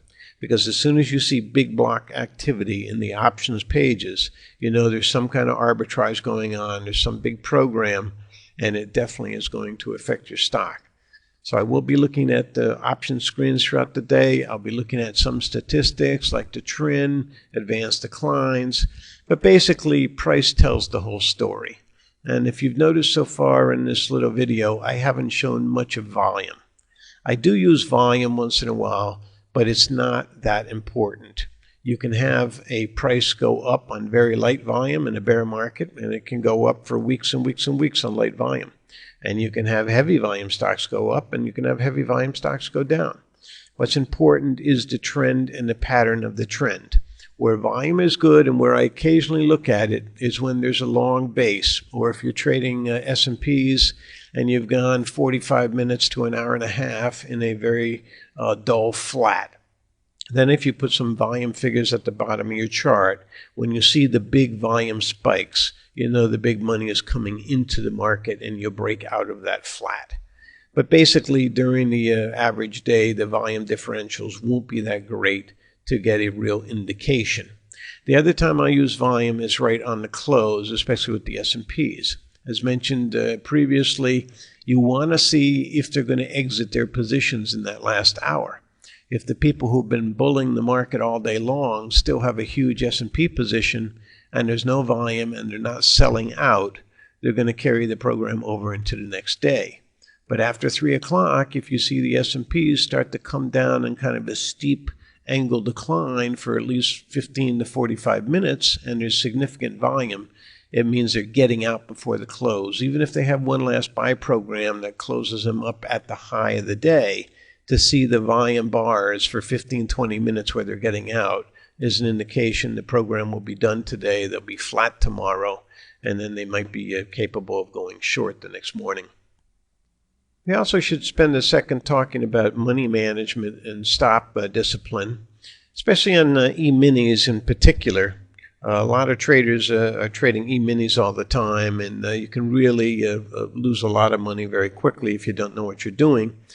Typical margin on the E-mini is a small S&P contract, and its valuation is 1 point on the E-mini is $50, and the contract is $50 times the index price. So if the index here was, let's say it was 1,000 on the index, $50 times that would mean the whole index was worth $50,000 for one E-mini. If you had a stop-loss discipline where you wanted to only could afford to lose 1% of your money, and the contract was worth $50,000, well, then 1% of that would be $500. But you don't take a $50,000 amount of money in your account and trade one E-mini. The actual margin for an E-mini varies depending on the volatility. It could be as little as $3,500 to as much as $6,000 or more. But then the individual houses will often give you day trading margins too. So just because your house says, I'll let you trade an E-mini for only $500 a day, or maybe $1,000 or $1,500 a day, it doesn't mean if you have a $20,000 account that you should be trading 4 E-minis just because you have 500 for each of them. This is the same thing in Las Vegas. When you go to Vegas, they'll be glad to loan you money and have you sign a marker and be very happy to have you play at the $100 tables. What you have to do is decide on your own what is the maximum amount you should lose. And in general, a 1% a day is plenty. And I don't mean having 1% on every position. If you're trading stocks and you have 30 different stocks and you lose 1% on all 30, that doesn't make a lot of sense. But your overall diversified portfolio at the end of the day shouldn't be up more or down on a loss basis more than 1%. On a big runaway up day where you're letting your profits run, of course, you can have 3% days, 5% days. I've many times made 10% in a single day or more. But that's not letting losses run against you by that amount of money. Those are gains. So the actual stop-loss discipline, I like to keep it within 1%. So if we think about this for a minute and we find out that a 1-point move on the E-mini is about $50, we could find out if you had $25,000 in your account, 1% would be $250 a day that you could lose without violating your 1%. Then $50 per point divided by your 250 drawdown would be a 5-point maximum stop out. So you couldn't make too many trades before you lost that unless you were pretty good. And we'd also want to see if it's realistic based on what usually is the average size. So on this particular chart of a 15-minute, we find out that this bar width was about 4 points. So if you went in this at the high and you had a stop at the low, you'd probably be all right, but you might only have 1 bar leeway. This is why it's very important to buy the breakouts on wide-ranging bars that will have follow-through. And then maybe you limit your loss to 1/2 the size of the bar. If you try and enter a trade in this choppy period in here, these swings up and down can easily get you for 4, 5, 6 points at a time. Now, the flip side of that is you need more capital. If you have $50,000 in your account, you could easily trade a 1 E-mini, and then you could find out that you could have a stop loss of 10 points or more, which is very unlikely that you'd be stopped out. So you have to weigh how many contracts are you going to trade. Just because you can trade 3 or 5 or 10 or more doesn't mean you should trade that many. Think in terms of what the average volatility of each bar is in the chart that you're trading, and how many bars can it go against you. Some stop losses that I've recommended in the past is if you were in a trade like this, you put your stop at the second bar back. So you may want to find out what that distance is on average to get to the second bar back. If you had a big run up here and you're over here, maybe from here down to here, well, that might be 7, 8, 9 points easily. So you want to find out if it's realistic that an ordinary everyday stop, which would be quite normal volatility, is more than you can afford to lose. And if it's more than you can afford to lose, maybe you shouldn't be trading E-minis. You should stick to stocks. And there too, when you're trading stocks, you don't have to buy 1,000 shares. You can buy 500 shares. You may only buy 100 shares. But try and keep the average fluctuation in your account to a level as 1% as a rule of thumb. If you're a real gutsy trader, maybe you can go to 3% or so. But if you start getting to the point where you're seeing your P&L going up and down 5 and 10% every single day, there's something definitely wrong with your money management. I might add in passing here that many people, when they come into the business and they want to make a living, trading the markets, you have to have realistic assumptions here. You have to find out how much capital is required. What are your expectations? How much money do you think you're going to make? Everybody wants to be a millionaire, but that's not always possible. Your trade-off is get a job at the government or something and make $80,000 or $100,000 a year. So if you're going to become a professional trader, you should be thinking of making money in the market of at least $100,000 or maybe $250,000 a year. Maybe you have higher sites, you want to make $1 million a year. But let's look what's realistic and what isn't. If you're a longer-term trader and you're used to investors like Warren Buffett or people like that making 15 to 20% on capital, and you had to make $100,000, well, 20% would require a $500,000 grub stake. You'd make 20% on that, that would be $100,000. So it wouldn't even be realistic to go into the business unless you could have $500,000 and you could make 20% on that. Now, obviously, day traders make a lot more than 20%. Good day traders can make 50 to 100% per year. And I know many people in good markets who make 300% per year. And I've had trading friends who have made 100% a year for 10 years in a row or more. And I've taught 1 or 2 individuals who have made 1,000% a year for 3 years in a row that I know of. That's starting with 30 or 40,000, making $1 million the first year, making 10 million the second year, and having 20 or 30 million by the third year when you're making 1,000% a year compounded. So it can be done.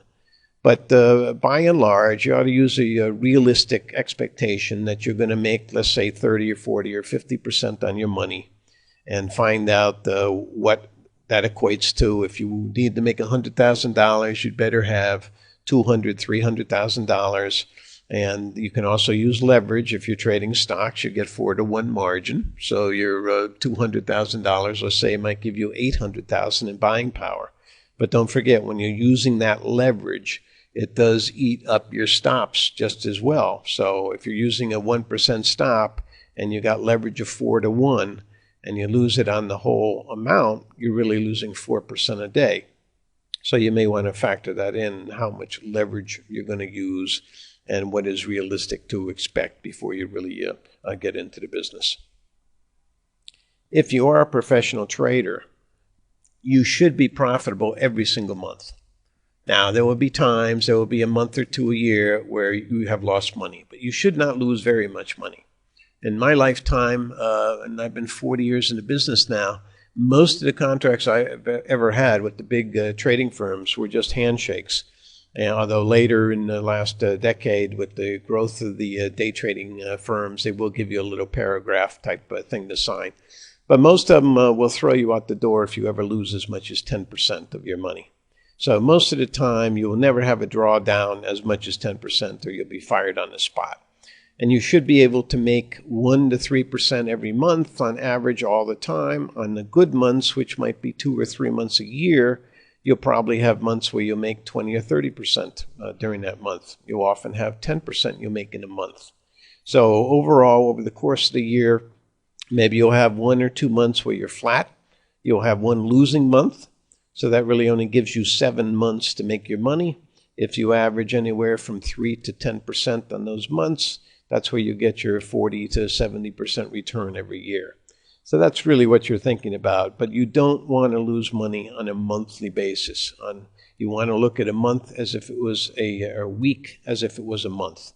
And on a weekly basis, you can break even one day, you can lose one day, but you're going to have to make money 3 days of those 5 days to cover the losing day and to cover the break-even day and still be net profitable. If you find that you are losing money, you just have to stop trading, or you have to cut down your size of trading dramatically. If you trade 1,000 shares of stock and you're losing money, go to 500 shares. If you're still losing money, trade 100 shares. Because each individual person has a personal cycle. And you can be in a downtrend just like a stock is in a downtrend, and it will not turn. So do not keep trading if you're losing money every day. Stop your trading, take a break for a couple days, trade a smaller size. After you've traded a smaller size, like 100 shares of stock, and you've had 1, 2, 3 trades very successful, then build it back up again. That means your own personal cycle has turned and you're getting back in the swing and you're recognizing the type of market that you have again.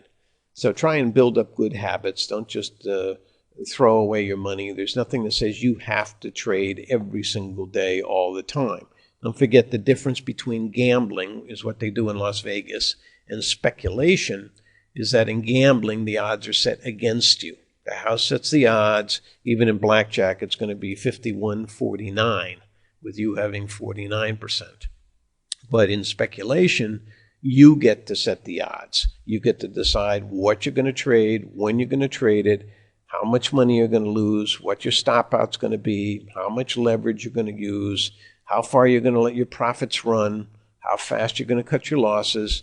So often you can set the odds 80 to 90% in your favor and let your profits run. So there's no need to be losing money. Commissions are almost nothing these days. If you're on a losing streak, tighten up your stops. Just stop yourself out. Take a break for a couple of days until it's working again. And don't be so emotionally and psychologically invested in all the work you've done in a trade to want to keep going back in and back in and back in and just continually losing money. You have to take a break, and you have to realize that losses are an expected part of the business.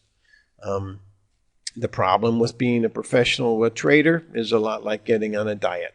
If you're not disciplined enough to stop eating sugar, alcohol, candy bars, whatever it is, if you can't do that, you're not going to be a good trader. If you're disciplined to do that, then you can make money trading.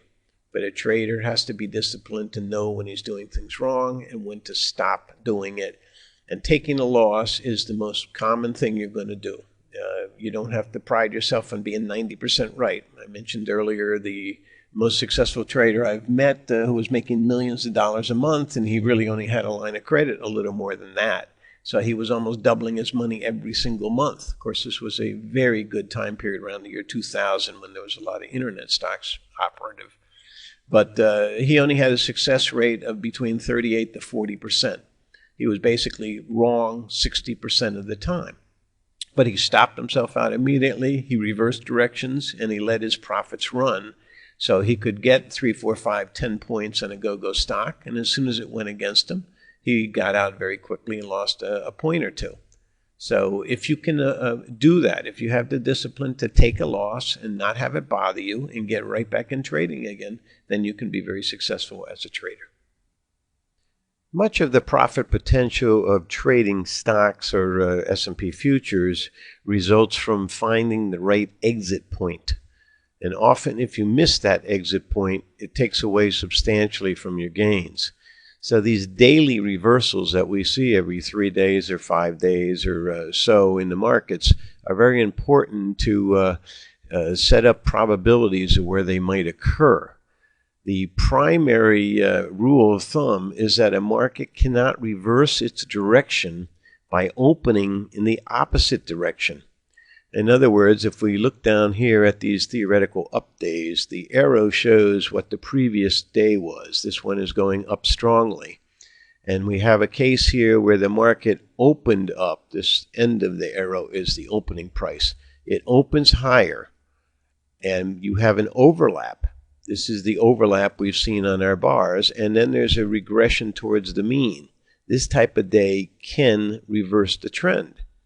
On the other hand, you can have a big up day, close at the high, and open down, shaking out the bulls and getting people short, and then it turns around and closes at the high the next day, and then can even open higher the day after that. So we see here in the first case, you can reverse if you go in the same trend as the day before. And in this case, when you open in the opposite trend, you will not reverse. Same thing is true on the down days. If you have a big down day and everybody's frightened of the market and they open down even more, you can turn around and reverse. And this is, of course, happens because everybody is short from the day before, and the people in the know, especially if they know about a big sell program, are short, and as soon as they open, they cover their shorts, and if the sell program from the day before is done, they actually go long, and then they drive the new shorts out. Whereas in a legitimate bear market that's liquidating every day, they'll often go down, they'll open up to squeeze the shorts from yesterday, and the professionals will put on more shorts again and bring the sell program back in, and you'll go right back down again. So usually these overlap type of bars, either going down to the midpoint, which would be bullish, and going up, or opening above the high yesterday and going down towards the midpoint, these usually tie in with our cycles of the 1/10th or 1/8th of the trading day. Often the top will come in at a little bit after 10 o'clock, and then they'll drift on down. If they actually hold the low at 10 o'clock, you usually can have a bullish day. That's usually the case where they may be in a strong uptrend. But these are the pivots each day where we want to look to see if they're going to reverse. If they're going to reverse down, you may open up, and this would be your 10 after 10 o'clock, or even as late as 20 after 10. And then the rest of the day is down after that. That's why, as a rule of thumb, if you're bullish, never be long a market that is still going down or making new daily lows after 10:19 in the morning. Now, one consideration in looking at these reversals is this a big daily reversal that's going to last 3 or 4 days, or is it an intraday reversal? We can have an up opening at 10 o'clock and go down very sharply to the midpoint of the bar by 10:19, completing an intraday little low, and still have the market turn around and go up. Or is this part of a much bigger cycle that we want to be aware of? In other words, we can put together a checklist and look at the daily things and the bigger picture. For instance, is the measured move complete today? Have we measured all the rallies on, let's say, a 60-minute chart or a daily chart for the last 6 to 9 months and found out they average 7 or 8 days up and so many points? And is that measured move just about complete today? So if we do get a higher opening that might reverse, would that whole measured move be complete and we could go down for a measured move? Does that coincide with natural ratios or support and resistance numbers? If we have certain ratios that indicate these measured moves and we're opening at an exact number, that would be another sign. Are the number of consecutive bars in the same direction going into today's opening a measured move, or are they signs of an overbalancing? Do we find out that the correction we're seeing, instead of a 8-bar downtrend, let's say, we've suddenly seen a downtrend that's gone 10 or 11 bars? Usually when we see something like that, although you will get a little reversal and a counter trend, it means the bigger trend is turning on the market. And if the daily and weekly charts look complete, they have measured moves, they're right on the right levels, the momentum on the daily and weekly charts are such that you need more basing. So if you look at your 15-minute and 60-minute charts, Do you see enough of a base or a top on those smaller time frames to justify entering a trade for a new move? Or will it take perhaps an entire day of sideways movement building a base on these smaller frames before the daily and weekly can turn up? And finally, we want to examine, are there any cycles present? Have we squared out a number? Is our stock at 17 over 17 days from the origin? Do we have a one-by-one angle from a past low or high crossing the current price? Are there so many bars that we use in a number cycle, like 45 bars or 90 bars or 180 bars, and any other cycles you may use if they tie in? All these things are an indication that there may be a reversal today that's more than just an intraday reversal, but could start a reversal for 3 or 5 days or maybe even 3 weeks, and that would be significant.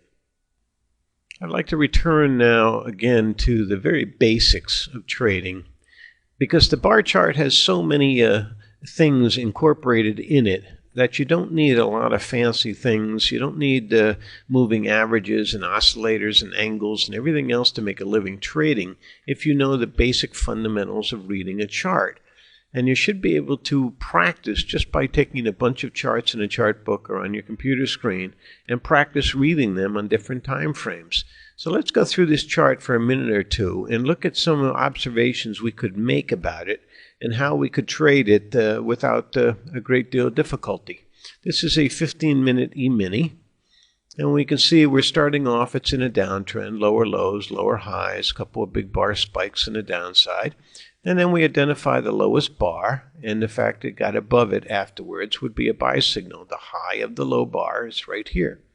And we find out if we had a horizontal line through here, basically this would be, and I guess I'll put that on there for you, this would be your buy signal area. That most of the time, as long as the market was holding above that, it would be bullish. Maybe you could have had a little plunge here and got stopped out, although that only went down to the middle of this. So if you had gone long in here and had to stop at the low, you'd be safe. But let's look what happened. The bar after the first low bar is an overlap bar. The bar after that went to the midpoint of that bar and went higher. The bar after that went down towards the midpoint of the bar and went much higher. The bar after that gave you a little tiny reversal bar and a tiny bit of a sell signal that this was the high of the move. Well, let's first look at this initial impulse wave up from the low to the high. Usually that impulse wave tells you everything about the duration of the move. So if we did a simple thing like put on some support and resistance here, we could see that until it really got above that level, it didn't go anywhere. All through here was a top. When it got above this, it started a new level. But what usually happens is it serves as a good forecasting tool. Whereas if we put our 50% on here, it would forecast that the next top may very well be over in here. And after we get to that level, if we have a little pullback, this top can be used now to forecast the next level. If we put our 50% here, it would now forecast this is the area up here where we could run into trouble. We can also, when we get up in there, we find out that we do have our high bar and we do have a little pullback, and this would be the sell of the high bar. There's not a lot of overlap, and the next day they kind of negate it. So until you really go much under this bar right in here, you're really not getting a major sell signal too much. However, you do have a little impulse wave on the downside with 3 bars, just like you did on the upside here. So what can we do with that? Well, we can take from here and put our 50% on that low. Then we can find out that right here, this first little impulse wave said, okay, if they broke that, they would most likely come down into this area. And when they got down here, if they regained it, got over here and regained the actual sell signal right here, they were probably going to go up and take out the high. So there's a lot of information we can get by doing these swings and 50% of the swings. But going back to the initial bar, after this plunging bar, we had an overlap. It was up. We had the next day was an overlap, so that's an uptrend. We had an overlap here with a pullback to the midpoint. The following day is the first kind of bearish day we had. It only got to the midpoint, and it gave a modest sell signal right here. So we do have 2 or 3 bars down. And then the day after that, there was no overlap at all. It was just a gap and run, and it took out the high from just 2 days prior, basically, or 3 days prior. And so that's a good sign. Usually you will not have more than 3 days where you have 3 lower highs and 3 lower lows without reversing the trend permanently. So here's a case you almost had a downtrend, but it reversed immediately, turning it back into an uptrend and making this a buy signal bar. And then we can see that each of these lows is higher every day. And then now we have a higher high. We do have the high bar for the move, and usually the small little bars at the end of a big move are valid sell signals. When you violate that, you can come on down. So here we had a case where we had a lower one, a lower one, a lower one, and a series of lower ones that went 4, 5, 6 days. But they only came down to the last buy signal level. Then when they turned up again, depending on what was the exact low of this move, maybe if we define this, getting above that over here, we get a potential buy signal area from over here. Now we have a higher bottom with an overlap. Here we have a higher bottom, nice overlap bars, higher bottom, overlap, higher bottom. They're all making higher highs and a very steep angle decline, advance, overlap, overlap, overlap. You even, no matter where you had your stop, if you had it 2 bars back, you see on each case, you never would have been stopped out, because the overlaps were very insignificant. Maybe at the high day here, if you had 2 days back, your stop would be here. So by this day, maybe your stop would be here. You're still not stopped out. But by the time you get over here, if your stop was 2 days back, your stop would have been way above the market. So it's a warning that while you could leave your stop here at the last valid level, you might just want to flush the trade and flatten out and see what happens and not trade it till it either takes out the high or breaks this low. And if it breaks this low, you may want to go short. And we notice now that the best the market can do is try and get back to the 50% of the high bar. Never really gets up there. This is the closest it got. And then it comes down again. And as soon as it violates this, is a reiteration of a secondary sell signal. This is the high. By the end of this day, certainly by this day over here, we can identify this as a sell signal here. So we could either take a little short here, or violating the first sell signal right here, we definitely would go short, because now we have a short on this level. We have 3 days or 3 bars in a row with lower tops. We again reiterate the first top sell signal. So there's a double sell signal right here. So now we would go short. We have some overlap, not much overlap at all here, actually down and down. Our projected target takes us down here, which is also where the last 2-day bottom was.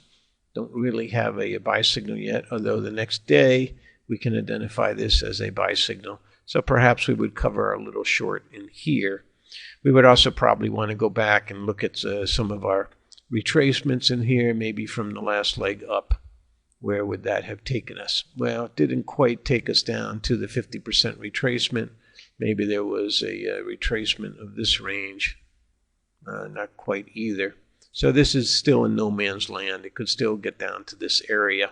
And we count our waves. There's a 1, 2, 3, 4. It looks like there's a 5 waves developing. We could have some simple trend lines on here. Some simple trend lines coming up from the bottom. And they would kind of, where they go to this apex, usually is where the consolidation phase, and it's more of a consolidation because although it's coming down with lower tops, it's really making a big flat horizontal bottom in here. So it's an overall fairly bullish structure that after a steep angle advance and a 5-wave sideways pattern, as soon as it starts a uptrend again in here, not breaking, still a higher bottom right here, keeps making higher highs, we're probably back in an uptrend again. So there's an awful lot by examining each and every bar that we could just trade this bar by bar by bar with the trailing stop, maybe 2 bars back, and use the 50% retracements and get a lot of information out of this chart. If we move our chart forward a little bit, maybe we could move this trend line up and see that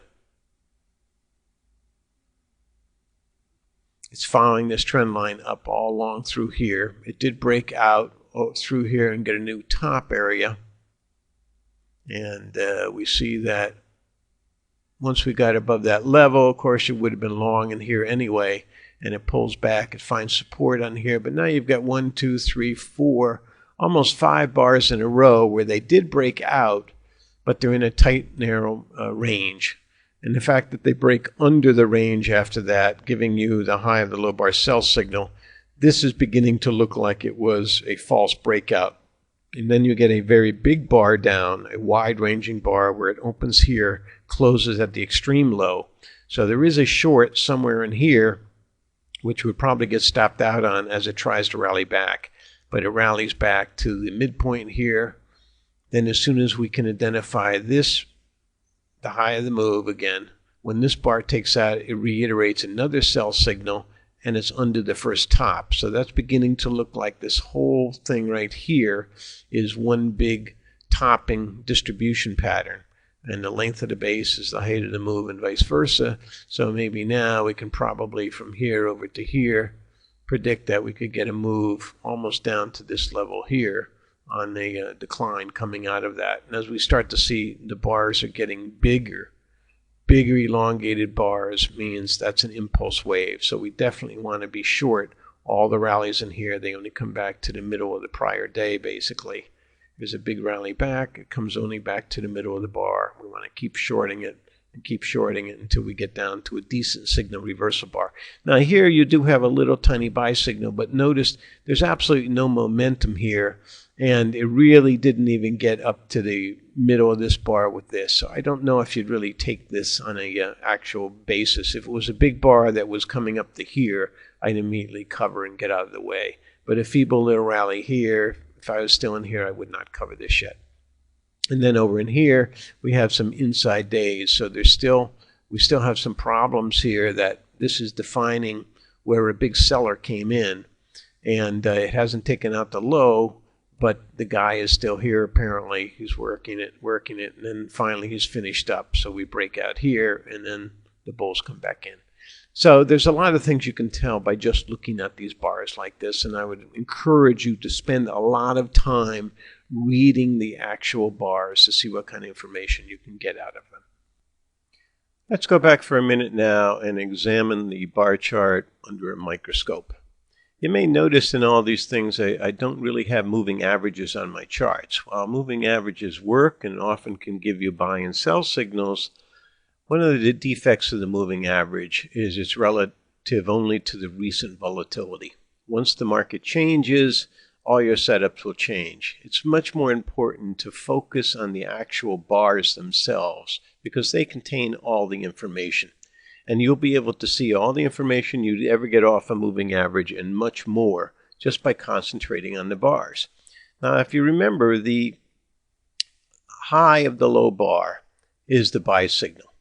Well, this is also like a genetic DNA. And there's a lot of things that go on here with these bars. Usually the width of the bar tells you a lot of information. For one thing, the width of a big bar like this can tell you something about a time cycle. If we were to take this bar and turn it sideways, and one way to turn it sideways would be to draw a circle around it, because at that point we can now say, okay, the length of this turned sideways goes out here. We find out that the actual width of that bar gives you something like this. And it can pinpoint the low often. It's not an accident that that happened. We can do it over here with this little bar too. And we will find that usually these highs and lows can often be pinpointed.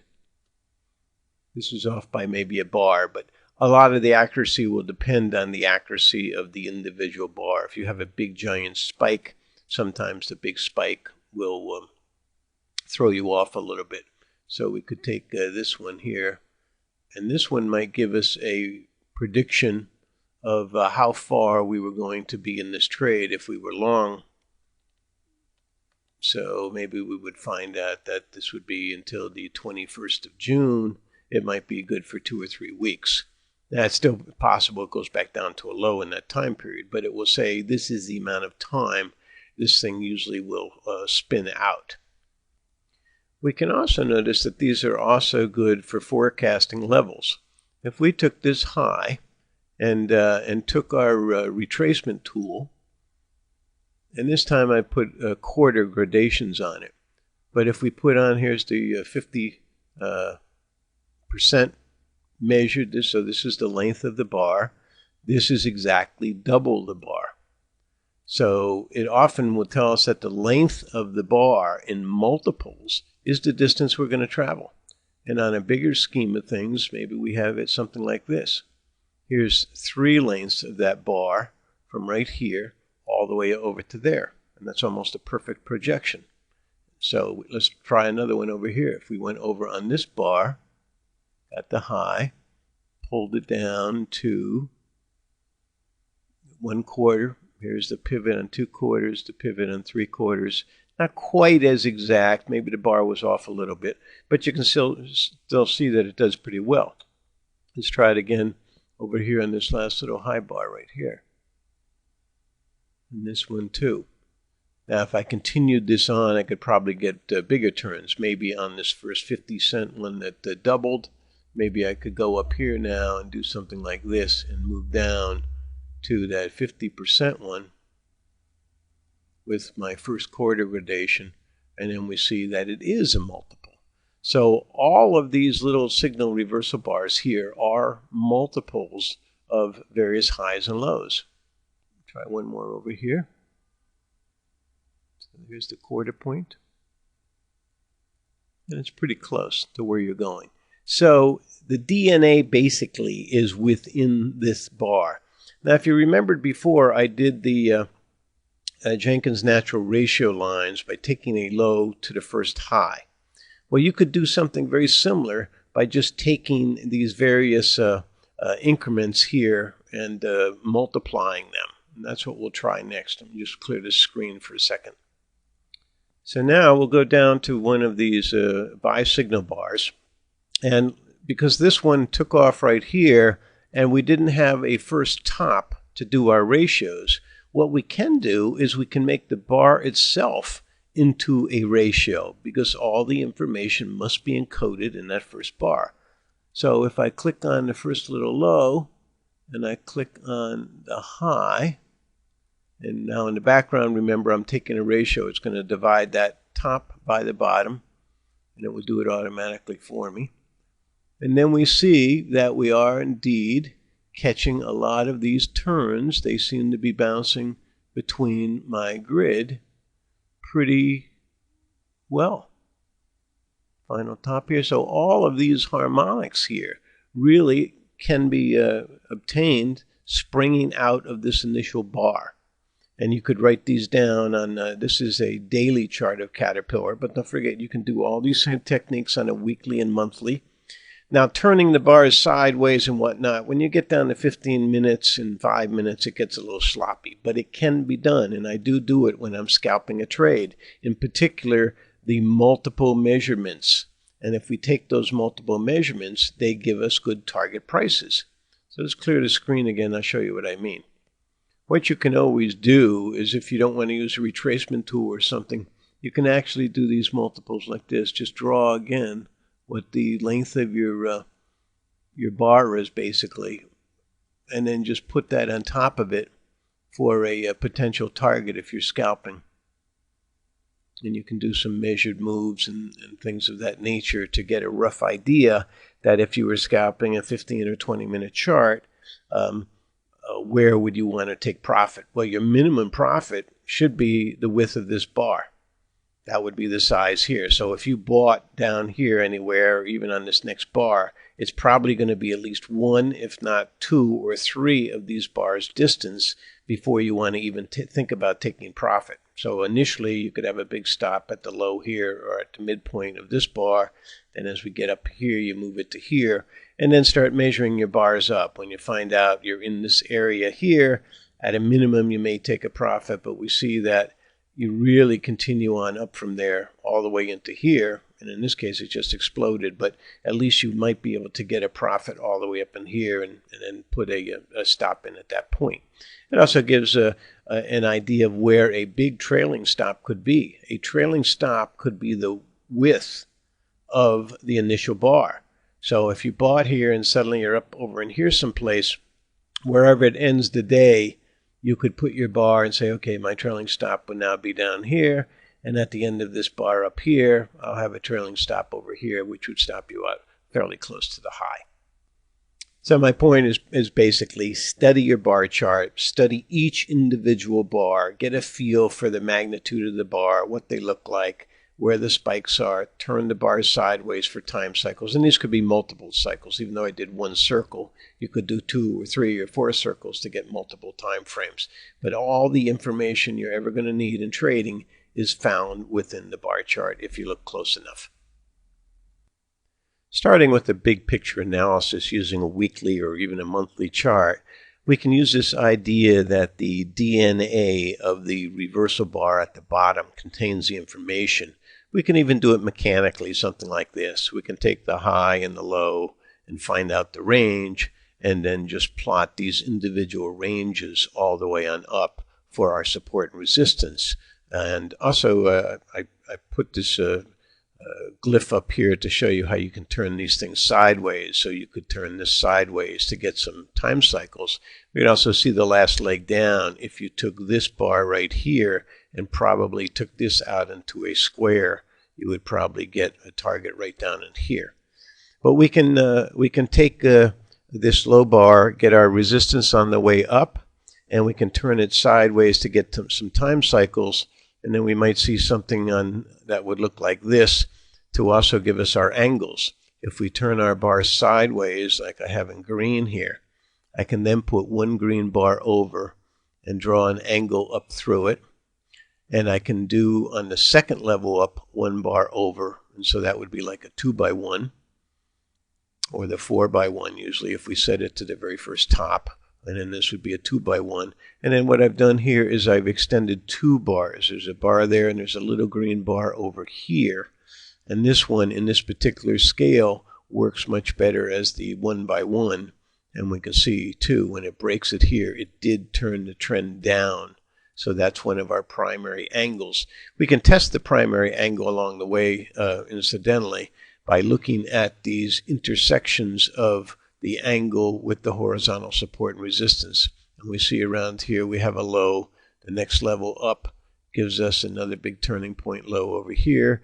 The next level over here gives us another low. The next level over here gives us another low. So now we're starting to see our lows on the weekly chart, which are significant because you're getting 3 or 4 week rallies out of those.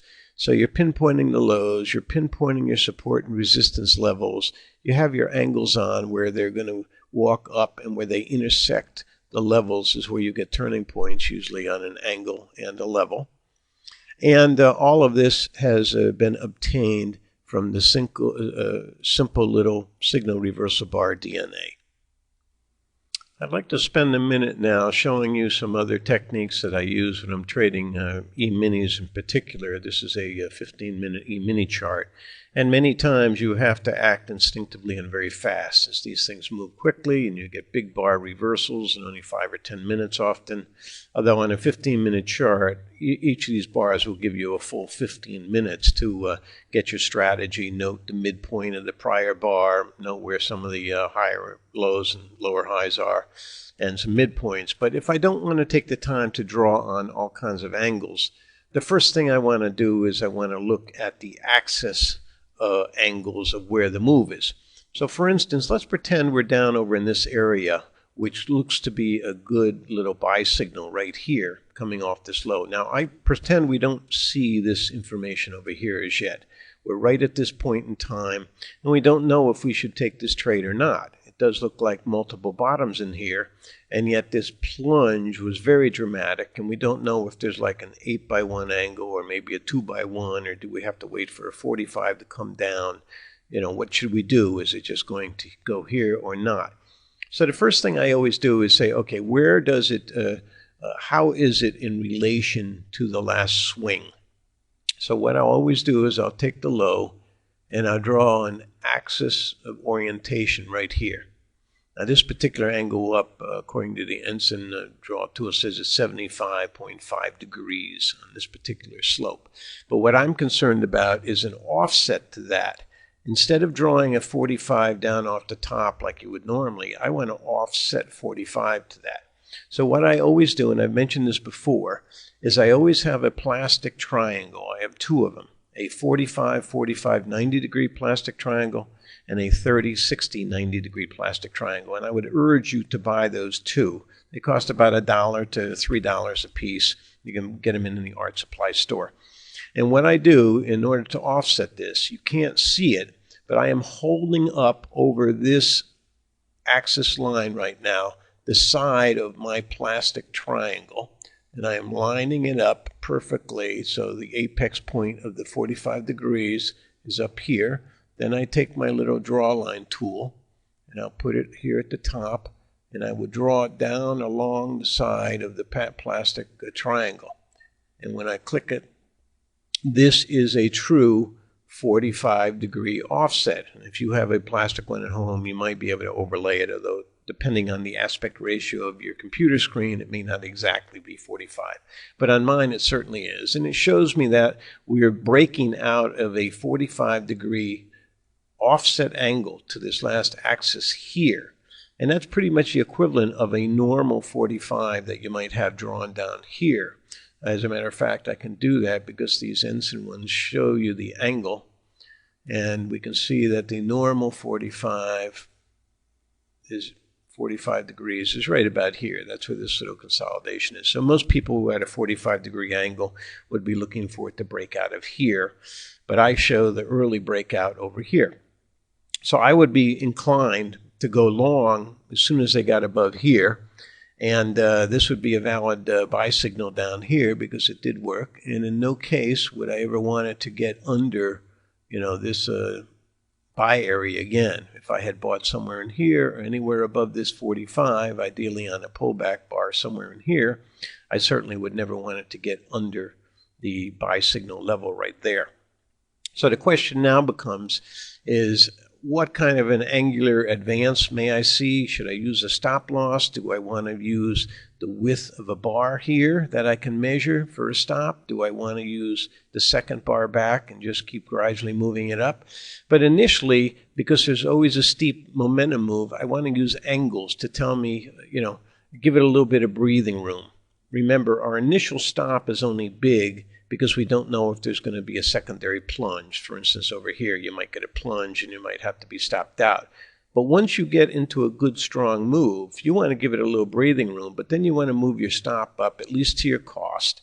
So you'll never lose money on the trade, but since you're not going to lose money on the trade, you want it to run a little bit, and maybe a 1% stop is too small. Maybe you need a 2 or 3% stop on profits, not on your cost. Once you're above cost and going up, never ever lose money on the trade. But then your stop can be a little bit bigger if you're just playing with profits.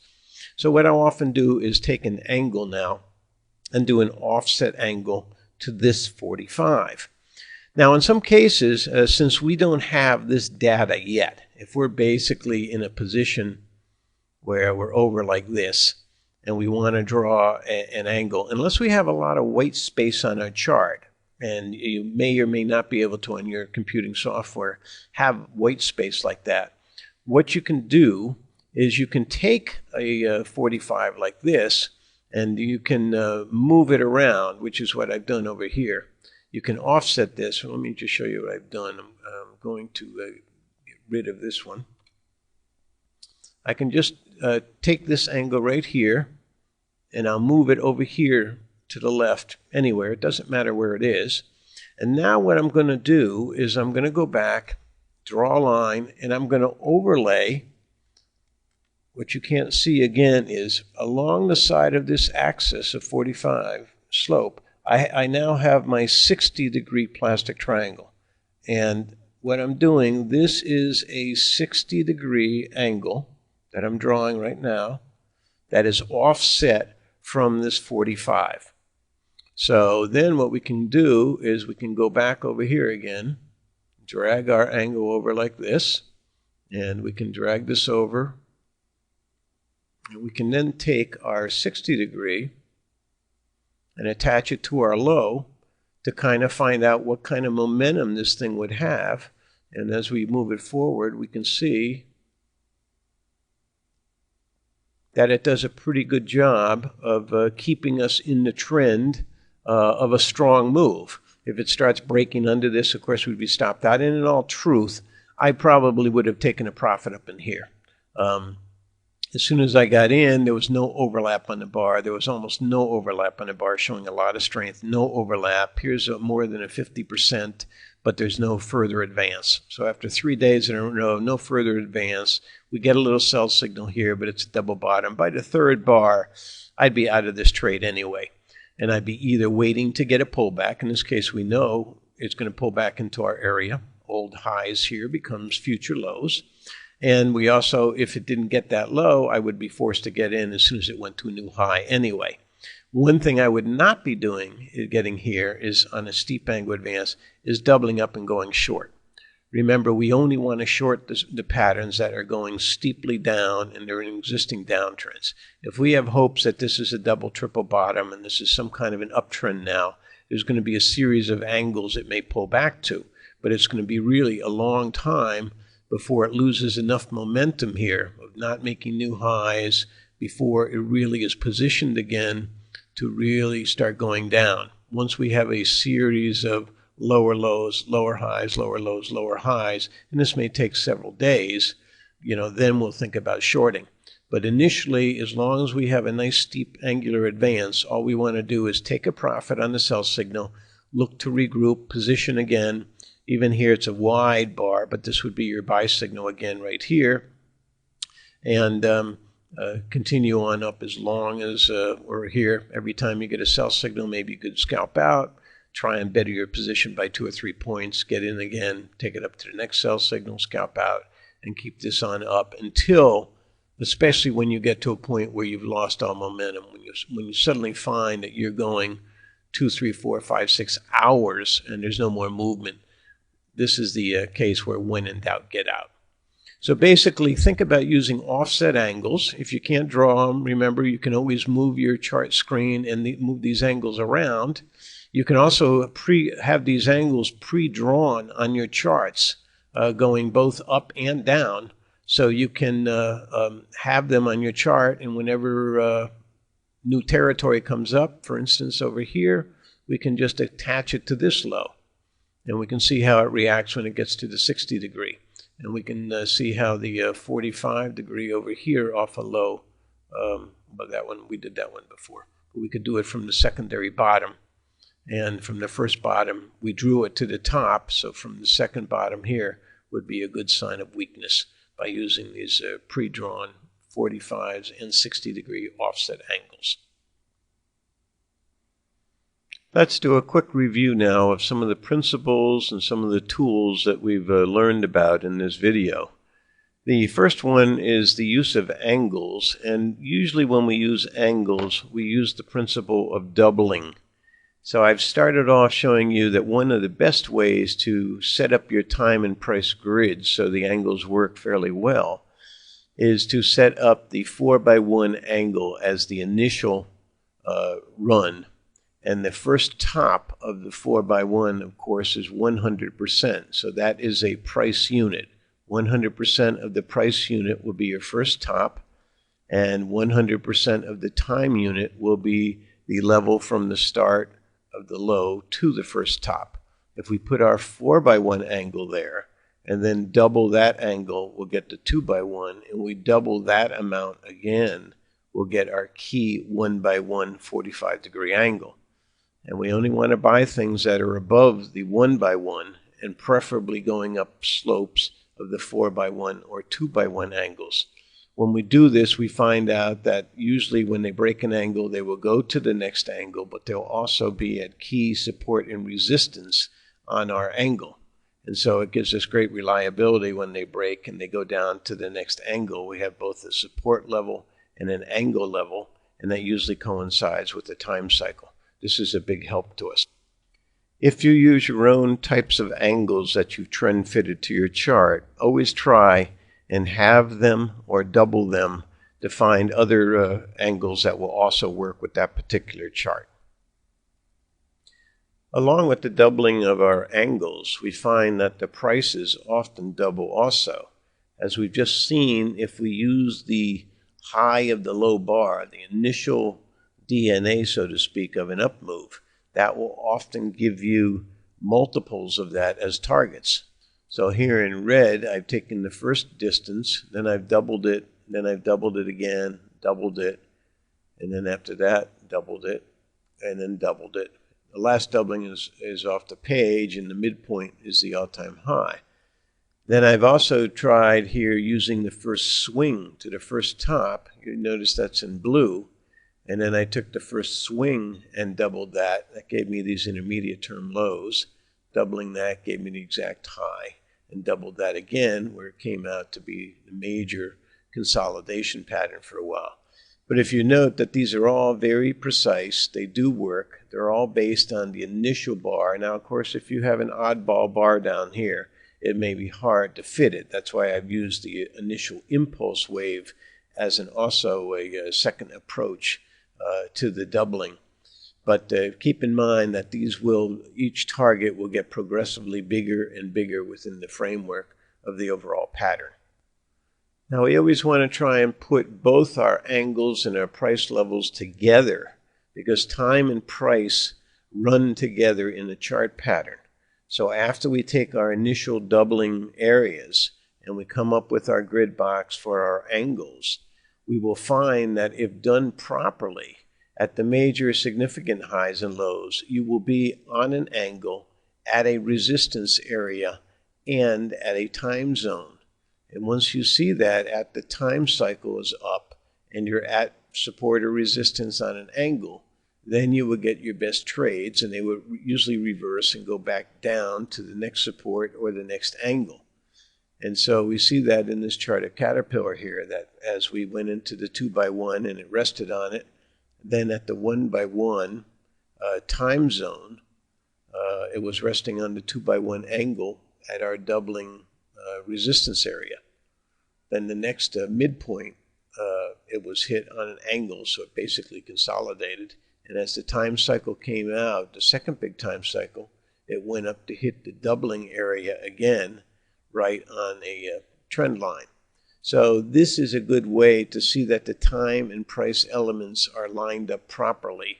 And when they do line up that way, they have a much better forecasting abilities, and we can make better assumptions about what's happening in the future. So using these ideas, we can come up with a very simple trading strategy. One might be to identify the low of the high bar and use our measuring device here to double it and then double it again and then double it again. And on the initial breakaway, perhaps we either bought it on a big wide-ranging bar getting away from the high of the low bar buy signal, or if it gets away from us one measured move at this first red level, we'll wait for any kind of a dip back to the 50% of the two levels, because most of the time they will pull back towards that 50%. And that's where we can enter safely and have a stop under the low of the high bar if they break under that. Then once they exceed this first doubling level, they will go to the next target most of the time. And that would be an area where we could either scalp out a profit, or if it's very powerful, we may hold on with a trailing stop. But usually I'll scalp out a profit there and then patiently wait to see if it's going to consolidate and go up, or if it does consolidate and come down, that we usually pull back to the 50% point again. And that's where we re-enter the trade for the next leg up. Now, in this case, it went up, and this red level, remember, is a midpoint. It's not a doubling. When we double this 50% level here, it goes up to this top. And so that's why we had a little consolidation here, and the actual target of the doubling was up in this area. So we'll see on this next day of this particular chart, the follow-through to it. This was that midpoint right here. It actually did get to our target zone, where you could have sold out here, up in here. And then it bounced around for a while and did not really take out any highs. But then it did have a plunge where it came right back down to our ideal buy point again at the 50% mark between the two levels. So at this point, we'd re-enter the trade again on the first little buy signal that we see, the high of the low bar. You can also incorporate into your strategies this slope principle I've mentioned. After we take the low of the high of the low bar here and we start doubling it to get our potential targets, and we go up to these target areas and break, we can take our first major impulse wave and put on our slope, and then keep dragging over that identical slope under each of the subsequent highs and lows. And usually the market will trend up until that slope is broken. Here it almost hit our doubling target again. When it comes down in a pattern like this, where it's been in a downtrend already and it breaks the slope, then it will usually pull back to the full midpoint again. And at that point we can have another angle coming up to give us an idea of how long it could last. As long as it's above that slope, we stay long, and we liquidate as it starts to break under that slope. Now, in long-term swings, perhaps we'll use a weekly chart, which is really ideal for gauging the length of a new bull market. Once we see our pivot signal, the high of the low bar, we've identified that.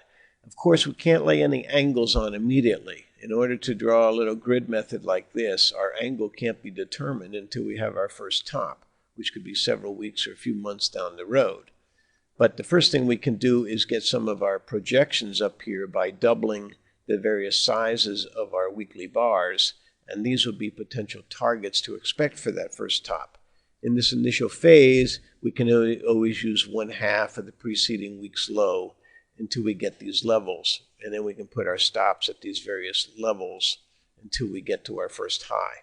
Once we have our first high, then of course we can put on our little Gantt box grid here, put on our 4x1s and our 2x1s and our 1x1 angles, and the market will usually follow those all the way up, still respecting the principles of the doubling and the midpoints of the doublings. As we see here, a perfect high. It broke an angle, but remember, breaking an angle per se does not change the trend.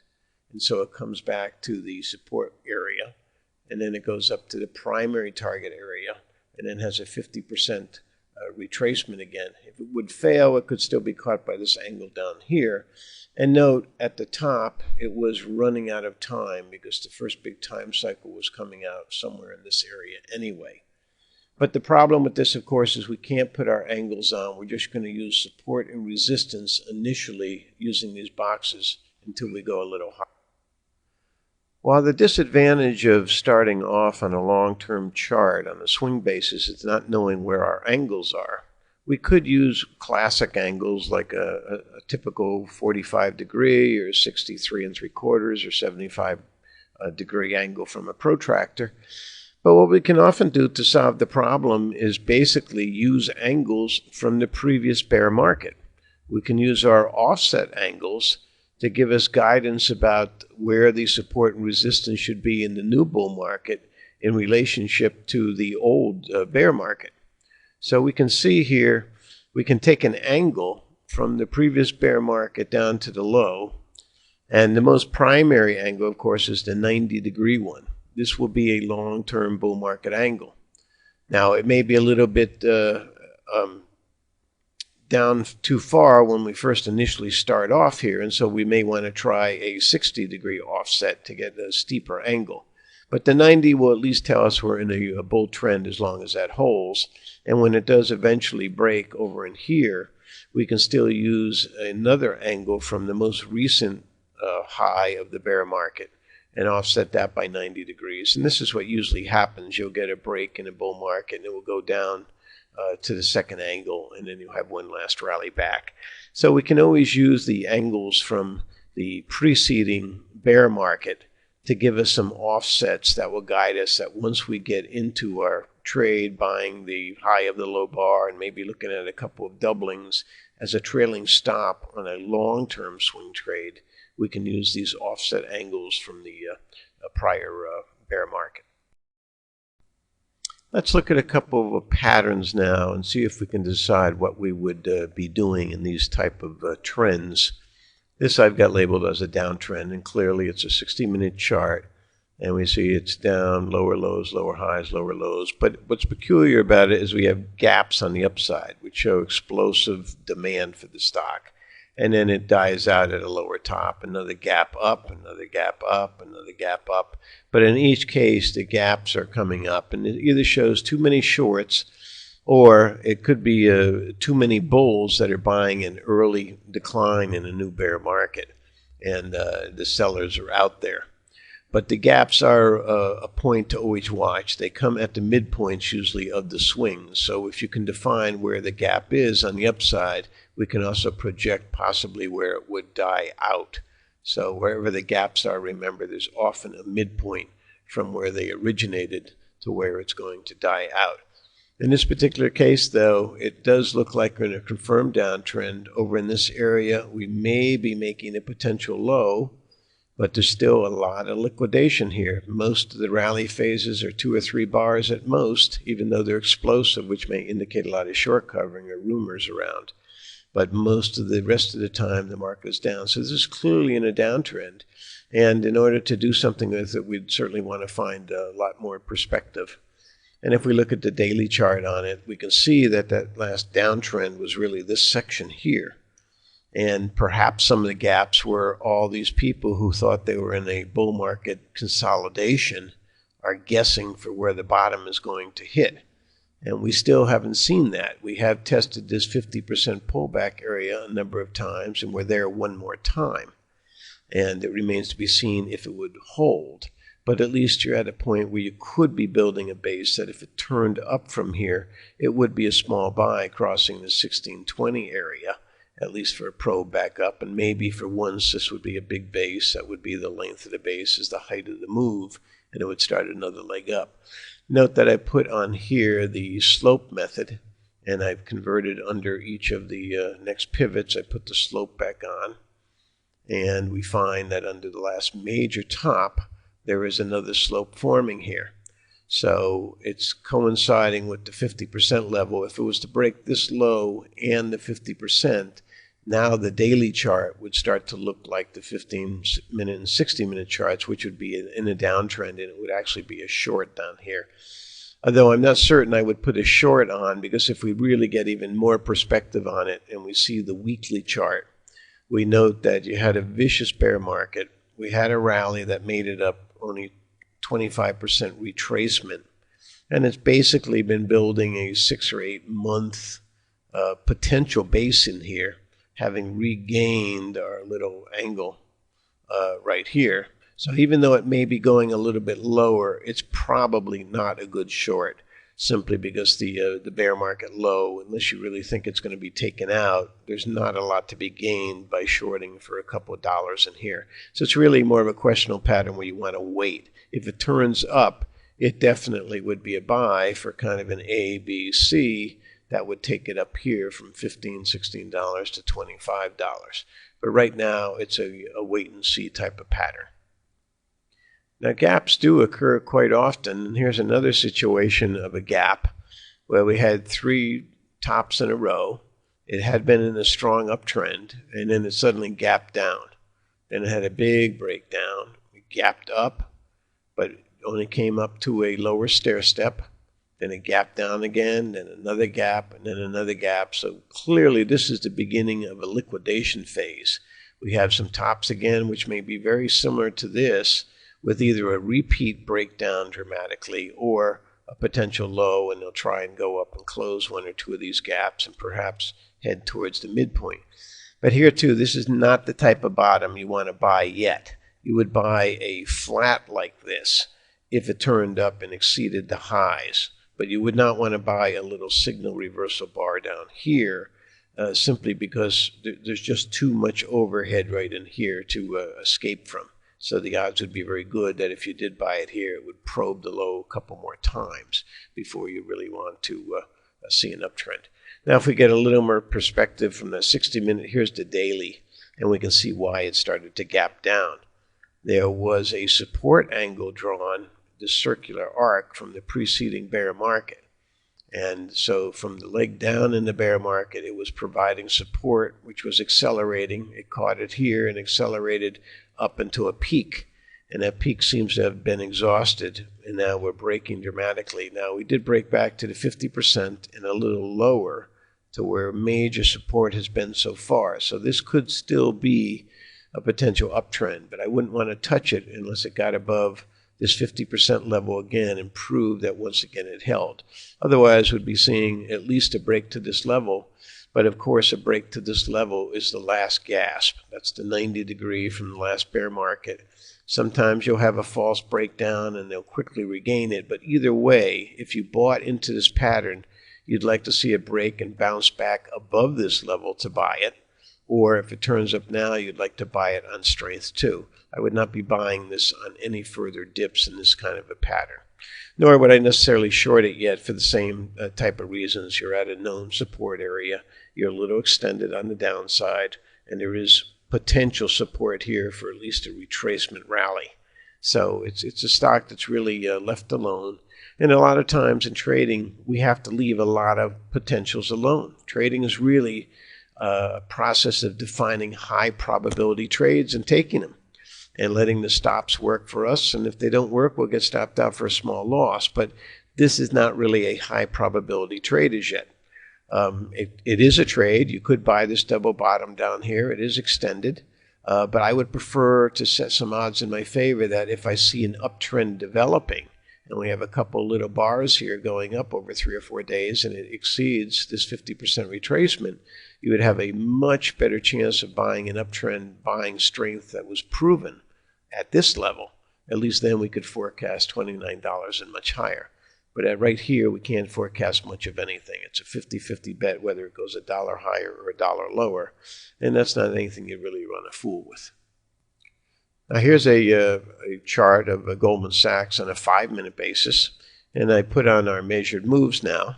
We've first done our little measurements here of doubling. And we can see that the doubling targets were hit up here. So you've got a triple top pattern. It's pulled back a couple of times to the 50% level. And I put on the average correction, at least in the preceding week or two.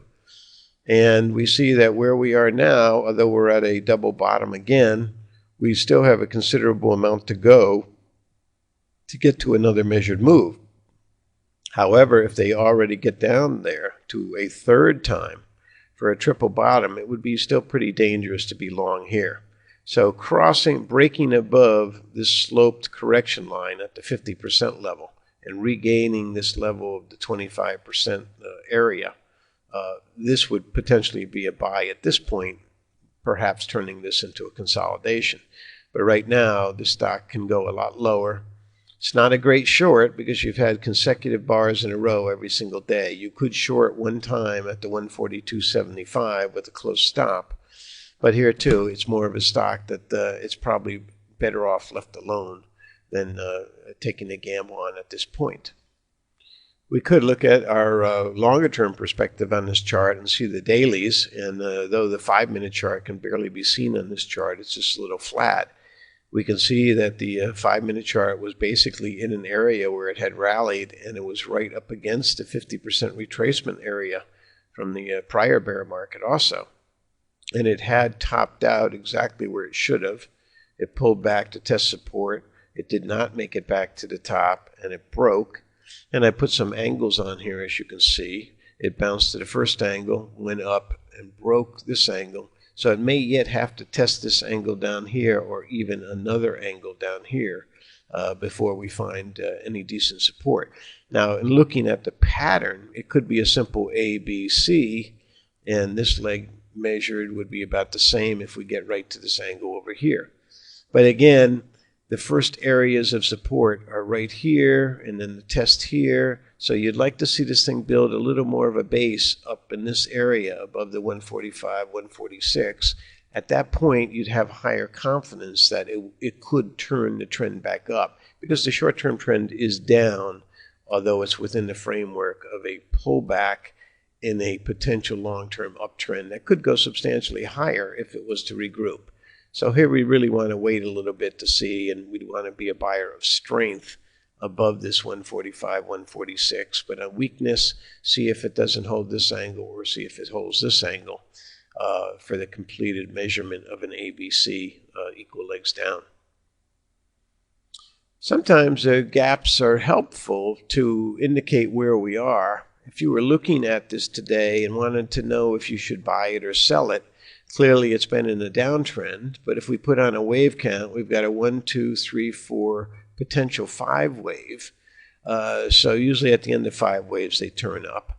And if we put on our little retracements, we can find out that the 50% area, if assuming that this is going to turn out to be a low where we are, we find out then the 50% went right smack through the middle of a gap and caused a top over here.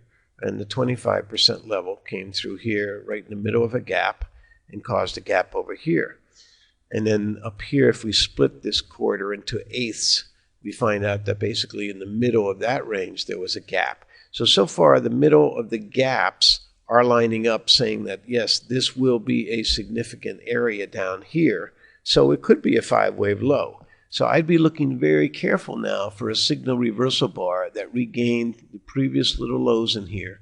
And if we got this thing towards 76 3/4, I'd be tempted to go long, knowing there'd be an angle coming down here that might be breaking out, and using the low of the move here as my stop. Because if it turns up here, we could easily close the gap, and you could make at least $1 or $2, and it could actually start an uptrend again after a 5-wave down. So this would be a potential buy based on the fact that our gaps are indicating this is some kind of powerful level. Now, of course, if it continues down, this might just be the midpoint of a much bigger drop for another 10 points or more lower. So I'd only be interested at this particular level and turning up to be a buyer of it. Now here's that past chart we saw that was going down, and we see why it may be making a stand here. It is at one of the areas of a pullback where it had a previous low, and I have an offset angle here of 45 degrees from the last run up down, so it's trying to escape from the resistance of that 45 degree, which is potentially bullish. And I've gone back to our lows here and showed you some circle techniques. From the first little top, there was a circle that went down and caused a little low over in here. And then from the first little top over here, note both the top of the circle was resistance right in here, and then the bottom of the circle gave us a little pivot. And then the next top over here gave us resistance, which turned out to be a gap. And then it came down here as a low. And then the third one up here was coinciding with not only this little top, but also this level, which is trying to make a stand on right now. And the bottom of this circular arc gave us basically a high here. So we know the circle top is an area where it could be resting on. Now, using this last top over here, we do have a potential low coming in, which still seems to be about a week away or so.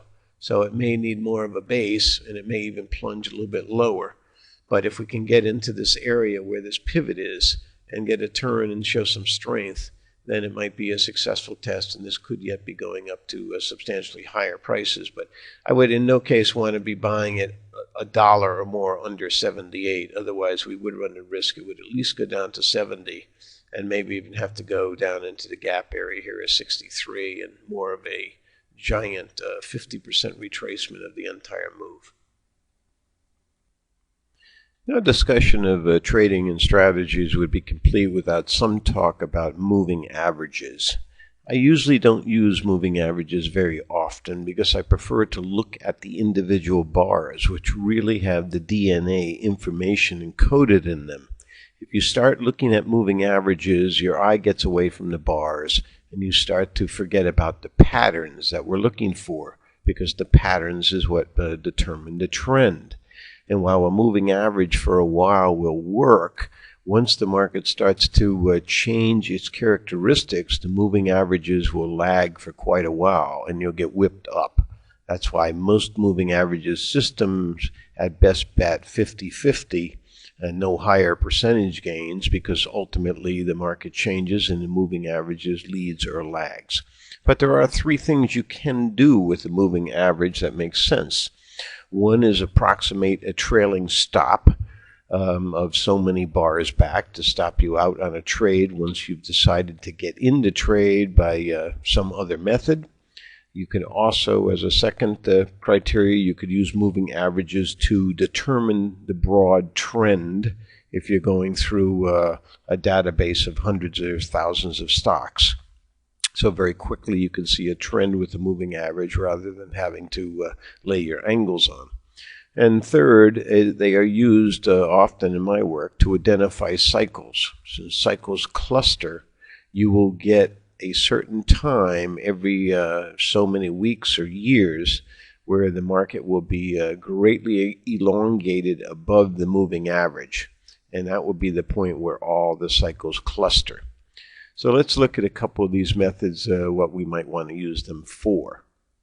On this first chart is a 60-minute chart of Goldman Sachs. And I have on here a simple three-day moving average of the low. And this could be used if you were going to use a trailing stop of 2 to 3 bars back. So let's say you have this little decline, and at some point you take the low of the high buy signal bar. Maybe you had an angle coming down to be extra safe, but somewhere in here you'd be going long. And at that point you would use your stop as the 3-day moving average. If you had a steep momentum advance, these works very well, and they'll keep you in the trade for quite some time. Over in here you actually got stopped out, then they went down. Now you might have gotten back in here. Although this was the low of the decline, usually if you get a tiny little bar after it and they're slightly higher, slightly lower, that usually is a good buy signal to get back in as the high of a low bar. But by the third day after that, you would consider a buy. And so if you did buy it again, you'd still be in, possibly get stopped out here, possibly here. It's a little close to call. But remember, these are moving averages. So let's say you did get in here and you're worried about getting stopped out here. But if you went back 1, 2, or 3 bars, you may really logistically have a stop at like the midpoint of the 3rd bar back. If you see it was a very big bar, you could still have a stop at the low, and then only after you get into this choppy range would you move your stops up. So I wouldn't necessarily have the stop right on the moving average, but it's something to look at to see where you could stop yourself out. And certainly if you get to the point where you're going through the moving average and it is turning down, you definitely at that point show that there's a downward bias and you would be stopped out. But we can see in here you can capture long runs at a time over several hours and quite a few points by just being objective and using some kind of a moving average on a short-term basis. Now I mentioned previously that the definition of a bull or a bear market often hinges on the fact that you've broken back below 90 days ago. So if you're trading at a price level not seen in 90 days, most of the time you're in a bear market. So if you are a very long swing trader, a mutual fund investor or something like that, and you're using a weekly stop loss, at the worst case, you would want to be stopped out if you saw your price go back 90 days, which is about 3 months, which is about 12 weeks.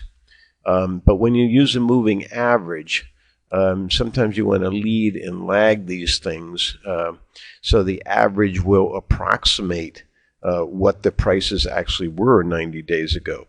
You don't have to be a rocket scientist to figure these out. One simple way would be just draw a line like I have here in December and another one in September. So this is our 90-day period. And then we can take a bar that's in between here, and this would be a measuring bar of a 90-day distance. And we see here that the prices about 90 days ago are right at our moving average. So to that extent, the moving average is approximating prices 90 days ago. If we look a little closer at this, we can see that our bar won't always be 90 days ago. It approximates it. So as you look, as I move this across here, you'll see here's the 90-day prices 90 days ago, and here's our moving average. So today, we're still well above our moving average, and by the time we break it, we are getting below or pretty close to where they were 90 days ago. And we can see all along here, the moving average is pretty close to it. But there again, you may want to verify it with a bar or something like this to actually see what's going on. If at a point like this, where you're going to be going up 90 days ago, you're clearly going to violate your moving average because these prices are not going to be turning up dramatically. But oftentimes you'll see a consolidation like this where it may hit the moving average and not really mean anything, and you can anticipate there may just be a consolidation. So we can take this moving average and go all the way back through time in a number of places and see how it works. Here's another event. Maybe we got in at the low of a high bar over here, and this would keep us in the trend until somewhere over in here. And when we're going over in here, we could check our averages to see, okay, at this point, are we really under prices? Yeah, it looks like we're probably getting under prices 90 days ago.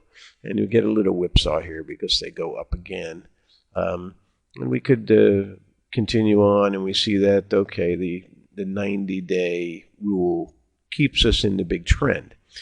Now, there is a problem with this, of course. There's an obvious problem with using this as a stop loss. And the obvious problem is your money management. Although you don't get stopped out on this 90-day moving average, which is a 18-week moving average approximating like 90 days, look at the percentage loss you have to undertake in a position before you get stopped out. Over here, the stock is 163, and down here, if it plunged, it would go to 136. So you could be losing 20 or 30% of your money on some trades if you got in and it came all the way back down using this as your trailing stop. So you don't really want to use this as a trailing stop so much as you want to use it to identify the main trend. If we're going through a number of stocks and we're trying to find ones to buy and sell, you know we want to buy the dips in an uptrend. So when we have these moving averages put on anywhere in here, we can objectively say, yes, the stock is still in an uptrend, even though it's been down for 2 or 3 weeks. Maybe it's going to be a 6-week correction in the bull market. And anytime we have an ordinary dip on maybe a 1-week basis or a 3 or 4 trading day basis, as long as they're making higher bottoms, we can justify going long. And then maybe we can use our actual stop as the low of the prior week, or maybe a 3-day individual day stop, which might be the midpoint of the prior week. And at that point, we can fine-tune our money management so we're only going to lose 1 or 2% on our trades. And at the same time, when we do lose that 1% on our trade or with a trailing stop and we get stopped out, we can see what the big picture is. After a correction and the moving averages turn up, we can see where we want to be certain that we think about getting back in again on a buy signal, that the long-term trend may be reasserting itself. So in this way, a moving average can be used to show the trend fairly clearly and very quickly on a scan of hundreds of different stocks. And once we find that the trend is up long term, then we want to look for some kind of correction on a 60-minute chart or on a daily chart to look for the low of the high bar and get an entry point, and then fine-tune our stop with maybe the 60-minute chart trailing stop on a 3-bar average or something like that. I had mentioned that the third way we use a moving average is for cycles and identifying cycles. So if we have a moving average that seems to fit the data pretty well, what we want to do is we want to identify the biggest elongation or the amount that the price structure ever gets above the moving average. And once we find that, we check to see that here it's a little bit bigger, not quite as big, But there will be times when if you get this high and then you get that high again, you're going to be the maximum the market can go because all the cycles cluster. So what I mean by that is maybe there's a 15-week cycle and there's a 20-week cycle and there might be a 40-week cycle, but somewhere along there they will all gang up and there'll be a common denominator at a point that will be the greatest it can be above the moving average. And in the future, you're going to have that same amount, the greatest amount it ever goes under the moving average. Now here we had a bigger one, so I know I don't have enough data. Preferably you go through about 10 years of data to find out where these great big moves are. But as you find yourself so much above a moving average, there is this regression to the mean, where they will try and get back to the moving average. And some people prefer to put envelopes on. And you can put this an envelope over your moving average at the extremes it ever goes to. And that's a good way of identifying where cycles are. And once you identify where the cycle is, you start to count how many weeks there are between these extremes. And that gives you a good idea of what long-term cycles are operating in the market.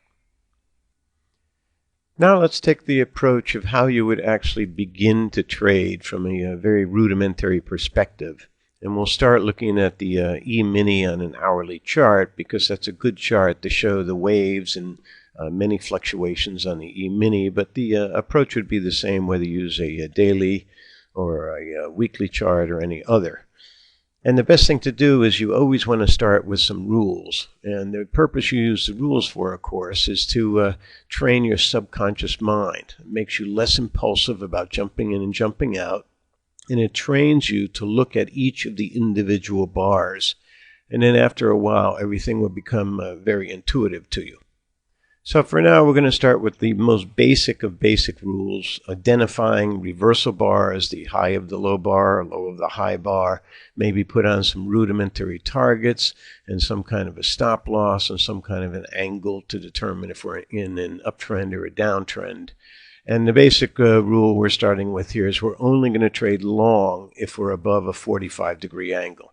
Now, as you've seen prior, there are many ways to calculate a properly scaled 45 besides just drawing a 45-degree on your chart. But in principle, when I refer to the 45, for now it just means that whatever scale you're going to use, and hopefully it will be a properly drawn chart with a good scale, but the idea is we want to trade stocks long that are actually going up. And they won't be going up if they're below a 45-degree angle. And then if we do trade long above the 45-degree angle, the reversal bar that we see is only made to liquidate and not go short. Because usually you just have a small little pullback of 3 or 4 bars and then you'll go right back to a new high. So as long as you're still above a 45-degree angle and you see a reversal sell signal, basically, you liquidate your long and look to regroup and go long again. The only time we're going to go short is when you actually have moved over enough in time and price on the chart that you've broken through the 45 from the last low, and then you get a reversal sell signal and you're actually declining under a 45-degree from that high. At that point, you will be going short. For this preliminary study, we'll use a trailing stop of 3 bars back. So under any circumstances, basically, if the market plunges back 3 bars, we'd be stopped out. But in most cases, if we have a runaway move, that won't happen, and we would be selling at the signal reversal bar. Remember, once we identify the high of the move so far on a day-to-day basis, identify the highest bar when it breaks the low under that bar. If we are at one of our measured move targets, we use that to exit.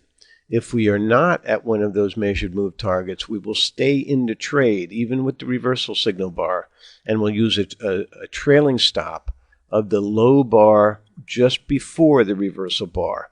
So when you identify that high bar, pick the bar leading up to that. Because believe it or not, 80% of the time, there's a great big giant bar up, and then you get a little sell signal.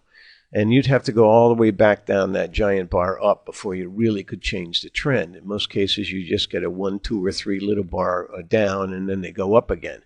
But if you have a series of little tiny bars that are pushing up to new highs and they fail, then when you break both the signal reversal bar and the bar before that, it's usually a legitimate sell. And I also say if stopped out, get back in if you have 100% retracement of the bar you were stopped out on. Sometimes they just run the stops, especially on the E-minis. They do it all the time just to get you, and then they run back up. And so if you're above the 45-degree angle in a long, you get stopped out, you can get right back in if the market's going to close on that bar back above where your stop out level was. So consider stops basically on closes. You have to have a stop intraday and intrabar to protect yourself in case there is a crash. But often if you get stopped out when they just run stops and the overall trend is strong, if that bar closes back up above your stop, then that was basically just a whipsaw. You have to get in and assume the stop was not really violated. Commissions are very cheap, so it doesn't cost you anything to get back in, and you don't want to lose your position.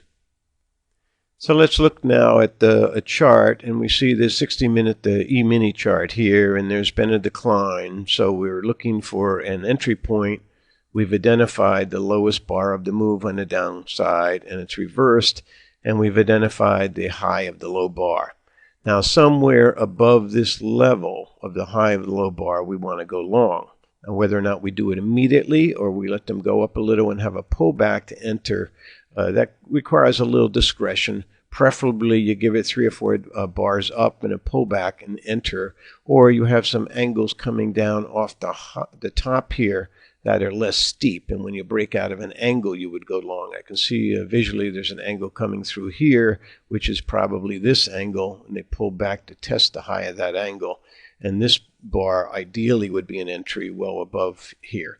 But regardless of where your entry point is, we've identified the place where the low was made. And now we have a problem because as you move your charts around, they're going to be misscaled all the time. So initially, we have to do a quick and dirty scale of what would be a good 45.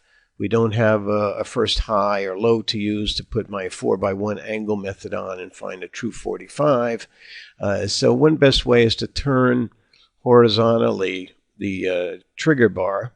And I said the best way to do that is use a circle. And that way the radius vector horizontally would be a 1x1. And the 45-degree angle going up through that would be a decent 45 angle that you could use.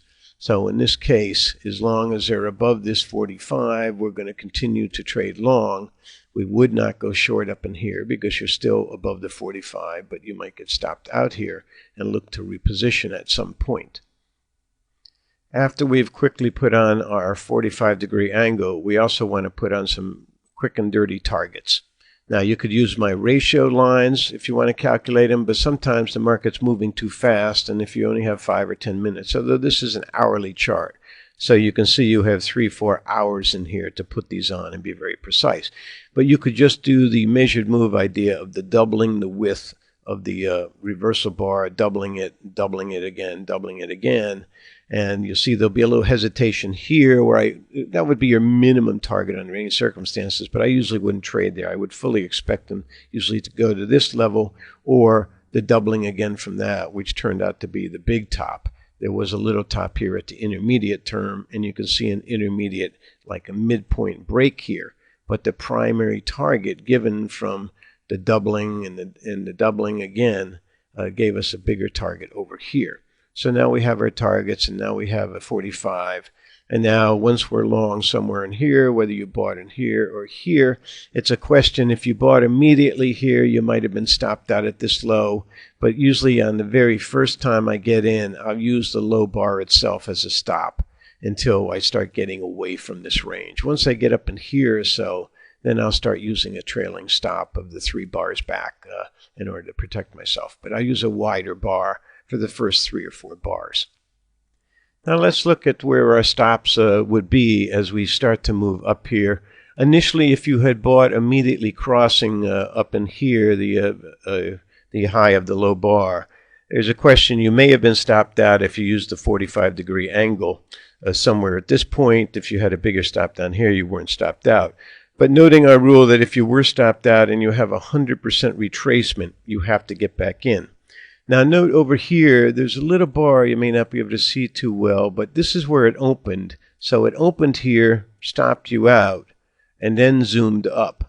So as from that point of the bar, if it was a day, it was a day. But during that hour, the fact that you were stopped out here and then you exceed that opening level, this is like 100% reversal. So somewhere up in here, certainly crossing the previous high of a bar or two ago, you'd have to get back long again. And then we go up to our first target area. So one of the rules is you could use a signal reversal bar at a target area. So the question is this the breakdown here of the signal reversal bar low? Sometimes it's a little bit subjective. If there's no momentum and there's a tiny overlap, I usually don't sell out anyway. But the rule, remember, as we said, is use the bar before the signal reversal bar. So this is the bar before the signal reversal bar. So if we were going to respect the sell signal generated here, let's look at the bar before and use that still as our stop. So we're not stopped out here. Then we go up into this area and we're at our target, but we blow right on through. So now we get a big bar we identify over in here as the high of the move, but it's a great big giant bar. And usually you see the big giant bars often only have corrections that go sideways down to where they started from. This happens the vast majority of cases, that they only retrace the width of that bar. So that's why I usually use the stop at the low of the bar preceding that. So this would be your stop on a big bar like this, and you could ride out this correction. And you would also see on your targets you're pulling back to a potential support area at this 50% marker. So you're still in it from here, you're going on up. Now we have another, you're at one of the targets again, and you do have a signal reversal bar. This is the high of the low. We've broken it at this point, and we look at the bar before that, and the bar before that too was broken, so we would be stopped out here. And we would not be going short because we're well above the 45, so we'd just be waiting to see if we can find a better entry point. Then we have a little creep back. You don't really have 100% retracement right away. Even if you jump back in here as 100% retracement, you would have to immediately reiterate the sell stop if you had bought them here and you got to this point. But no matter what, this would be your permanent stop until you get back in again. And then we see we have a big breakdown. They bounce off the level, but we can't buy just on here because there's no pattern of a buy. We go down to a low that approaches one of our targets, and we could identify down here the high of the low bar and go long in here with a trailing stop 3 bars back. Remember, the trailing stop is the 3rd bar back unless it's a signal reversal bar, and then we use the bar immediately before that. And then we see we work our way back up the angle again to another high. After we get stopped out and we have our correction here, first thing we want to do, of course, is put on our retracement lines, and so we can see where the resistance is. Now, you may have gone long here at this high of the low bar, though I say it's not a safe long yet because it's a pretty strong decline. A safer entry point would be when you cross the 50% level of the swing down. So you could always buy it in here above the 50% and use your trailing stop at that point. Note too, the 45-degree angle now I have shifted. I have borrowed it from over here and dragged it over, knowing that the slopes from the low to the highs usually repeat identically. So do these 45s and stop out angles.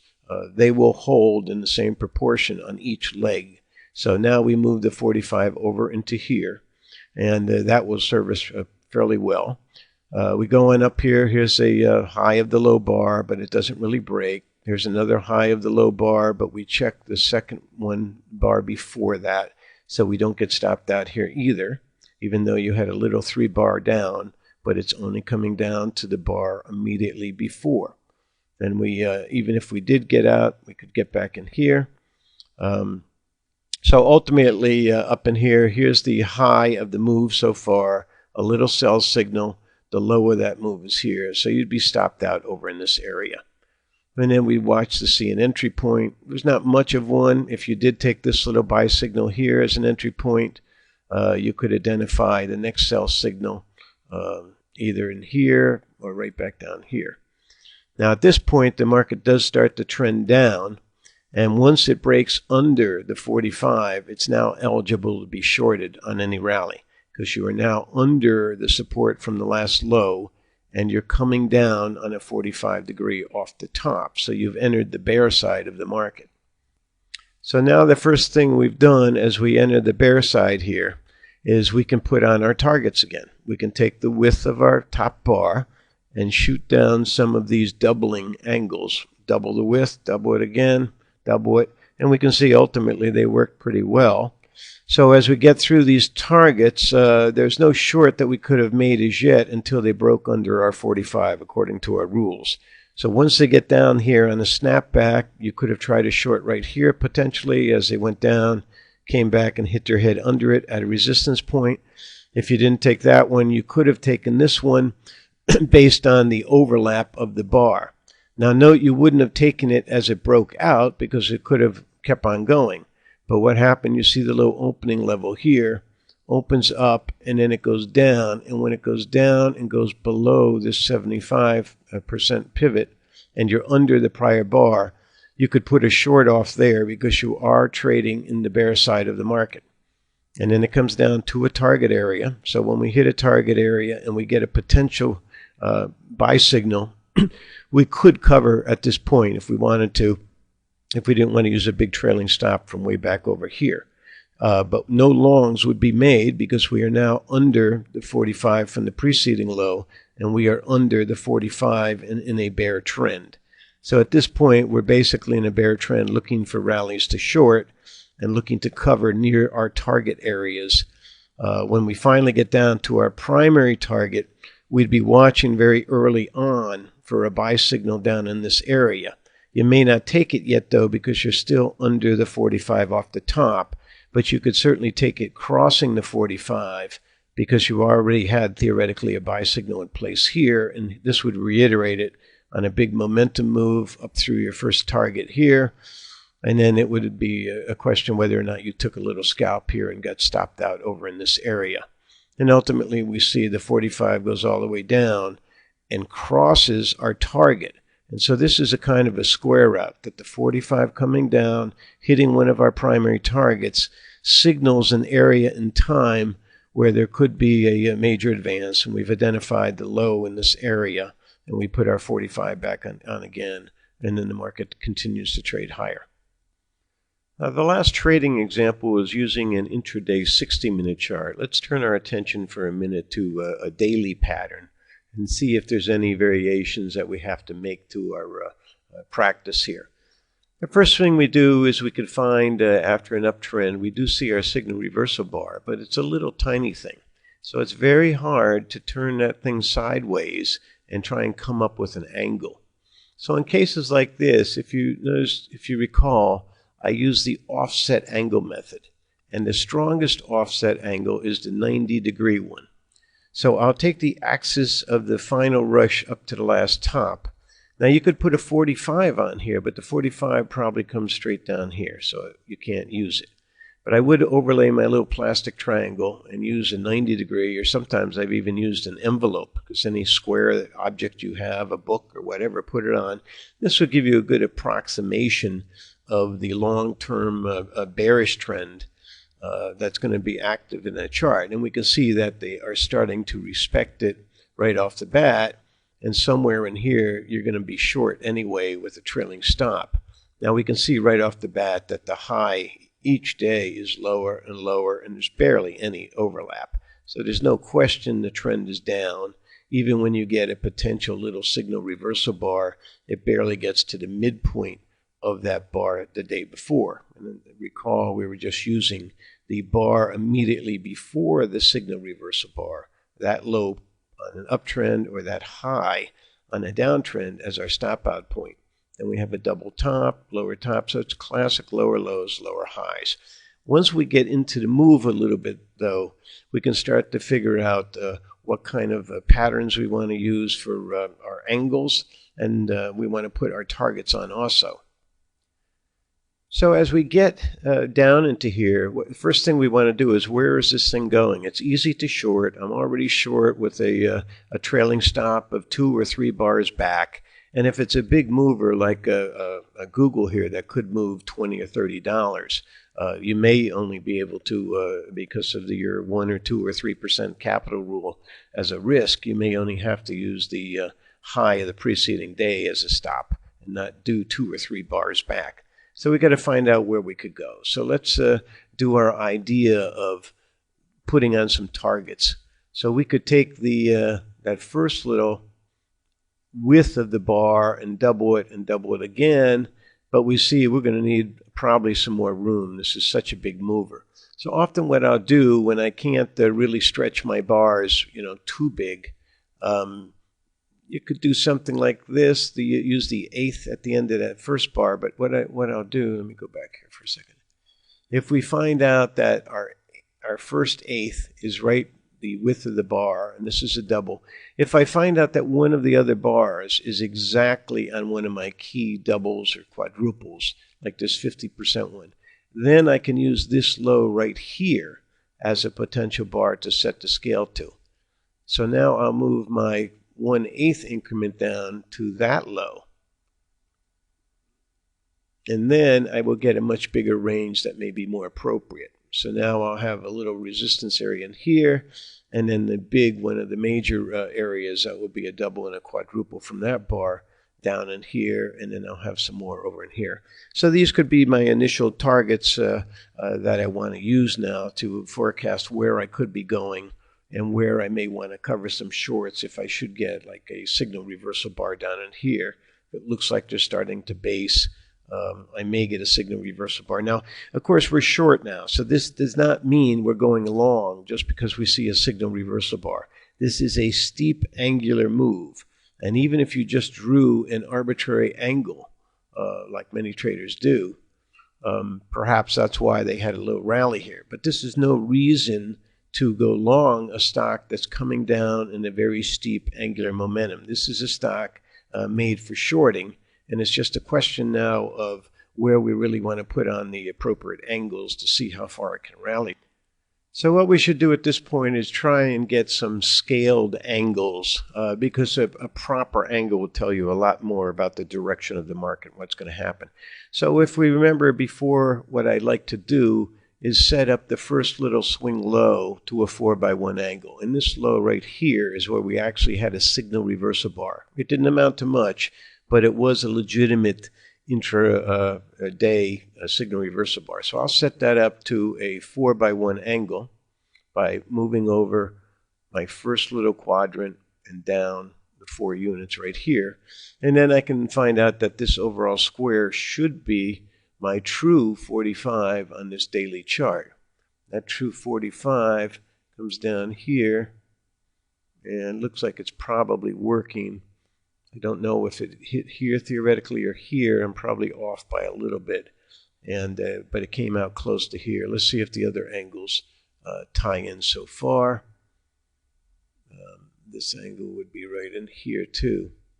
So it seems like I'm a little off. I think it should be backed up just a tiny bit in these, but it's not going to make much difference for demonstration purposes. So this would be our 2x1 angle, and that's why we broke out of the 2x1 and we rallied up to the 1x1. And when they exploded through this, at least it was a sign that you were going to get a much bigger rally, and the rally might very well go up to your signal reversal bar over here, which is the resistance area. And it did fail and gave another sell and fell back below our 90-degree quadrant, which is still fairly bearish. Note, by the way, that when you put your true angles on for the scaling of the chart, notice how I put this 2x1 through the corner of the square, but it neatly caught these tops, showing us that it does work. And when it comes down and it intersects our target price, we can expect turning points. And when we notice our other angle comes down and intersects target prices, we're having this area somewhere right in here as a target. So when you start to see harmonic timing turns where your angles are hitting various target areas, you know that that's a legitimate angle to use. Also, now that I'm fairly convinced that I have some true angles on here, what I might do is really get rid of this 90-degree offset line I put on, because that's an offset to the previous move, and while it does show resistance, it's not exactly coordinated with the time and price structure of this leg down. So now I can draw some other angles on here to probably get a better fit. You know, we could have an angle down through here, which seems to work, but the midpoint of the square comes out right over here at this half. So we see, too, that it is respecting this on the rally. It comes up, and we're at a target zone anyway, so once it got through this level, it was theoretically in an uptrend, and you could have gone long here because you did have a substantial base. So you could have gone long here with a trailing stop, look for some kind of resistance at this angle and at the support. Unfortunately, this stock has a habit of big gaps, so you wouldn't have known about this being the high of the low bar until the next day. But you would have to liquidate if you were long, especially from down in here, somewhere over in here. And then it did come down and try and test this area one more time. You get another little signal reversal bar in here. It tests the angle. So basically, it's an area where you're going to get chopped up because you see bars are basically the same range every day. If you find that the market's making a series of 3 or 4 or 5 days at the same level, it's really not a trading environment. It's a consolidation. It's either a base or a top.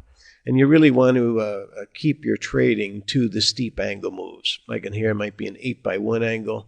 After we break down here, we have a steep 2 or 4x1 angle, just like we did over here when we have a steep 2x1 angle from the next top. Now, what we could also do is we could take this same angle over here and duplicate it, for instance, by just making a parallel to it. So let's say I'm going to use this steep angle again. So I just make a parallel to that and put that one over here. And so now as we break down over here, I can suspect that this was our first leg down.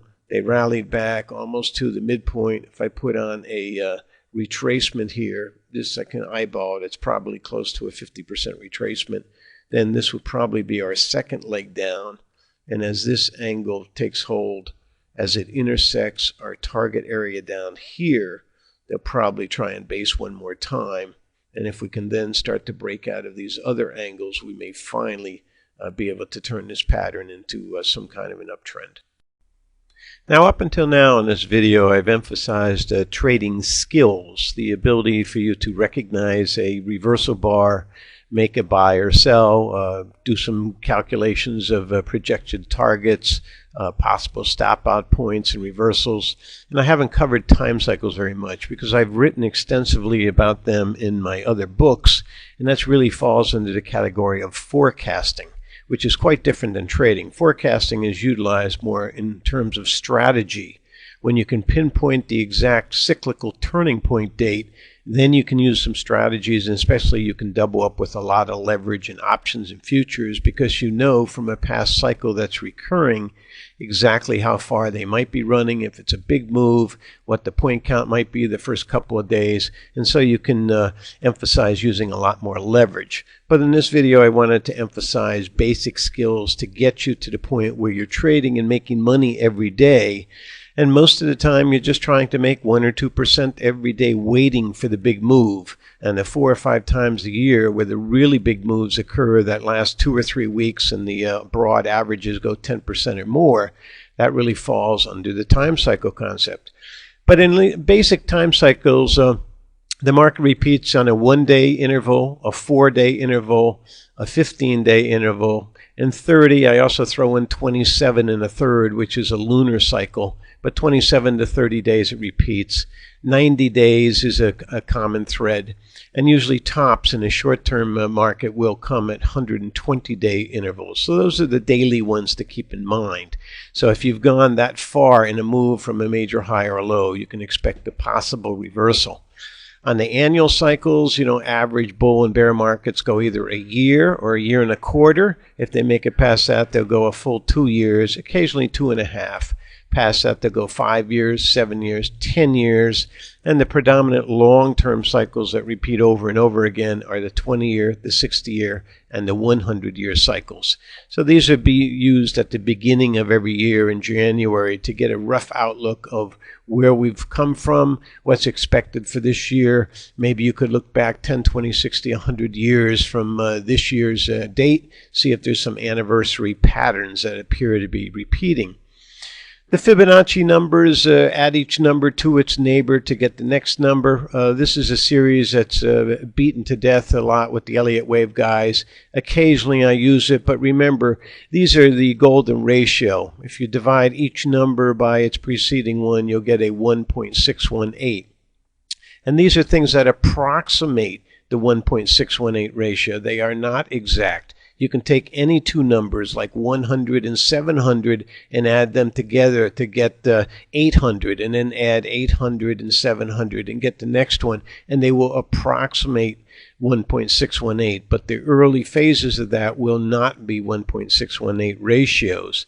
But many people do prefer to count the bars, and usually on reversals on an hourly chart, for example, if they go past 3 bars, they will go 8 bars. If they go past 5 bars, if they go past 5 bars, they will go as long as 8 bars. If they go past that, 13 bars. So sometimes I'll use these counts on a hourly chart. Your best reversals come when you've had a nice straight line move of 21 to 34 bars on an hourly chart, and then you see your reversal signal bar with the low of the high bar, high of the low bar signal, and then you go long, and then you can expect probably a 5 or 8 or 13 bar counter trend move. The other technique in time cycles is really the concept of square outs and projections. You want to intersect your highs and lows with 1 by 1 or 45-degree angles, 1 by 2s, 1 by 4s, and the traditional 30-degree, 45, 60-degree angles. You can also use circular arcs to project targets. Also, I'll throw in this concept of time cycles, scalping, because scalping techniques are really short-term trades where you're looking for a base that's been basing for quite a considerable time to break out, and there'll be a very short-term trade where you can jump in and jump out. There will also be times when you have quick reversals from a moving average where you'll scalp and jump in and out. So I throw these under the time cycle concepts, and we'll examine some of those coming up now.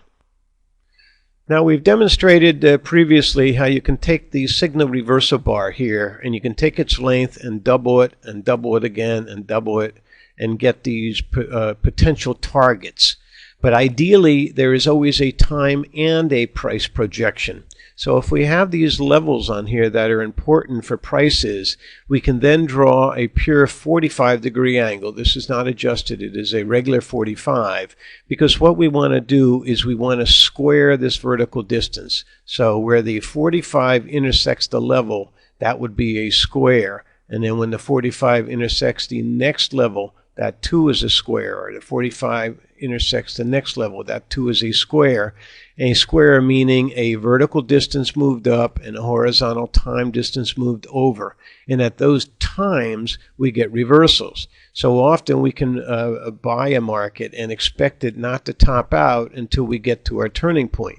Now here there was a little inversion. In theory, this area, although it was a low here on support, so you would buy it, but in theory this is like a high, and it goes down until the next turning point. And this was much easier to trade because you identified a cyclic turn and you're approaching a support level and an angle. And so this would be a buy, and then it would go up to the next cyclic turn, which would be a high again. And here again we got a slight inversion, but from the last cycle we can see it should be a theoretical high cycle. Then we go down. This one we don't know as yet if it's going to be a low and turn up or not. When it breaks away, we can clearly see it's a midpoint cycle. And as it comes down to our major 50% support, we can count our 1, 2, 3, 4, 5 waves down. We're looking for a potential low, and the cycle gives us an added confirmation. Since the prior cycle was a high, this cycle turn down here gives us added input that it's probably a low and would encourage us to buy it, or buy it breaking away from this point. These time and price targets are done on all time periods. The last one was a very short-term period. This is a weekly period. And so again, we take the weekly chart, we double that, we double it again, we double it again, and we see it works fairly well in giving us targets. Our 45-degree trend line comes up and indicates there'll be a turn somewhere right in here. And we see the bars have been going up. And it turns out it is a short-term top. There is a big plunging bar right after that, but it's only for a week or so. And then it comes up and we get the top at our resistance number, and then it comes down for 3 to 4 weeks where we expect a cycle turn, and that's a low for a 2 or 3 week rally. Then we have a major low down here, and it's going up into a cycle turn, so that kind of warns us there may be a correction coming, and it does last for 3 or 4 bars. We have another big rally, and so even though this is a very strong uptrend, and most of these are top and top and top, it does warn us at these cyclical turning points that there could be a correction of at least a couple of weeks or so.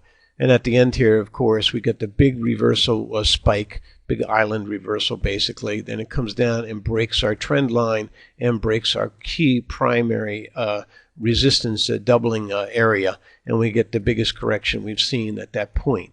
But tying in the time along with the support and resistance numbers give us a lot of added information. When we talk about projections, we can also take a prior swing and try and take projected points off the axis of that swing to get a probable future objective. Here we have a weekly chart of Disney, and I've drawn a straight line from the prior decline from the high to the low, and I found the midpoint with the simple retracement tool. I found the midpoint along that average line, and here I'm using a 30-degree advancing angle, and from the bottom I use a steeper 60-degree advancing angle, and they converge in this area. The intersection gives us the potential price target. There's still a chance on this particular convergence that they could go out another month or so from this chart one more time. But from the low here, when we make this projection, it does a reasonably good job of saying, okay, this would be our target area. If we are buying down in here and we're going to buy dips for a while, this might be the area to look for some kind of a culmination. Besides using the offset traditional angles, the 30, 45s, and 60s, we can use the geometric angles. And in particular, here we show an example of a steep 1x2 or 63 3/4 degree angle coming off the top. And we have coming off the bottom a less steep 2x1, 26 3/4 degree angle. And where they intersect approximates an area where we could expect the low. And also we'd throw in probably our 50% retracement would fall in there too. But the purpose of the projections is when we're at this point over here to give a rough idea how much more time we have to go before we can look to buy and how much more in price we have to go. So it gives us a quick and dirty idea that, okay, let's not buy it over here, buy it over here, buy it right here. We still have to get into this time period over here before we can expect it to be done with the correction. And then we can look for some chance for a technical buy signal to go long. We can also get some projections off our grid angles. We can use our 45-degree angle, which kind of points to the primary trend. And if we have a grid box in that's fairly scaled, stepping back from it and getting a bigger perspective, we can see that they usually gravitate towards the middle of it. And they'll either do the big turns at the 3/4 points or on the corners. Here we had a little of each. It made a low along the bottom at the 3/4 point, had a little rally, and then failed, and looks like it could have made its final low just past the corner point. But when you're over in this area over in here, let's say, and you put on a bigger grid, you might be able to say, okay, the overall grid could be this big time period in length before the overall pattern is done. And at the 50%, we can take a look at it and see, does it turn up from the 50% of the grid or does it turn down? And that will probably forecast the second half of the move and give us some added information of when we have to expect a trade. Circular arcs are often used with very good and accurate results, but here again you need a scaled chart. You have to experiment with some arcs to see if they work. If they do work, then on that particular chart, you continue to use them. If they're not working very well, you'll have to rescale it or go on to another one. But for instance, from this high, we go down to a low, and this one comes out here. You could also have a secondary low over here that would give you a secondary arc that comes up through here.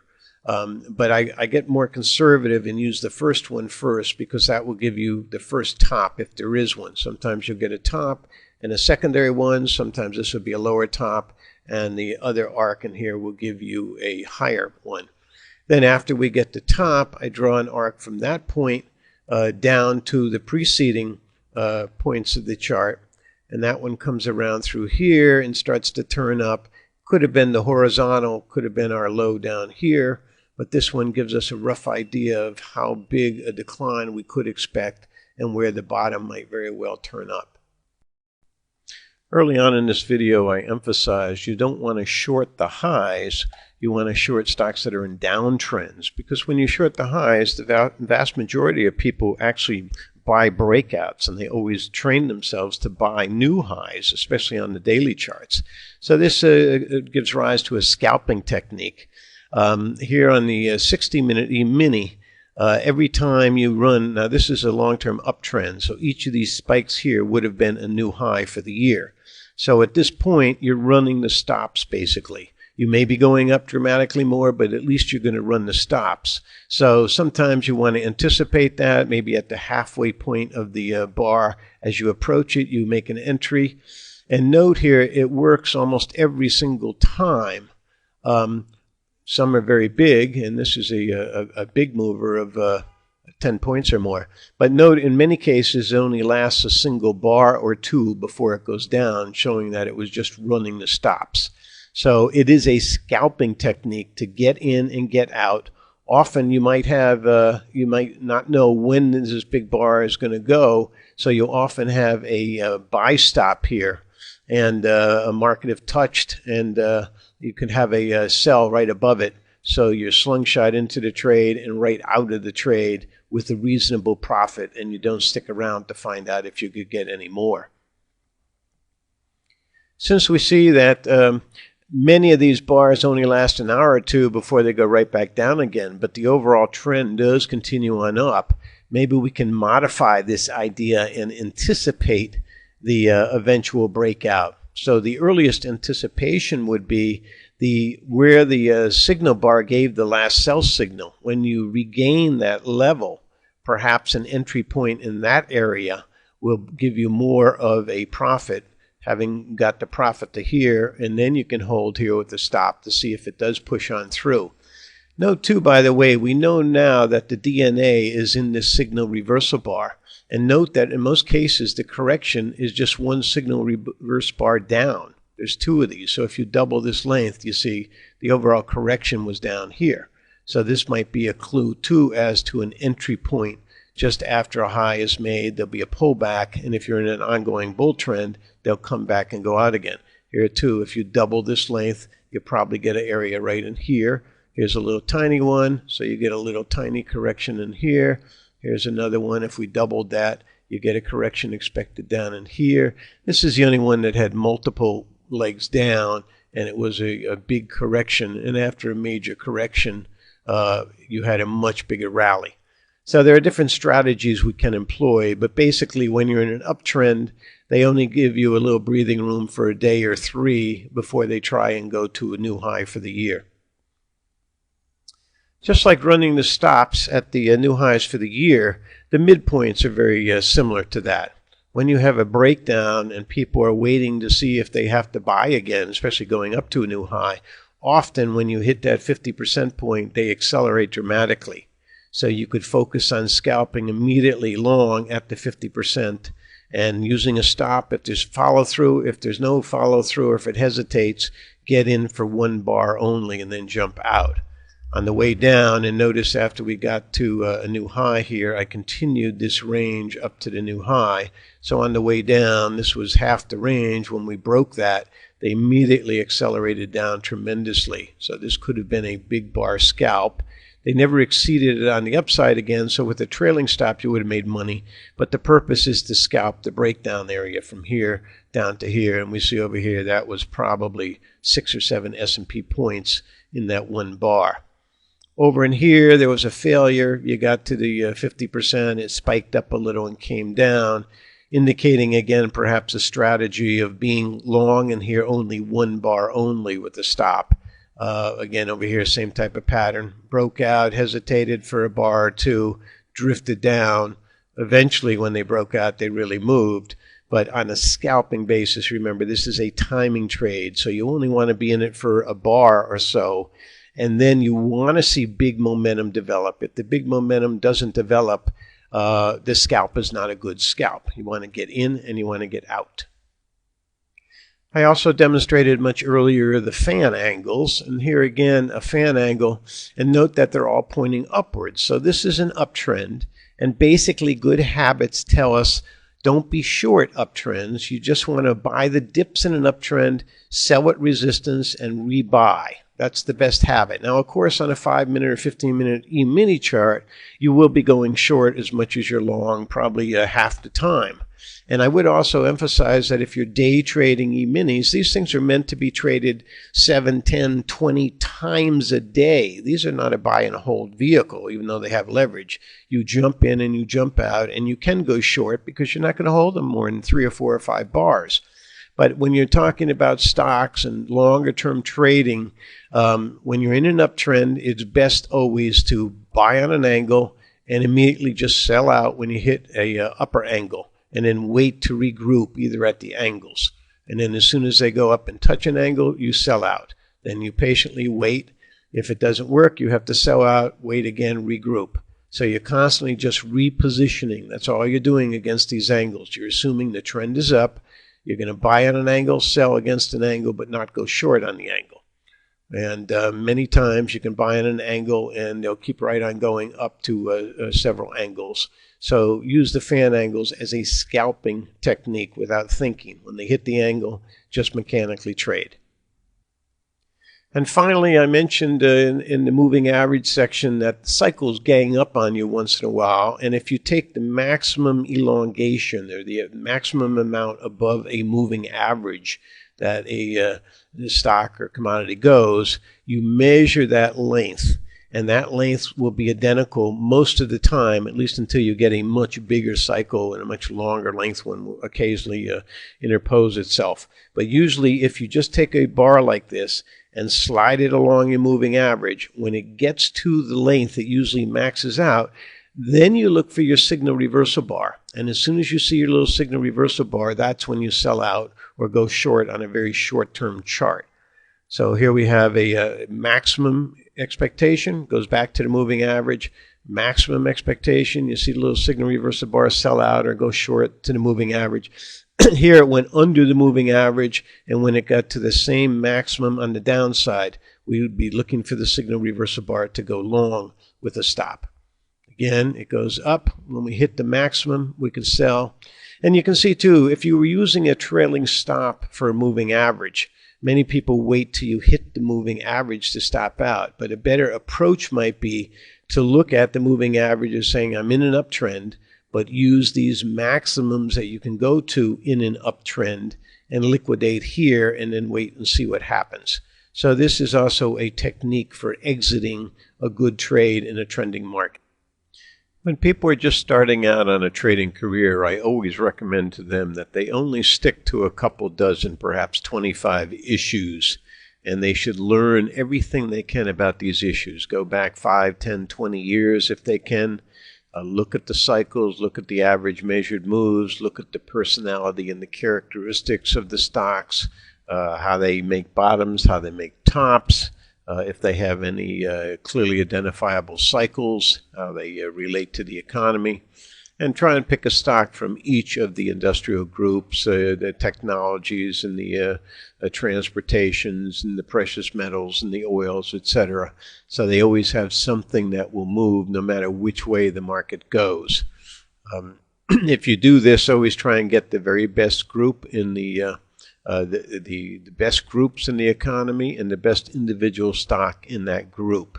This way, no matter what happens to the market, no matter how it evolves over time, you will always have an active stock that you can trade, and you'll be familiar with it. You don't have to trade 20 or 30 stocks every single day to be successful, but you always need 3 or 4 good ones that are moving.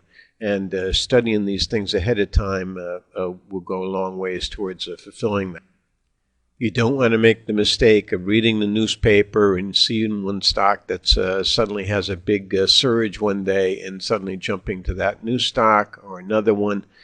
Wait until the stocks have some good backgrounds and have a little historical data before you jump in and start trading them and changing your habits. Stick to the things that you know and keep away from the stocks that you have not made money on. Often you will find stocks that fit your personality very well and that you make money on all the time. And there are also other stocks that you really want to trade, but every time you trade them, you're going to lose money because they have a completely different personality than yours. And you will find that every time you think it's going up, it goes down. When you identify stocks that do not treat you well, you should avoid them and stick to the ones that you've known to have made money on in the past. When trading, remember to go with the main trend. And of course, in bear markets, you want to be short in bear markets and not long.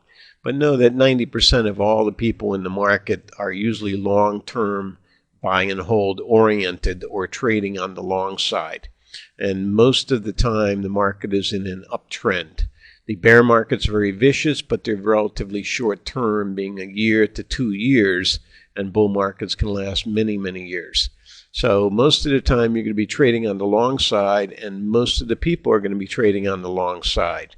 So you'll have a much better chance of making money by picking strong active leaders and buying the dips than trying to short all the rallies all the time and trying to pick the bear market leaders. When you do trade the bear side of the market, though, remember there's no such thing as a fundamental short. There are times when individual stocks will go down and down, eventually go bankrupt. But most of the time, the short trend in stocks will be that you're going to get 20% or so on some kind of intermediate term decline in a small bear market. So trading on the short side is clearly a trading strategy.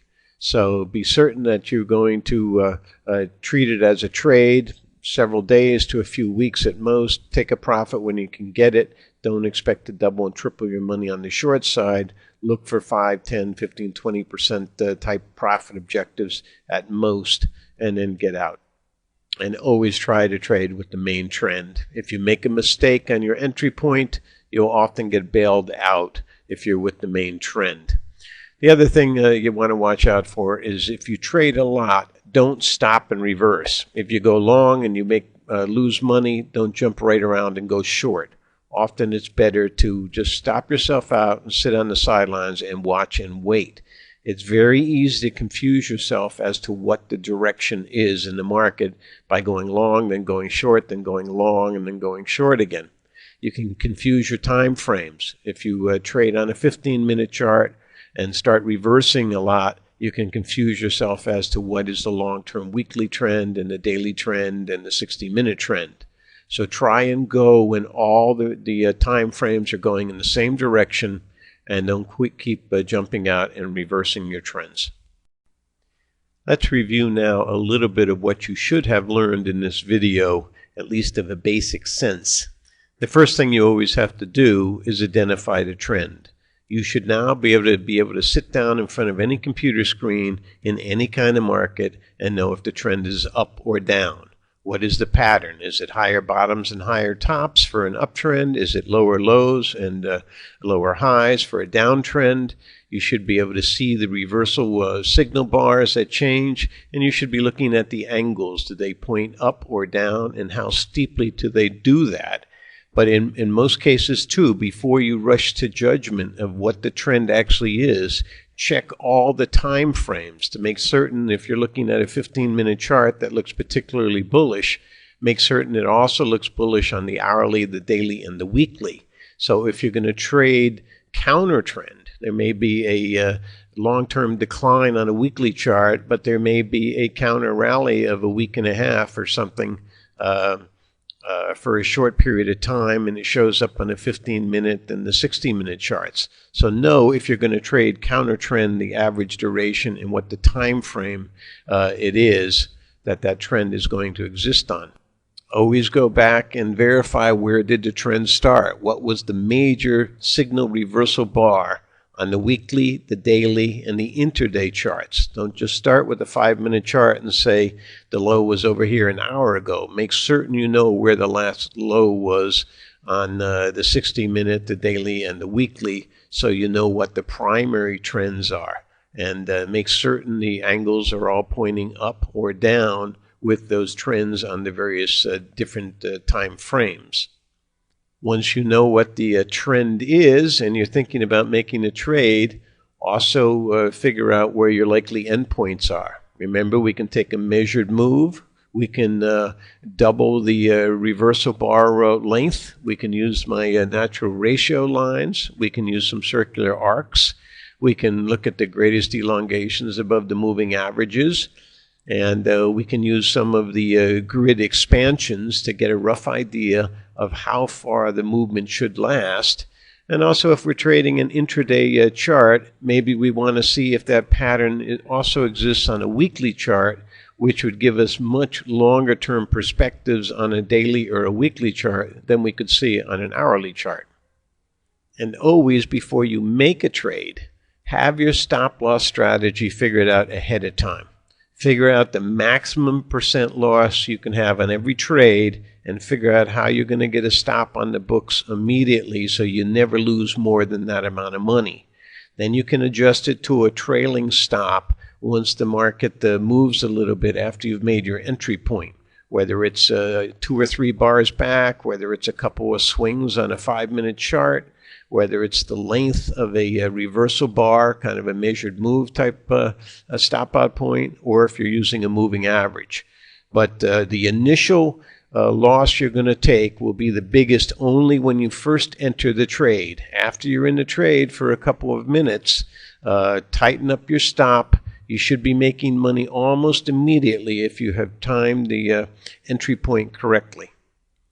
When you are making your initial entry into a trade, obviously you want to make a safe entry, but if you wait too long to make it look too safe, you'll find out you always miss the trade. There's always a certain amount of uncertainty you have when you go into a trade. The best trades always look like they're going to lose money because you're always buying at the exact point before it's really reversed. If you wait until you're absolutely guaranteed you're going to make money, it's usually almost always over. So the idea is to buy on a counter trend. If you're in an uptrend, there may be a couple of bars pullback, so you're buying into a dip. You're buying at a level where there might be an angle. It might be a higher bottom. It could be some of your natural ratio numbers.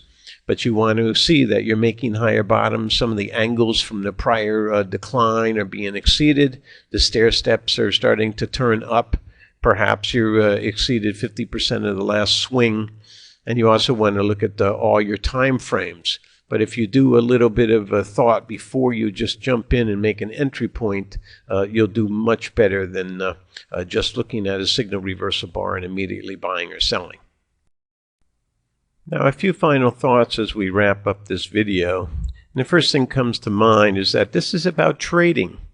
And trading gives you the flexibility to trade when you want to. You don't have to trade. Just because the market opened up big and it looks very bullish, there's no reason to trade if you don't have a legitimate opinion.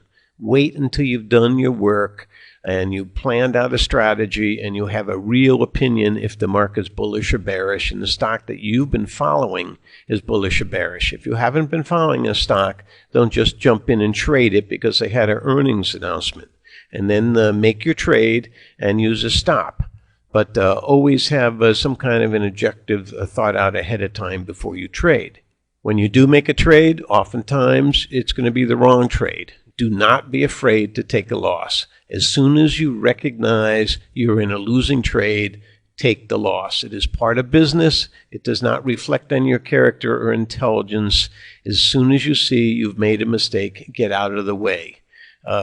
Commissions these days are very cheap, And for the small fluctuations in the amount of the stock or futures that you're trading, it costs nothing to get in and out, and even in and out many, many times a day. So whenever you have any doubt, just get out of the market and wait until there's some kind of evidence of a turn.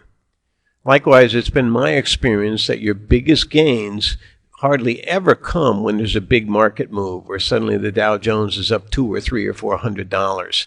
In the past, when I saw that big move and I bought maybe 20 stocks, I would find out at the end of the day 4 or 5 of them were up big and 2 or 3 were down on the day, and the vast majority of them were flat. And at the end of the day, I made no more than if I had just carefully culled out 2 or 3 really good stocks. The real point is, if you do the work and you make your entry points perfectly where you should go in, when you should go in, you'll do much, much better than just jumping in emotionally because the broad general market is going up. Often the big market will react to news and look like it's going to go up, and you don't really have an entry point. You're not prepared. Your stocks weren't really at a pivot. They weren't at a number. So don't make the mistake of thinking because the Dow Jones just shot up $50 that you're missing something and you have to jump in. Invariably, 20 or 30 minutes later, it's going to come right back down where you should have gotten in all along, and you're going to have a short-term loss in something that you never should have even made that trade. If you're an actual trader and you're reading the charts, don't take other people's advice. Don't start thinking about fundamentals and GDP and earnings misses and listening to people on television tell you that some Wall Street firm just recommended such and such stock. That has no bearing on what you're going to be doing. You can buy and sell any stock several times a day. You may hold it for 3 or 4 days.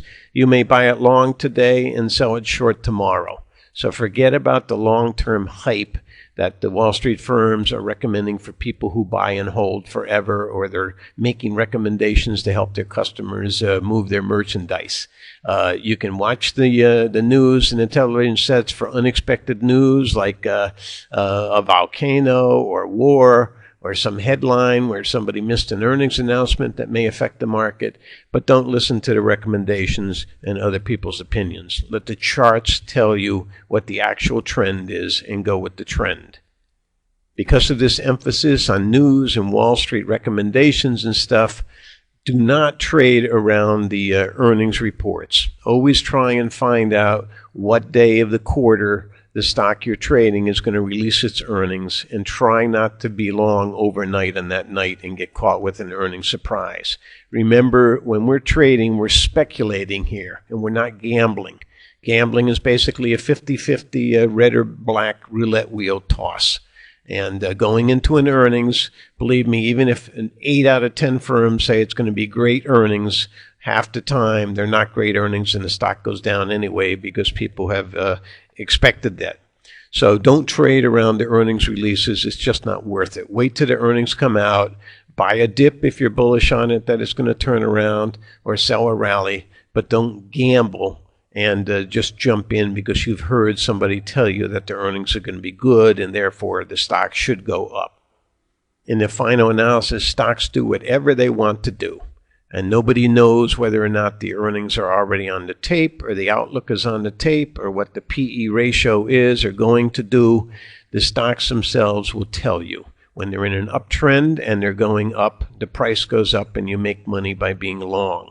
When the price goes down, no matter what you think the trend is, when it goes down, if you're long, you lose money. And if you're short the stock and it goes down, you make money. In the final analysis, that's the definition of risk. If you buy something and it went down, there was far too much risk. And if you bought it and it went up, there was no risk at all. And that's what it boils down to in trading. Using a stop loss and let your winners run, and you'll do fine in the end. This video was an attempt to teach basic trading skills, and once you have mastered those and can trade profitably, you're ready to move on to the advanced forecasting ideas. And many of those resources can be found on this page here on my website, of many of the other books I have written. I especially urge you to look at the secret angle method, which I consider to be the final solution to all of forecasting, and except for the astrological methods, is probably all you'll ever need to know in the future when you're trading.